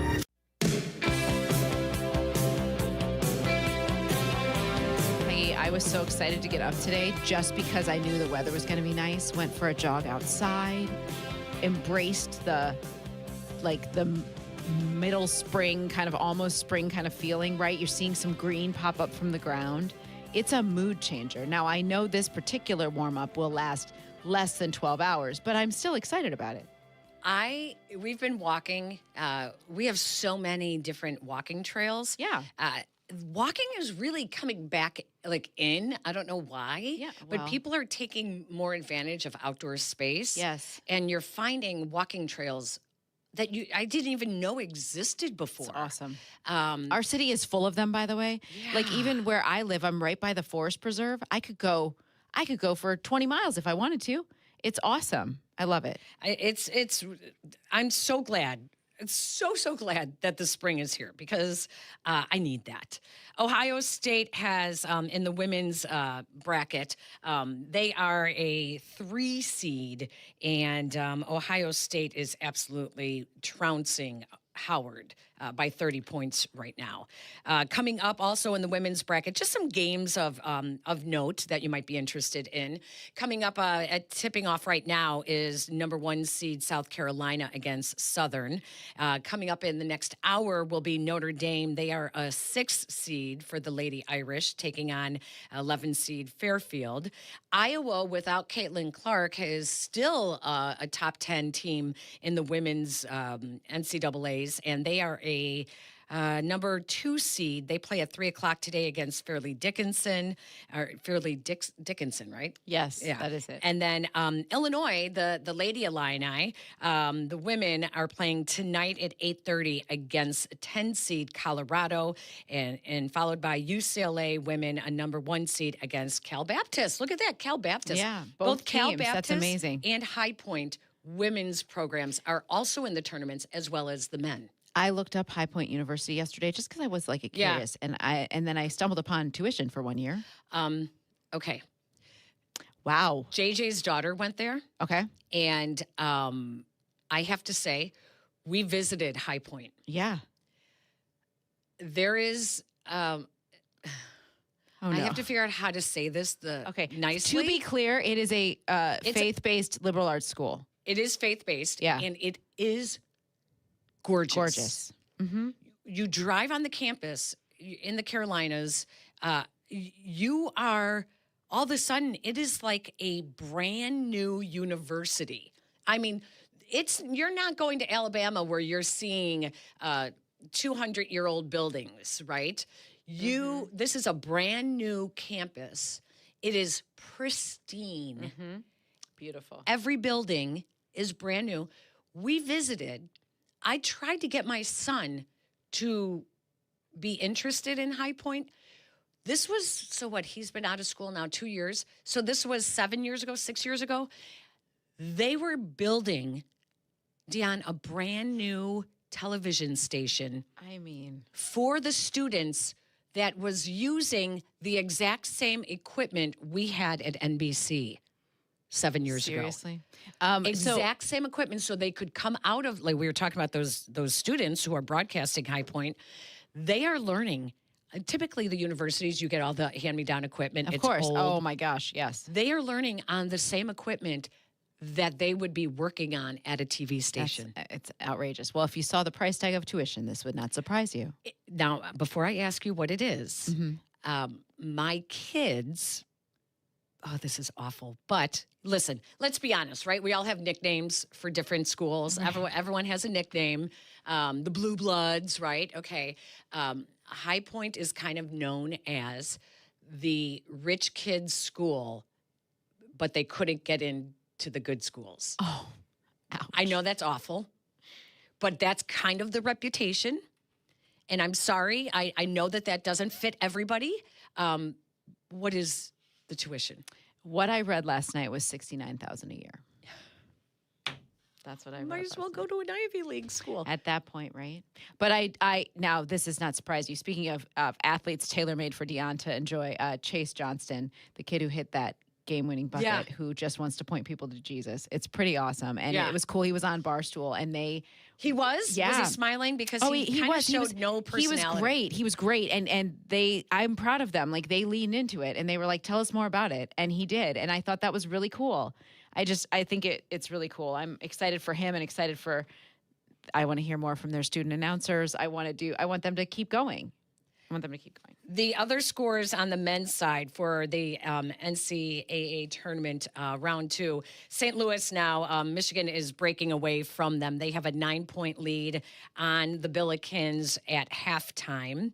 What are the other games going on? Michigan State is starting a little bit later on today. It's the only game in town right now. It is the only game. I'm looking. I'm looking at the scoreboard. So the next one that tips off is Michigan State. 145. Yep. Taking on Louisville, and then Duke and TCU. That may be a good game. I think it will be a good game. If Duke doesn't get their together, that might be a good game because TCU is turning heads. And you know that. I mean, that game should not have been close with Ohio State. No. But you know that they were paying attention to some of the vulnerabilities they saw in Duke yesterday. Exactly. Or on Thursday. Whatever Number day it was. 2 seed Houston Cougars. God, they look so good. Mm-hmm. They will be taking on number 10 Texas A&M. The winner will play in a regional in Houston. So Houston is basically playing for a home game. Tonight at 6:10. 3-seed Gonzaga against 11-seed Texas. That's another one to look out for. A little surprise there with the Longhorns. And then Illinois tips off against Virginia Commonwealth at 6:50 p.m. tonight, followed by 4th-seed Nebraska against 5th-seed Vanderbilt, who struggled against McNeese State. And the late game tonight is Arkansas, a 4-seed, against the Cinderellas of High Point, the 12-seed. So, really, I don't know if we've said this out loud, but the Midwest region of the Sweet 16 and Elite 8 is here in town. Is in Chicago. Oh, it's at the United Center? Mm-hmm, it is. So if Illinois had won just one game in the Big Ten tournament, they would have been.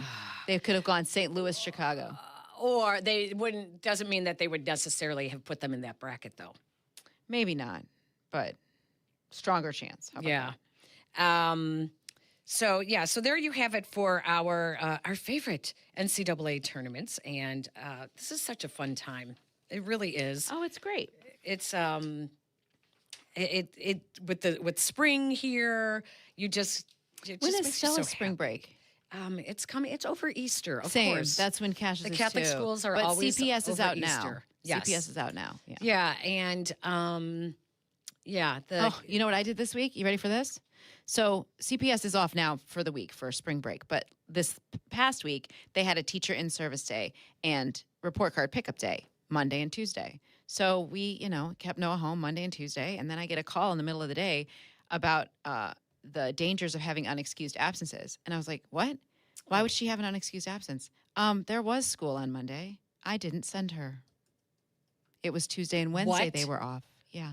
So I didn't. You were talking about. I thought for sure it was Monday and Tuesday. So I called the office and the secretary answers. I was like, "Oh my gosh, we had school today, didn't we?" She's like, "Yeah." It's like, "Yeah, I thought it was today." So she got a lovely 2-day week before a full week off of school. Mom of the year. Oh my goodness. Oh boy. Well, you know what? It happens. Yeah. It's.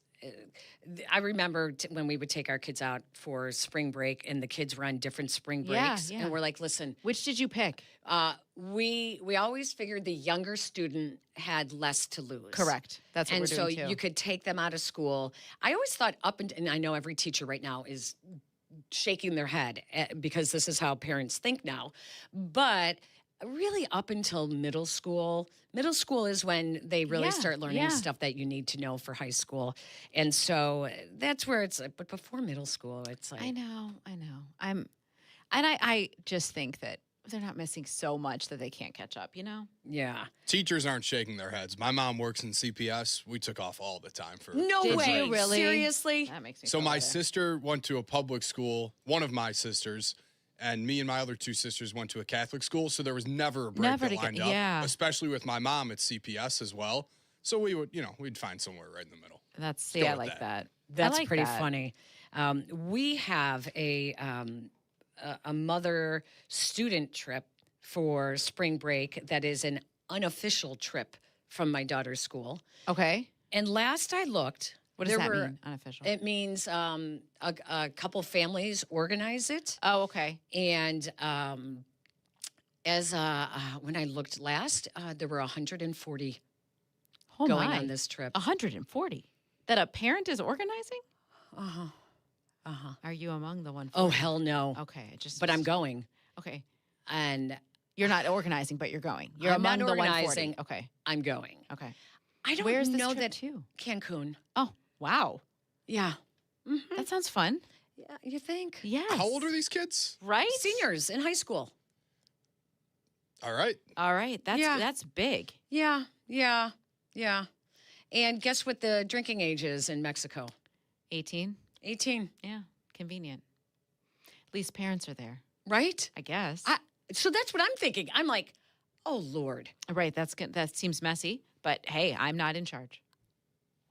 But I am in charge of my daughter. Yes, you are. And a couple of her friends. And Oh, so you are. that's Okay. basically what I will be doing. Watching them. Babysitting a little bit. I hope How do you not. feel about all this? I don't know how to feel. Yeah, it's weird. It's weird. I really don't know how to feel. And you don't want but you have to have your own convictions before you go because you don't want to lean on like, well, what is everybody else doing? No. You've got to be responsible for the girls you're responsible for, so you have to make that decision. With their parents, I would assume. Yeah, there's a lot of peer pressure with some of this stuff. Oh, Like, I would you think have so. to go. Oh my gosh, you have to go. It's like, okay, let's plop down money for that. Okay. And then there's also, and God bless these families that organize these things. I subscribe to the once you're in high school, I'm done volunteering. Yeah. I help with her big fundraiser at the school. I love that. I love helping with stuff too. There's a graduation party for the families immediately after graduation. What is and it's over $100 a person. So wait. So you do a graduation. She has her own graduation party, right? Yes. Okay. And then there's a family one that's with this. Is it affiliated with the school or is this also adjacent? It's a unofficial graduation party that everyone's involved in. That I was not planning on going because the unofficial Peggy tradition is we go to dinner after graduation. Yeah. With the grandparents. Yeah, that feels official. I'm not paying For that, $700 for our family of 7 to go to a graduation party with 400 people. Right. No, I wouldn't want to do that either. Right? But is there like pressure And that now you should there's be there? pressure. It's like, well, everyone's going. Well, So not now everyone. I I'm have not. to change our dinner plans. No. And tell the grandparents, like, you have to tell, octogenarians to come downtown twice, which I doesn't don't to love me, that. No. like, come to the graduation, but We can't do anything together after the party that. has become such a big deal that now it's Why is it such a big deal? it's like bucking the family tradition. Yeah, I don't like that. I don't like that. That's too much. What does Stella want to do? The party. Oh, okay. Because everyone's going to the party. Right. I hate that. I It's hate like, peer well, pressure like that. you're having your family party, right? Yeah, but that's like over the summer. Right, not right the away. night of graduation, grandparents come. Yeah. But we're not bringing them to this big, crowded party. No, I wouldn't right? either. Where is that party at? I don't want to say where it's Okay. at, but they rented a large Okay, that's what I was space. curious. Like, is it? I didn't know. Does someone have a home that's big enough? No, Like, I don't know. they rented a large space, but it's pricey. Of It's, course. I'm like, what happened to the good old fashioned let's go to dinner? Yeah, Because with the your kids own don't want to go family. to dinner. I know. That's it. The adults want to go to dinner. Of course. The kids don't want to go to dinner. Of course they don't. It's every party you pay for to go to, and then you don't drink or you don't eat. Right. Because it's so crowded. There's but you so many pay people, but you for pay it, for it, so you feel like you've got to partake in something. and you don't. Wow, I don't. that's a lot. I go off to college. Right. How fast can we get you there? Right, go off to college. All right, we need to take. Oh, we have a phone call. Do we have? Let's go to Colleen. Colleen's in Roselle. Hi, Colleen. Hi, Colleen. Hi, Peggy. Riverside. Hi, Riverside. Deanne. Sorry, I'm actually Colleen. in North Riverside. Yeah, sorry about that. Okay, I'm a junior high math teacher, and I listen to you faithfully every Bless you. weekend. My daughter is in broadcasting in Sioux Falls, South Dakota. She listens to you every weekend, probably follows you both because she's in sports, but she's on the radio.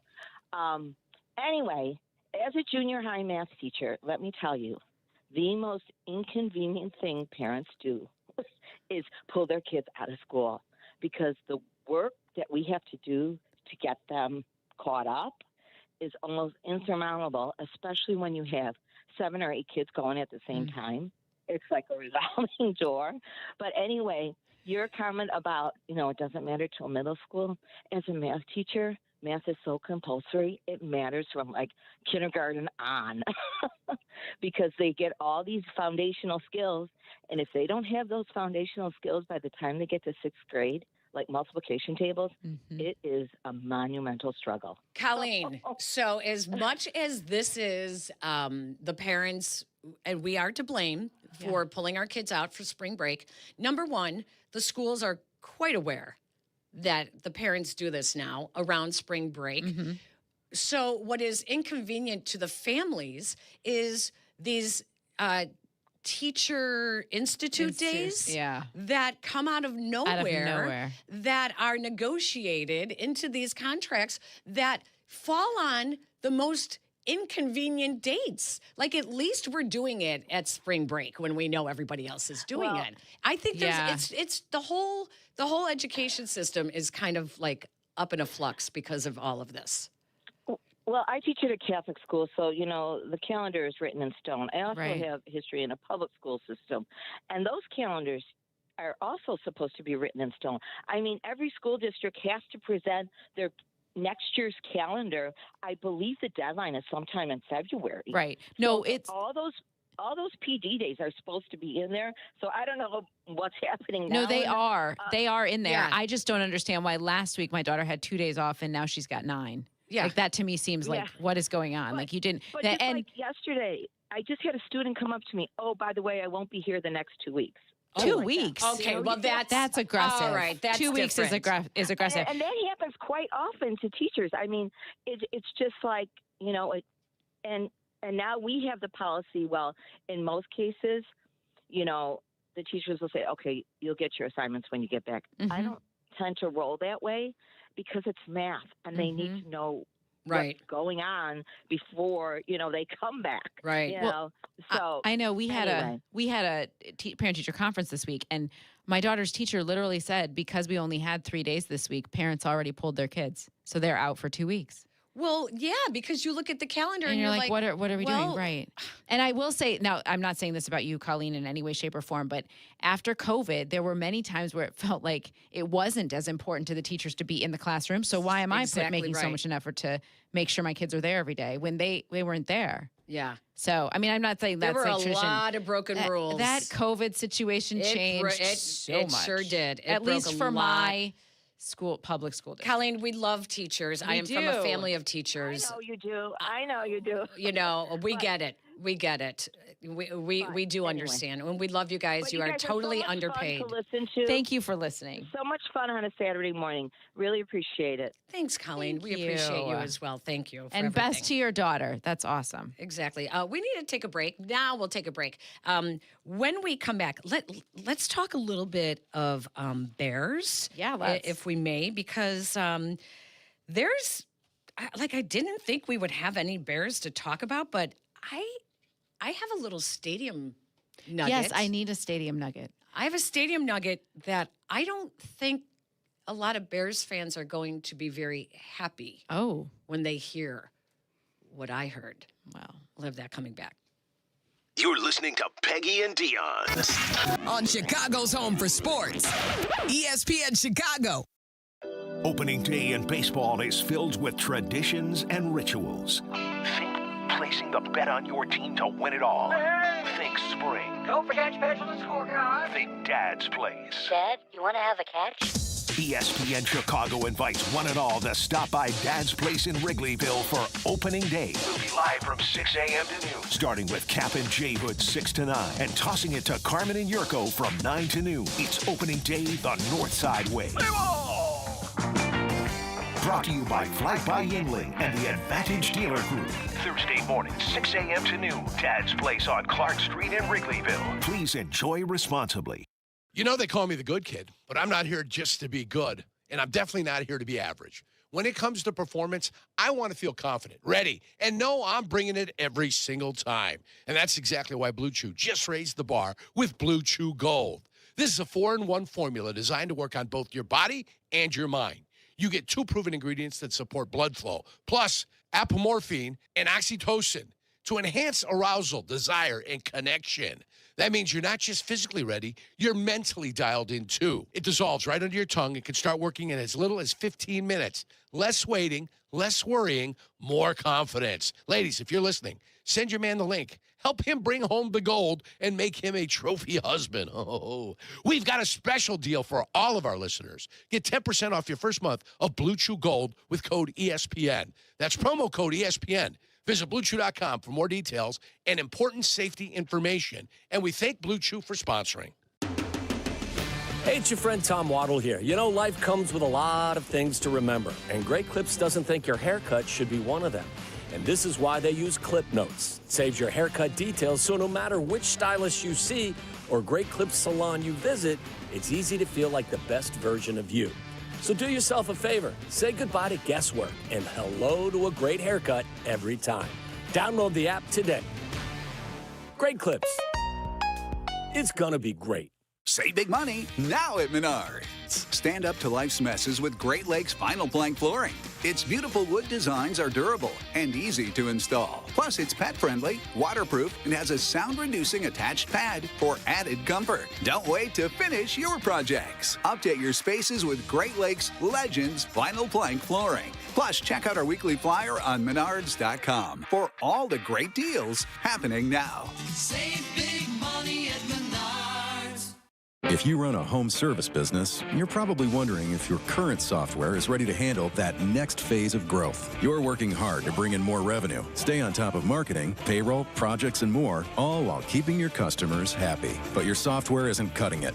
If that's the case, it's time to upgrade to Service Titan, the all-in-one solution that scales with you. Find out how the most successful home service contractors are growing today. Visit ServiceTitan.com to learn more. That's ServiceTitan.com. I'm Boomer Esiason. My mom died from cancer. She was only 37 years old. She didn't have life insurance, and that was devastating for my family. That's why having life insurance is so important to me. Ethos makes it fast and easy. Get a quote in seconds, apply in minutes, and get same-day coverage. You can get up to $3 million in coverage with no medical exam. Get your free quote at ethos.com/play. That's ethos.com/play. Paid spokesperson. Time spent on application may vary. Online health questions required. Follow ESPN 1000 Chicago on twitch.tv or the Twitch app. Welcome back to Peggy and Dionne on ESPN Chicago, Chicago's home for sports.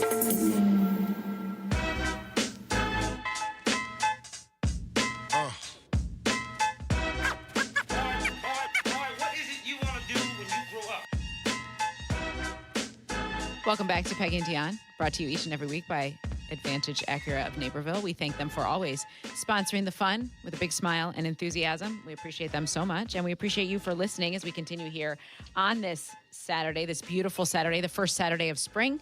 Yes. Here we are. We made it. We did it. Gorgeous. Not to say it's not going to be cold again. It's going to be freezing because opening day is Thursday. It's going to be miserable. Always. But after that, we'll have made it to the clear, I believe.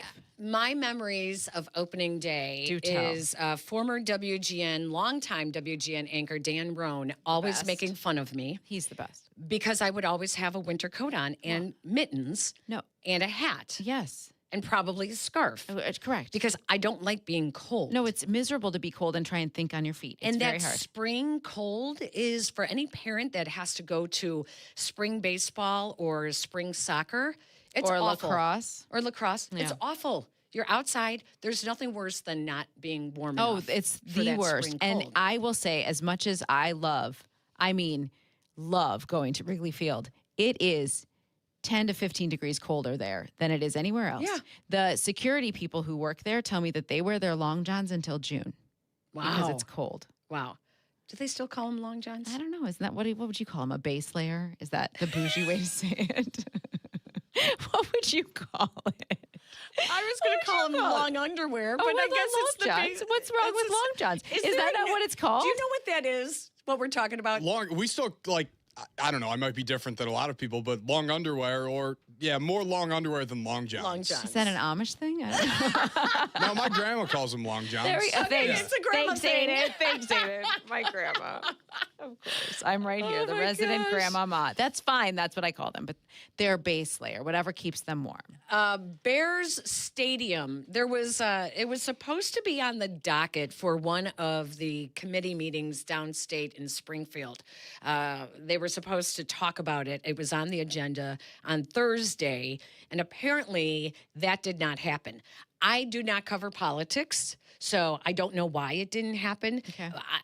I mean, I could only guess that sometimes other topics take up more time and you don't get to it, right? Yeah. So I don't know if that means it's not going to be discussed. It doesn't, no one has said that it's been removed from the docket to be talked about. I believe it was one of the finance committees that it was supposed to come in front of. But anyways, it did not get discussed. People are all worried about it, right? Illinois politics is not on the Bears' side. It is not on the Bears' side. From what I am hearing, and I'm not going to pretend that I have this double-sourced from a second source, but I can tell you that it's from a very good first source, an insider, that do not count out Indiana. Well, do not count out Indiana. At least one insider thinks that the Hoosier State has a lead right now. Really? In landing the Bears Stadium. Is that simply 51%. Is that because if pressed and asked to put a number on it, 51% in favor of Indiana right now getting the stadium. And it's very serious. It is absolutely not a power play. They are not dangling Indiana to get Illinois moving. Right. Illinois' snail pace is absolutely hurting. And no matter now that our governor has stated publicly, and he's everywhere now. I know.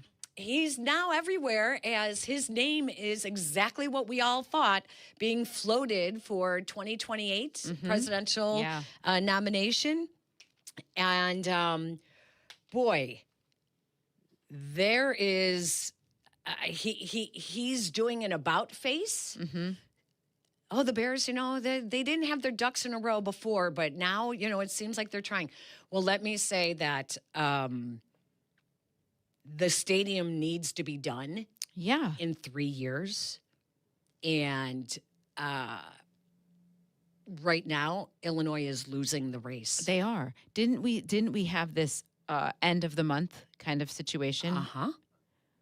And it's not on the docket, or it wasn't that day. It was on the docket, but they didn't discuss it. So it doesn't mean they didn't get to it. Does it mean some other things took longer? I don't know. We don't.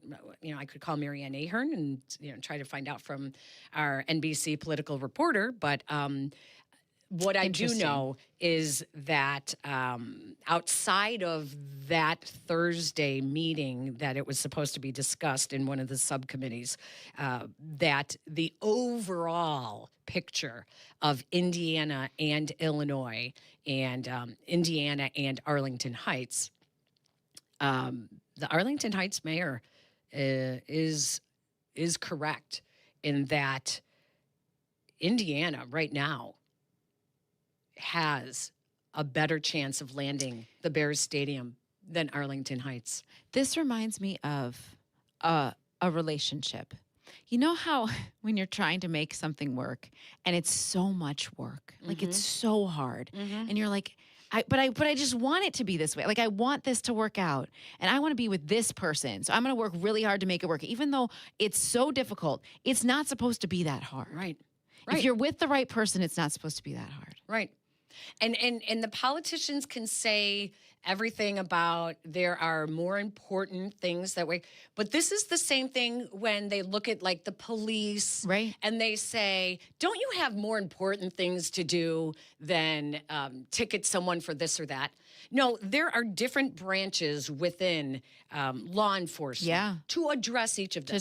Just like in government, there are different areas that the spending comes from to address these very important needs in our society that do not have anything to do with what the Bears are asking. Mm-hmm. And the Illinois game of politics is... I'll tell you what. They're making it so difficult. Boy, if they lose the Bears, I don't know. That is not a... That's not something I would have to. I would want on my resume. Exactly right. Exactly Not at all. As great as I think the stadium itself would be in Indiana, what they could do in Arlington Heights is just it's really. I was talking to somebody recently, and he said to me, he's from New England, and he's a Patriots fan.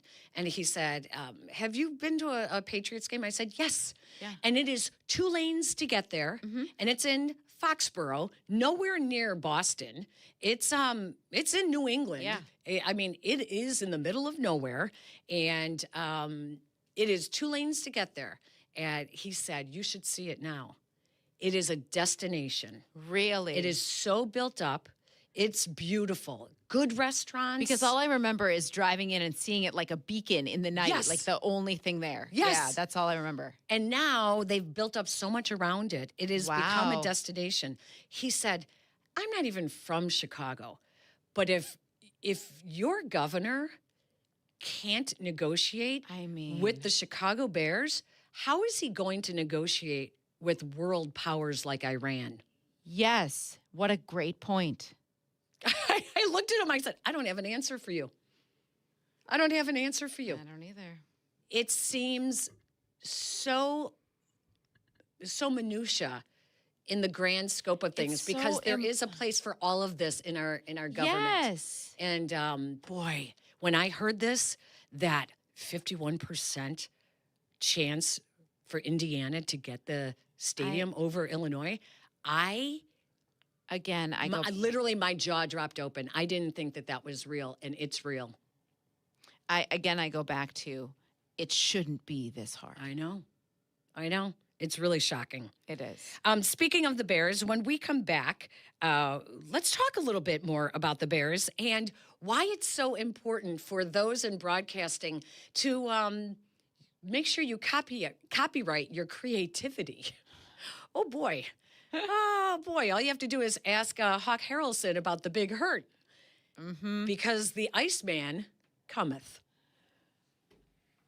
You're listening to Peggy and Dionne on Chicago's home for sports. This is ESPN Chicago.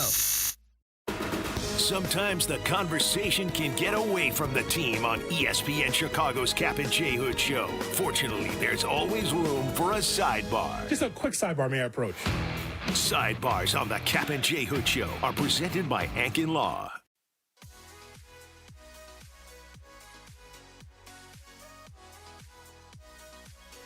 Peggy, you know what I did this week for the very first time?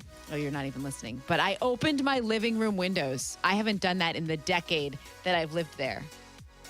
It is time to open your windows. I know, but I've never been able to. Get all that winter I've must never out. been able to until now, and I have Russ Armstrong and the Chicago Window Guys to thank for that. Russ helped me find my perfect custom windows for our space. He came to my house himself to make sure we would find the right thing. The Chicago Window Guys team is excellent, and they have the most energy-efficient windows and doors at the lowest price guaranteed with a lifetime guarantee. I've never been so excited about windows. Trust who I trust. Call 847-881-3060 or visit ChicagoWindowGuys.com. Score the season's biggest games with a ticket plan. Enjoy flexible payments, easy exchanges, and exclusive perks all year long. Customize your game day with a 10-ticket flex pack. You pick the matchups and the seats. Get savings off single game tickets with the 20-game ticket plan, or score huge and pay zero fees with a 40-game ticket plan.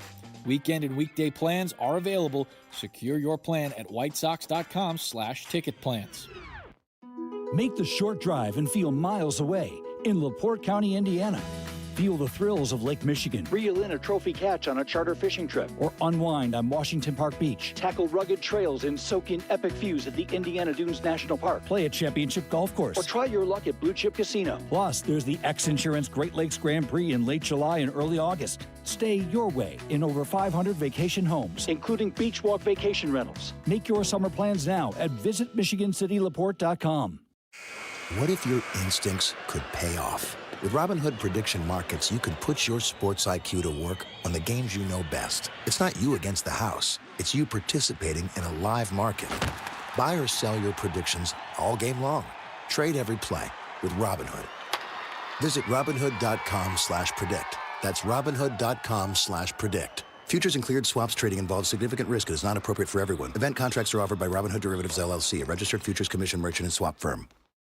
Talk about stepping up! Bang! Bang! It's time to level up your game. Introducing the all-new ESPN app. All of ESPN, all in one place. Your home for the most live sports and the best championship moments. The electricity is palpable.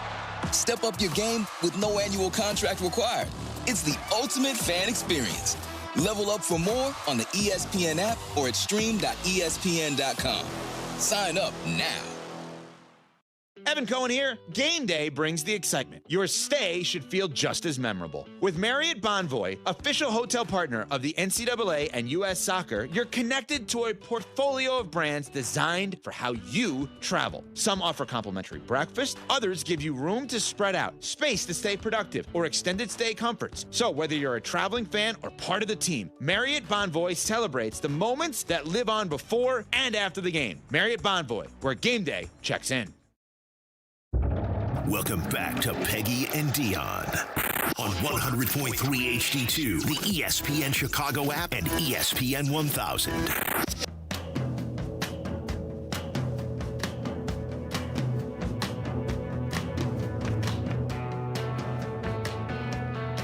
This show is flying by. St. Louis within 6 of that state, that school up north. That school up north. I would never be mad if this came down to the wire, and I hope it does. I hope they sweat a little bit. I think they're the better team, but that doesn't matter in March, Peg. We need a little bit of, you know the song from Hamilton, Seat at the Table? Yes. I love that song. I love that musical. Seat at the table. Well, the WNBA has agreed to their new contract, and I know most of you don't care out there, but we have talked so much about the difference in salaries. Have you seen the players really did well in this contract? They did really well, and I'm proud of them for their persistence. This is really amazing. Under the new collective bargaining agreement for the WNBA, Shams Charania reported the salary cap will start at $7 million. Do you know what the salary cap was prior, last year? 1.5. That's embarrassing. 1.5 for your team? For your team. That's egregious. I could not believe it. And then when I saw the base salary? The Supermax will start at $1.4 million. Yeah. The most you could pay a player last year was $249,000. The average salary for a WNBA player last year, a professional athlete where they have seen skyrocketed ratings, right, and sellout arenas. Last year, the average salary for a WNBA player was $120,000. Yeah, no, I know. I could not believe it. Now with the new collective bargaining agreement, Holly, you know what, Luya? Yeah. They will make, on average, $600,000, which is what a professional athlete should be able to say. Yes. I am a professional athlete. The minimum salary went from $66,000 to over $300,000. That is a game changer for them. And bravo for them for sticking with that. And It was alarming to me. Now, we all had known they had been at the bargaining table. I did not realize how low things really were. Wow. But now the league, now they have reason to stay here. Yes. Now they have reason to take the offseason off. They don't have to go to Europe to just make ends meet. Wow. That when I saw the numbers, I don't even know what the details are with, the I believe that they are going to have private flights now for player security. But that is a win. It's a huge win. That is impressive. And I don't care if you don't follow the WNBA. You look at what they were able to negotiate, and they knew what the ratings were, what the numbers were bringing in. That is a win-win. I'm going to say yes, but also shame on the WNBA. Like, come on. That is embarrassing. Yeah. They should be embarrassed that those numbers are out there. Yeah. Yeah. I mean, that's bad. So this is a huge moment for them, and it's good. It's good. Okay. We all know that Jeff Joniak has nicknamed Caleb Williams Iceman. Right? Yep. Well, guess who has filed copyright paperwork to own the nickname Iceman? Caleb Williams. Of course. 4 new trademark applications were filed on Monday with the U.S. Patent and Trademark Office, including for both the name Iceman and a new logo using the nickname. According to the records, the other applications are for the silhouette of Williams' mid-throw during the famous 4th and 8 completion, beating the Packers in the January wild card game. So any use of that image and likeness, or the Iceman, will put money in Caleb's pocket. Jeff Joniak. Jeff. But can I be honest, Peg? Jeff. I would never have thought of it. Well, would you have? Yes, because of what happened with the Big Hurt. Oh, okay. Yes. So I don't remember that as vividly. So when Hawk Harrelson came up with the Big Hurt, he was, like most announcers, good announcers, they come up with these great nicknames. He came up with Blackjack for Jack McDowell. He came up with One Dog for Lance Johnson, El Caballo for Carlos Lee. And Frank Thomas was pretty smart back in the day. He copyrighted it. He copyrighted the Big Hurt. And he started a company called the Big Hurt. And so now all usage of that goes to him. Yeah. Super smart, yeah. And you're right. Shouldn't the person who created the idea, it's kind of like any invention. Oh, my grandfather worked for Zenith back in the day when they were starting adding machines, and he got a gold watch for working at Zenith when they created these adding machines. But the men whose names are on the copyright make all the money. Of course. I feel so bad for JJ. I feel so bad for him. Now, how long? The process is several months. It can take up to 18 months, right? When Devin Hester with You Are Ridiculous and how all that stuff was going viral. Is there still time with that one? I don't think so. Eesh. I know. Maybe Caleb will actually do the right thing and share. Snap. Caleb, play fake, looking to throw, going deep, searching for DJ Moore, over the shoulder, catch, made, touchdown Bears! It's over at Soldier Field. The Iceman cometh, the Iceman taketh a 46-yard spiral to the end zone to DJ Moore. 22-16 Bears, 4:50 in overtime, and DJ Moore is mobbed in the north end of Soldier Field as the fans celebrate, everybody on their feet. What a strike. So help me understand, Peg. Would he still be able to say it? Yes. But any use of his image, like in print.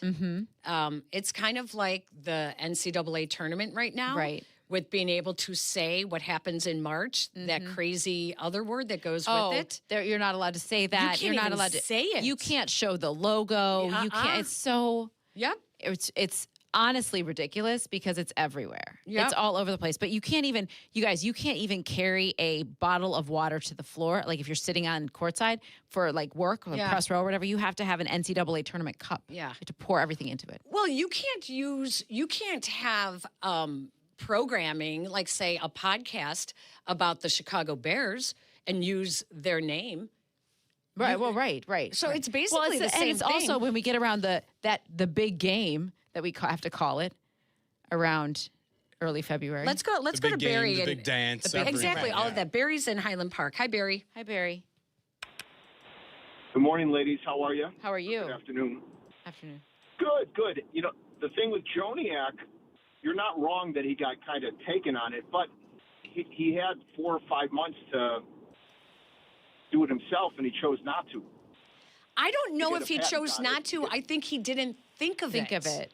Right. Well, I'm being totally honest here. I would not have thought of it either. I'll tell you what, if I was his agent, I would be like, that's what your agent is for, to think of those things for you and to make sure and to safeguard you, you know, or the team, you know, like maybe the team should have said something to him like, hey, you might want to think about that, you know? Yeah. But Barry, I know. It's like 4 or 5 months later, all of a sudden, here's the paperwork filed on Monday. Oh my gosh. I mean, now, as I was reading the article in The Athletic, I did not know that Daniel Jones tried to trademark Danny Dimes. Oh, he did? Yeah. I'm not sure if that came through to fruition or if that's like in the process. Lamar Jackson tried to trademark 8, like the number 8, but somebody else had already done it. So then he like I think he tried to like it's fight a race back car on driver for some reason. I don't know, but he tried to like fight back on it, and then he pulled that argument out of it, so that didn't happen anymore. So he's not the first one to try to trademark something, nor is it surprising based on how he wanted his contract structured and how he wanted like the businessy aspect of Caleb Williams. That is not. That's why it doesn't shock me that he did it. Oh, I was right, Dale Earnhardt. Yeah. I was like, wait, isn't there a famous 8 in racing? I feel like trademarking Iceman is one thing, but trademarking a number just doesn't. As it seemed like, how can you do that? Yeah. Right, yeah. Isn't that something, though? It's like something you don't even really I would never even thought think about. No, wouldn't have thought of it. You know, and you know, what about Chris Berman back in oh gosh, the 90s and 2000s at ESPN, all the nicknames he came up with. He could have even trademarked the whoop. Yeah, and now totally. there's a watch called it, you know? Yeah. Do you think there is? You know, like the Whoop watch, isn't that a thing? I don't know. I'm pretty sure it's a thing. You're a little younger than us. The Stuart Scott with Booyah. I mean, everybody knows that he said that. I'm sure he didn't trademark that. Right? Didn't even think. I would not have thought of it. Sorry, I just wouldn't have. Bert Be Home Bly Levin. Fred the Crime Dog McGriff. One of my faves. George Taco Bell. That one he wouldn't have been able to. Candy Maldonado. That was always really good. Yeah, I mean, you'd think of all these nicknames that Raleigh Chicken Fingers, Daryl Strawberry Shortcake, Harold Growing Banes. I don't remember that one. Octavio Don't Ask, Don't Tell. I remember when I worked at ESPN back in the day in Bristol, Connecticut, and I would help Chris Berman open his mail from his fan mail. 99% of his fan mail were nickname suggestions. Oh, I'm sure of were it. sending him. Yep, that's I would like circle the nickname and put it on his desk, and so that is awesome. So that he could read what all the nicknames. So, but yeah, that story caught my eye as well. Yeah, mine too. All right, when we come back, a little bit more Bears. We'll do that when we come back. Peggy and Dionne on Chicago's Home for Sports, ESPN Chicago. ESPN's The Hockey Show. Ready to rock the rinks with Chicago's best hockey knowledge. Brought to you by Chevy Drive Chicago. The Hockey Show, Wednesday night at 6 on ESPN Chicago and the ESPN Chicago app. Is your hot water suddenly gone? Drain clogged or overflowing? Sink dripping endlessly? Act now with Four Seasons Heating, Air Conditioning, Plumbing, and Electric. Four Seasons fully licensed plumbers are on call 24/7, no extra fees for nights, weekends, or holidays. Four Seasons with over 30,000 five-star Google reviews and the Torch Award for Marketplace Ethics proves their reliability. For all the right reasons. Call 866-4Seasons. Ring, ring. Hello. Who is it? Guests on ESPN Chicago join us on the Yingling Hotline. Chicago office is calling. I've been expecting your call. The Yingling Hotline, brought to you by Yingling, the oldest brewery in America. Need a haircut? With the Great Clips app, you can put your name on the list from anywhere and head to the salon when you're up next. Because getting a great haircut shouldn't mean putting your life on hold. Great Clips. It's gonna be great. I'm Boomer Esiason. My mom died from cancer. She was only 37 years old. She didn't have life insurance, and that was devastating for my family. That's why having life insurance is so important to me. Ethos makes it fast and easy. Get a quote in seconds, apply in minutes, and get same-day coverage. You can get up to $3 million in coverage with no medical exam. Get your free quote at ethos.com/play. That's ethos.com/play. Paid spokesperson. Time spent on application may vary. Online health questions required. We expect our information in real time. U.S. Med carries continuous glucose monitors, which provide real-time readings of blood glucose levels. U.S. Med is an approved provider for Medicare and over 500 private insurers. So call 888-665-0696 today for a free insurance and Medicare benefits check as easy as...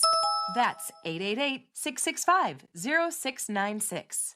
I'm Boomer Esiason. My mom died from cancer. She was only 37 years old. She didn't have life insurance, and that was devastating for my family. That's why having life insurance is so important to me. Ethos makes it fast and easy. Get a quote in seconds, apply in minutes, and get same-day coverage. You can get up to $3 million in coverage with no medical exam. Get your free quote at ethos.com/play. That's ethos.com/play. Paid spokesperson. Time spent on application may vary. Online health questions required.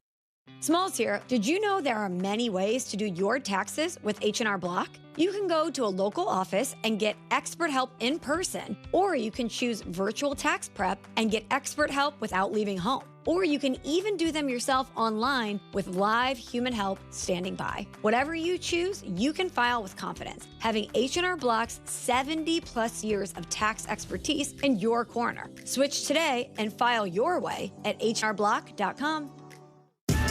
Follow ESPN 1000 Chicago on twitch.tv or the Twitch app.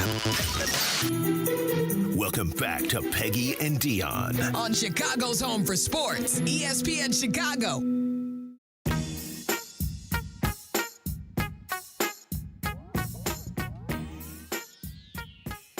I actually really like this song. Welcome back to Peggy and Dionne as we wrap things up here on the first Saturday of spring.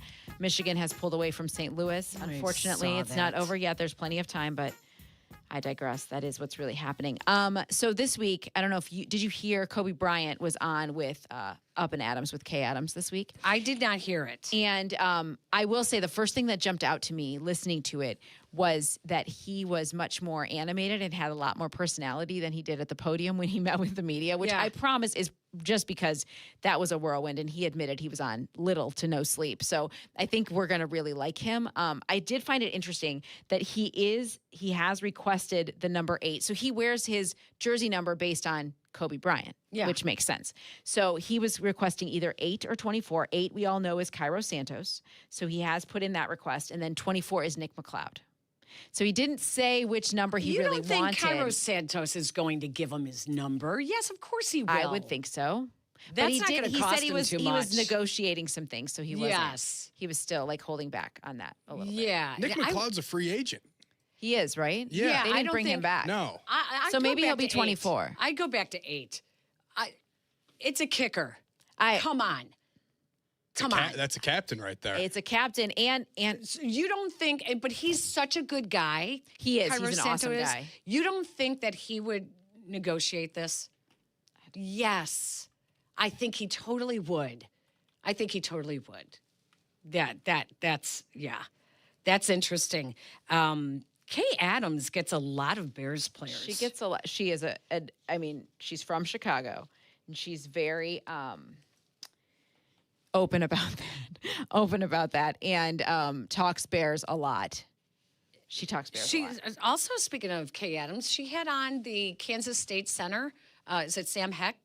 So, and she did. And my son had told me, because he covers Kansas State in Topeka for the CBS station, he had told me that there were a bunch of Bears reps at his pro day. And he said that the meetings with them went very well. He thought he really liked Dan Rochar was there, and then the assistant offensive line coach, his name escapes me at the moment, but he was also there. He had great conversations with them.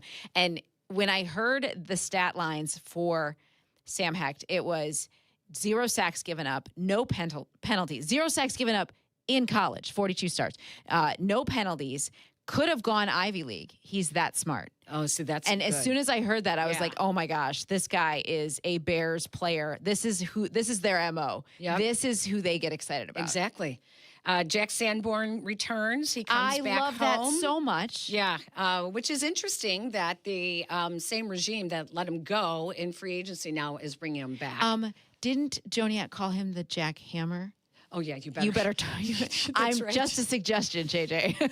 Although I'm not thinking. I don't know that Jack Sanborn is going to be the next Brian Urlacher, where you have to worry about. No, but then let this be your trademark practice, where you just get in the habit of writing these things down. And they also signed James Lynch to the defensive line. I didn't know anything about James Lynch. I don't either. So, do you know anything about James Lynch? No, everyone's like, I don't know anything about James Lynch. Yeah. So, and we continue to hear every time I read something positive about Caleb Williams, like Kevin Byard saying some great stuff about Caleb, you turn around and you read something negative from an opposing scout still thinks, blah, blah, blah. So next year will be interesting. You know what I appreciate about Caleb? He was at the Chicago Stars game. Soccer game. Yeah. He was courtside for Lakers and Bulls. Seems invested in our city. Yeah, exactly. And I appreciate that. I know that we have to go here. We do. And we have to hand it off to White Sox. I want to say very quickly, heartfelt condolences to the Ignatius family and to the Gracie family on the tragedy that happened in Barcelona. Our hearts go out to you, and our prayers go out to the Gracies and the Ignatius family. Tonight at Allstate Arena, the Chicago Bulls, the Rockford IceHawks. With only 1 month of hockey left in the regular season, the Wolves are battling for their playoff position. The next Chicago Bulls games are tonight at 7 p.m. against the Rockford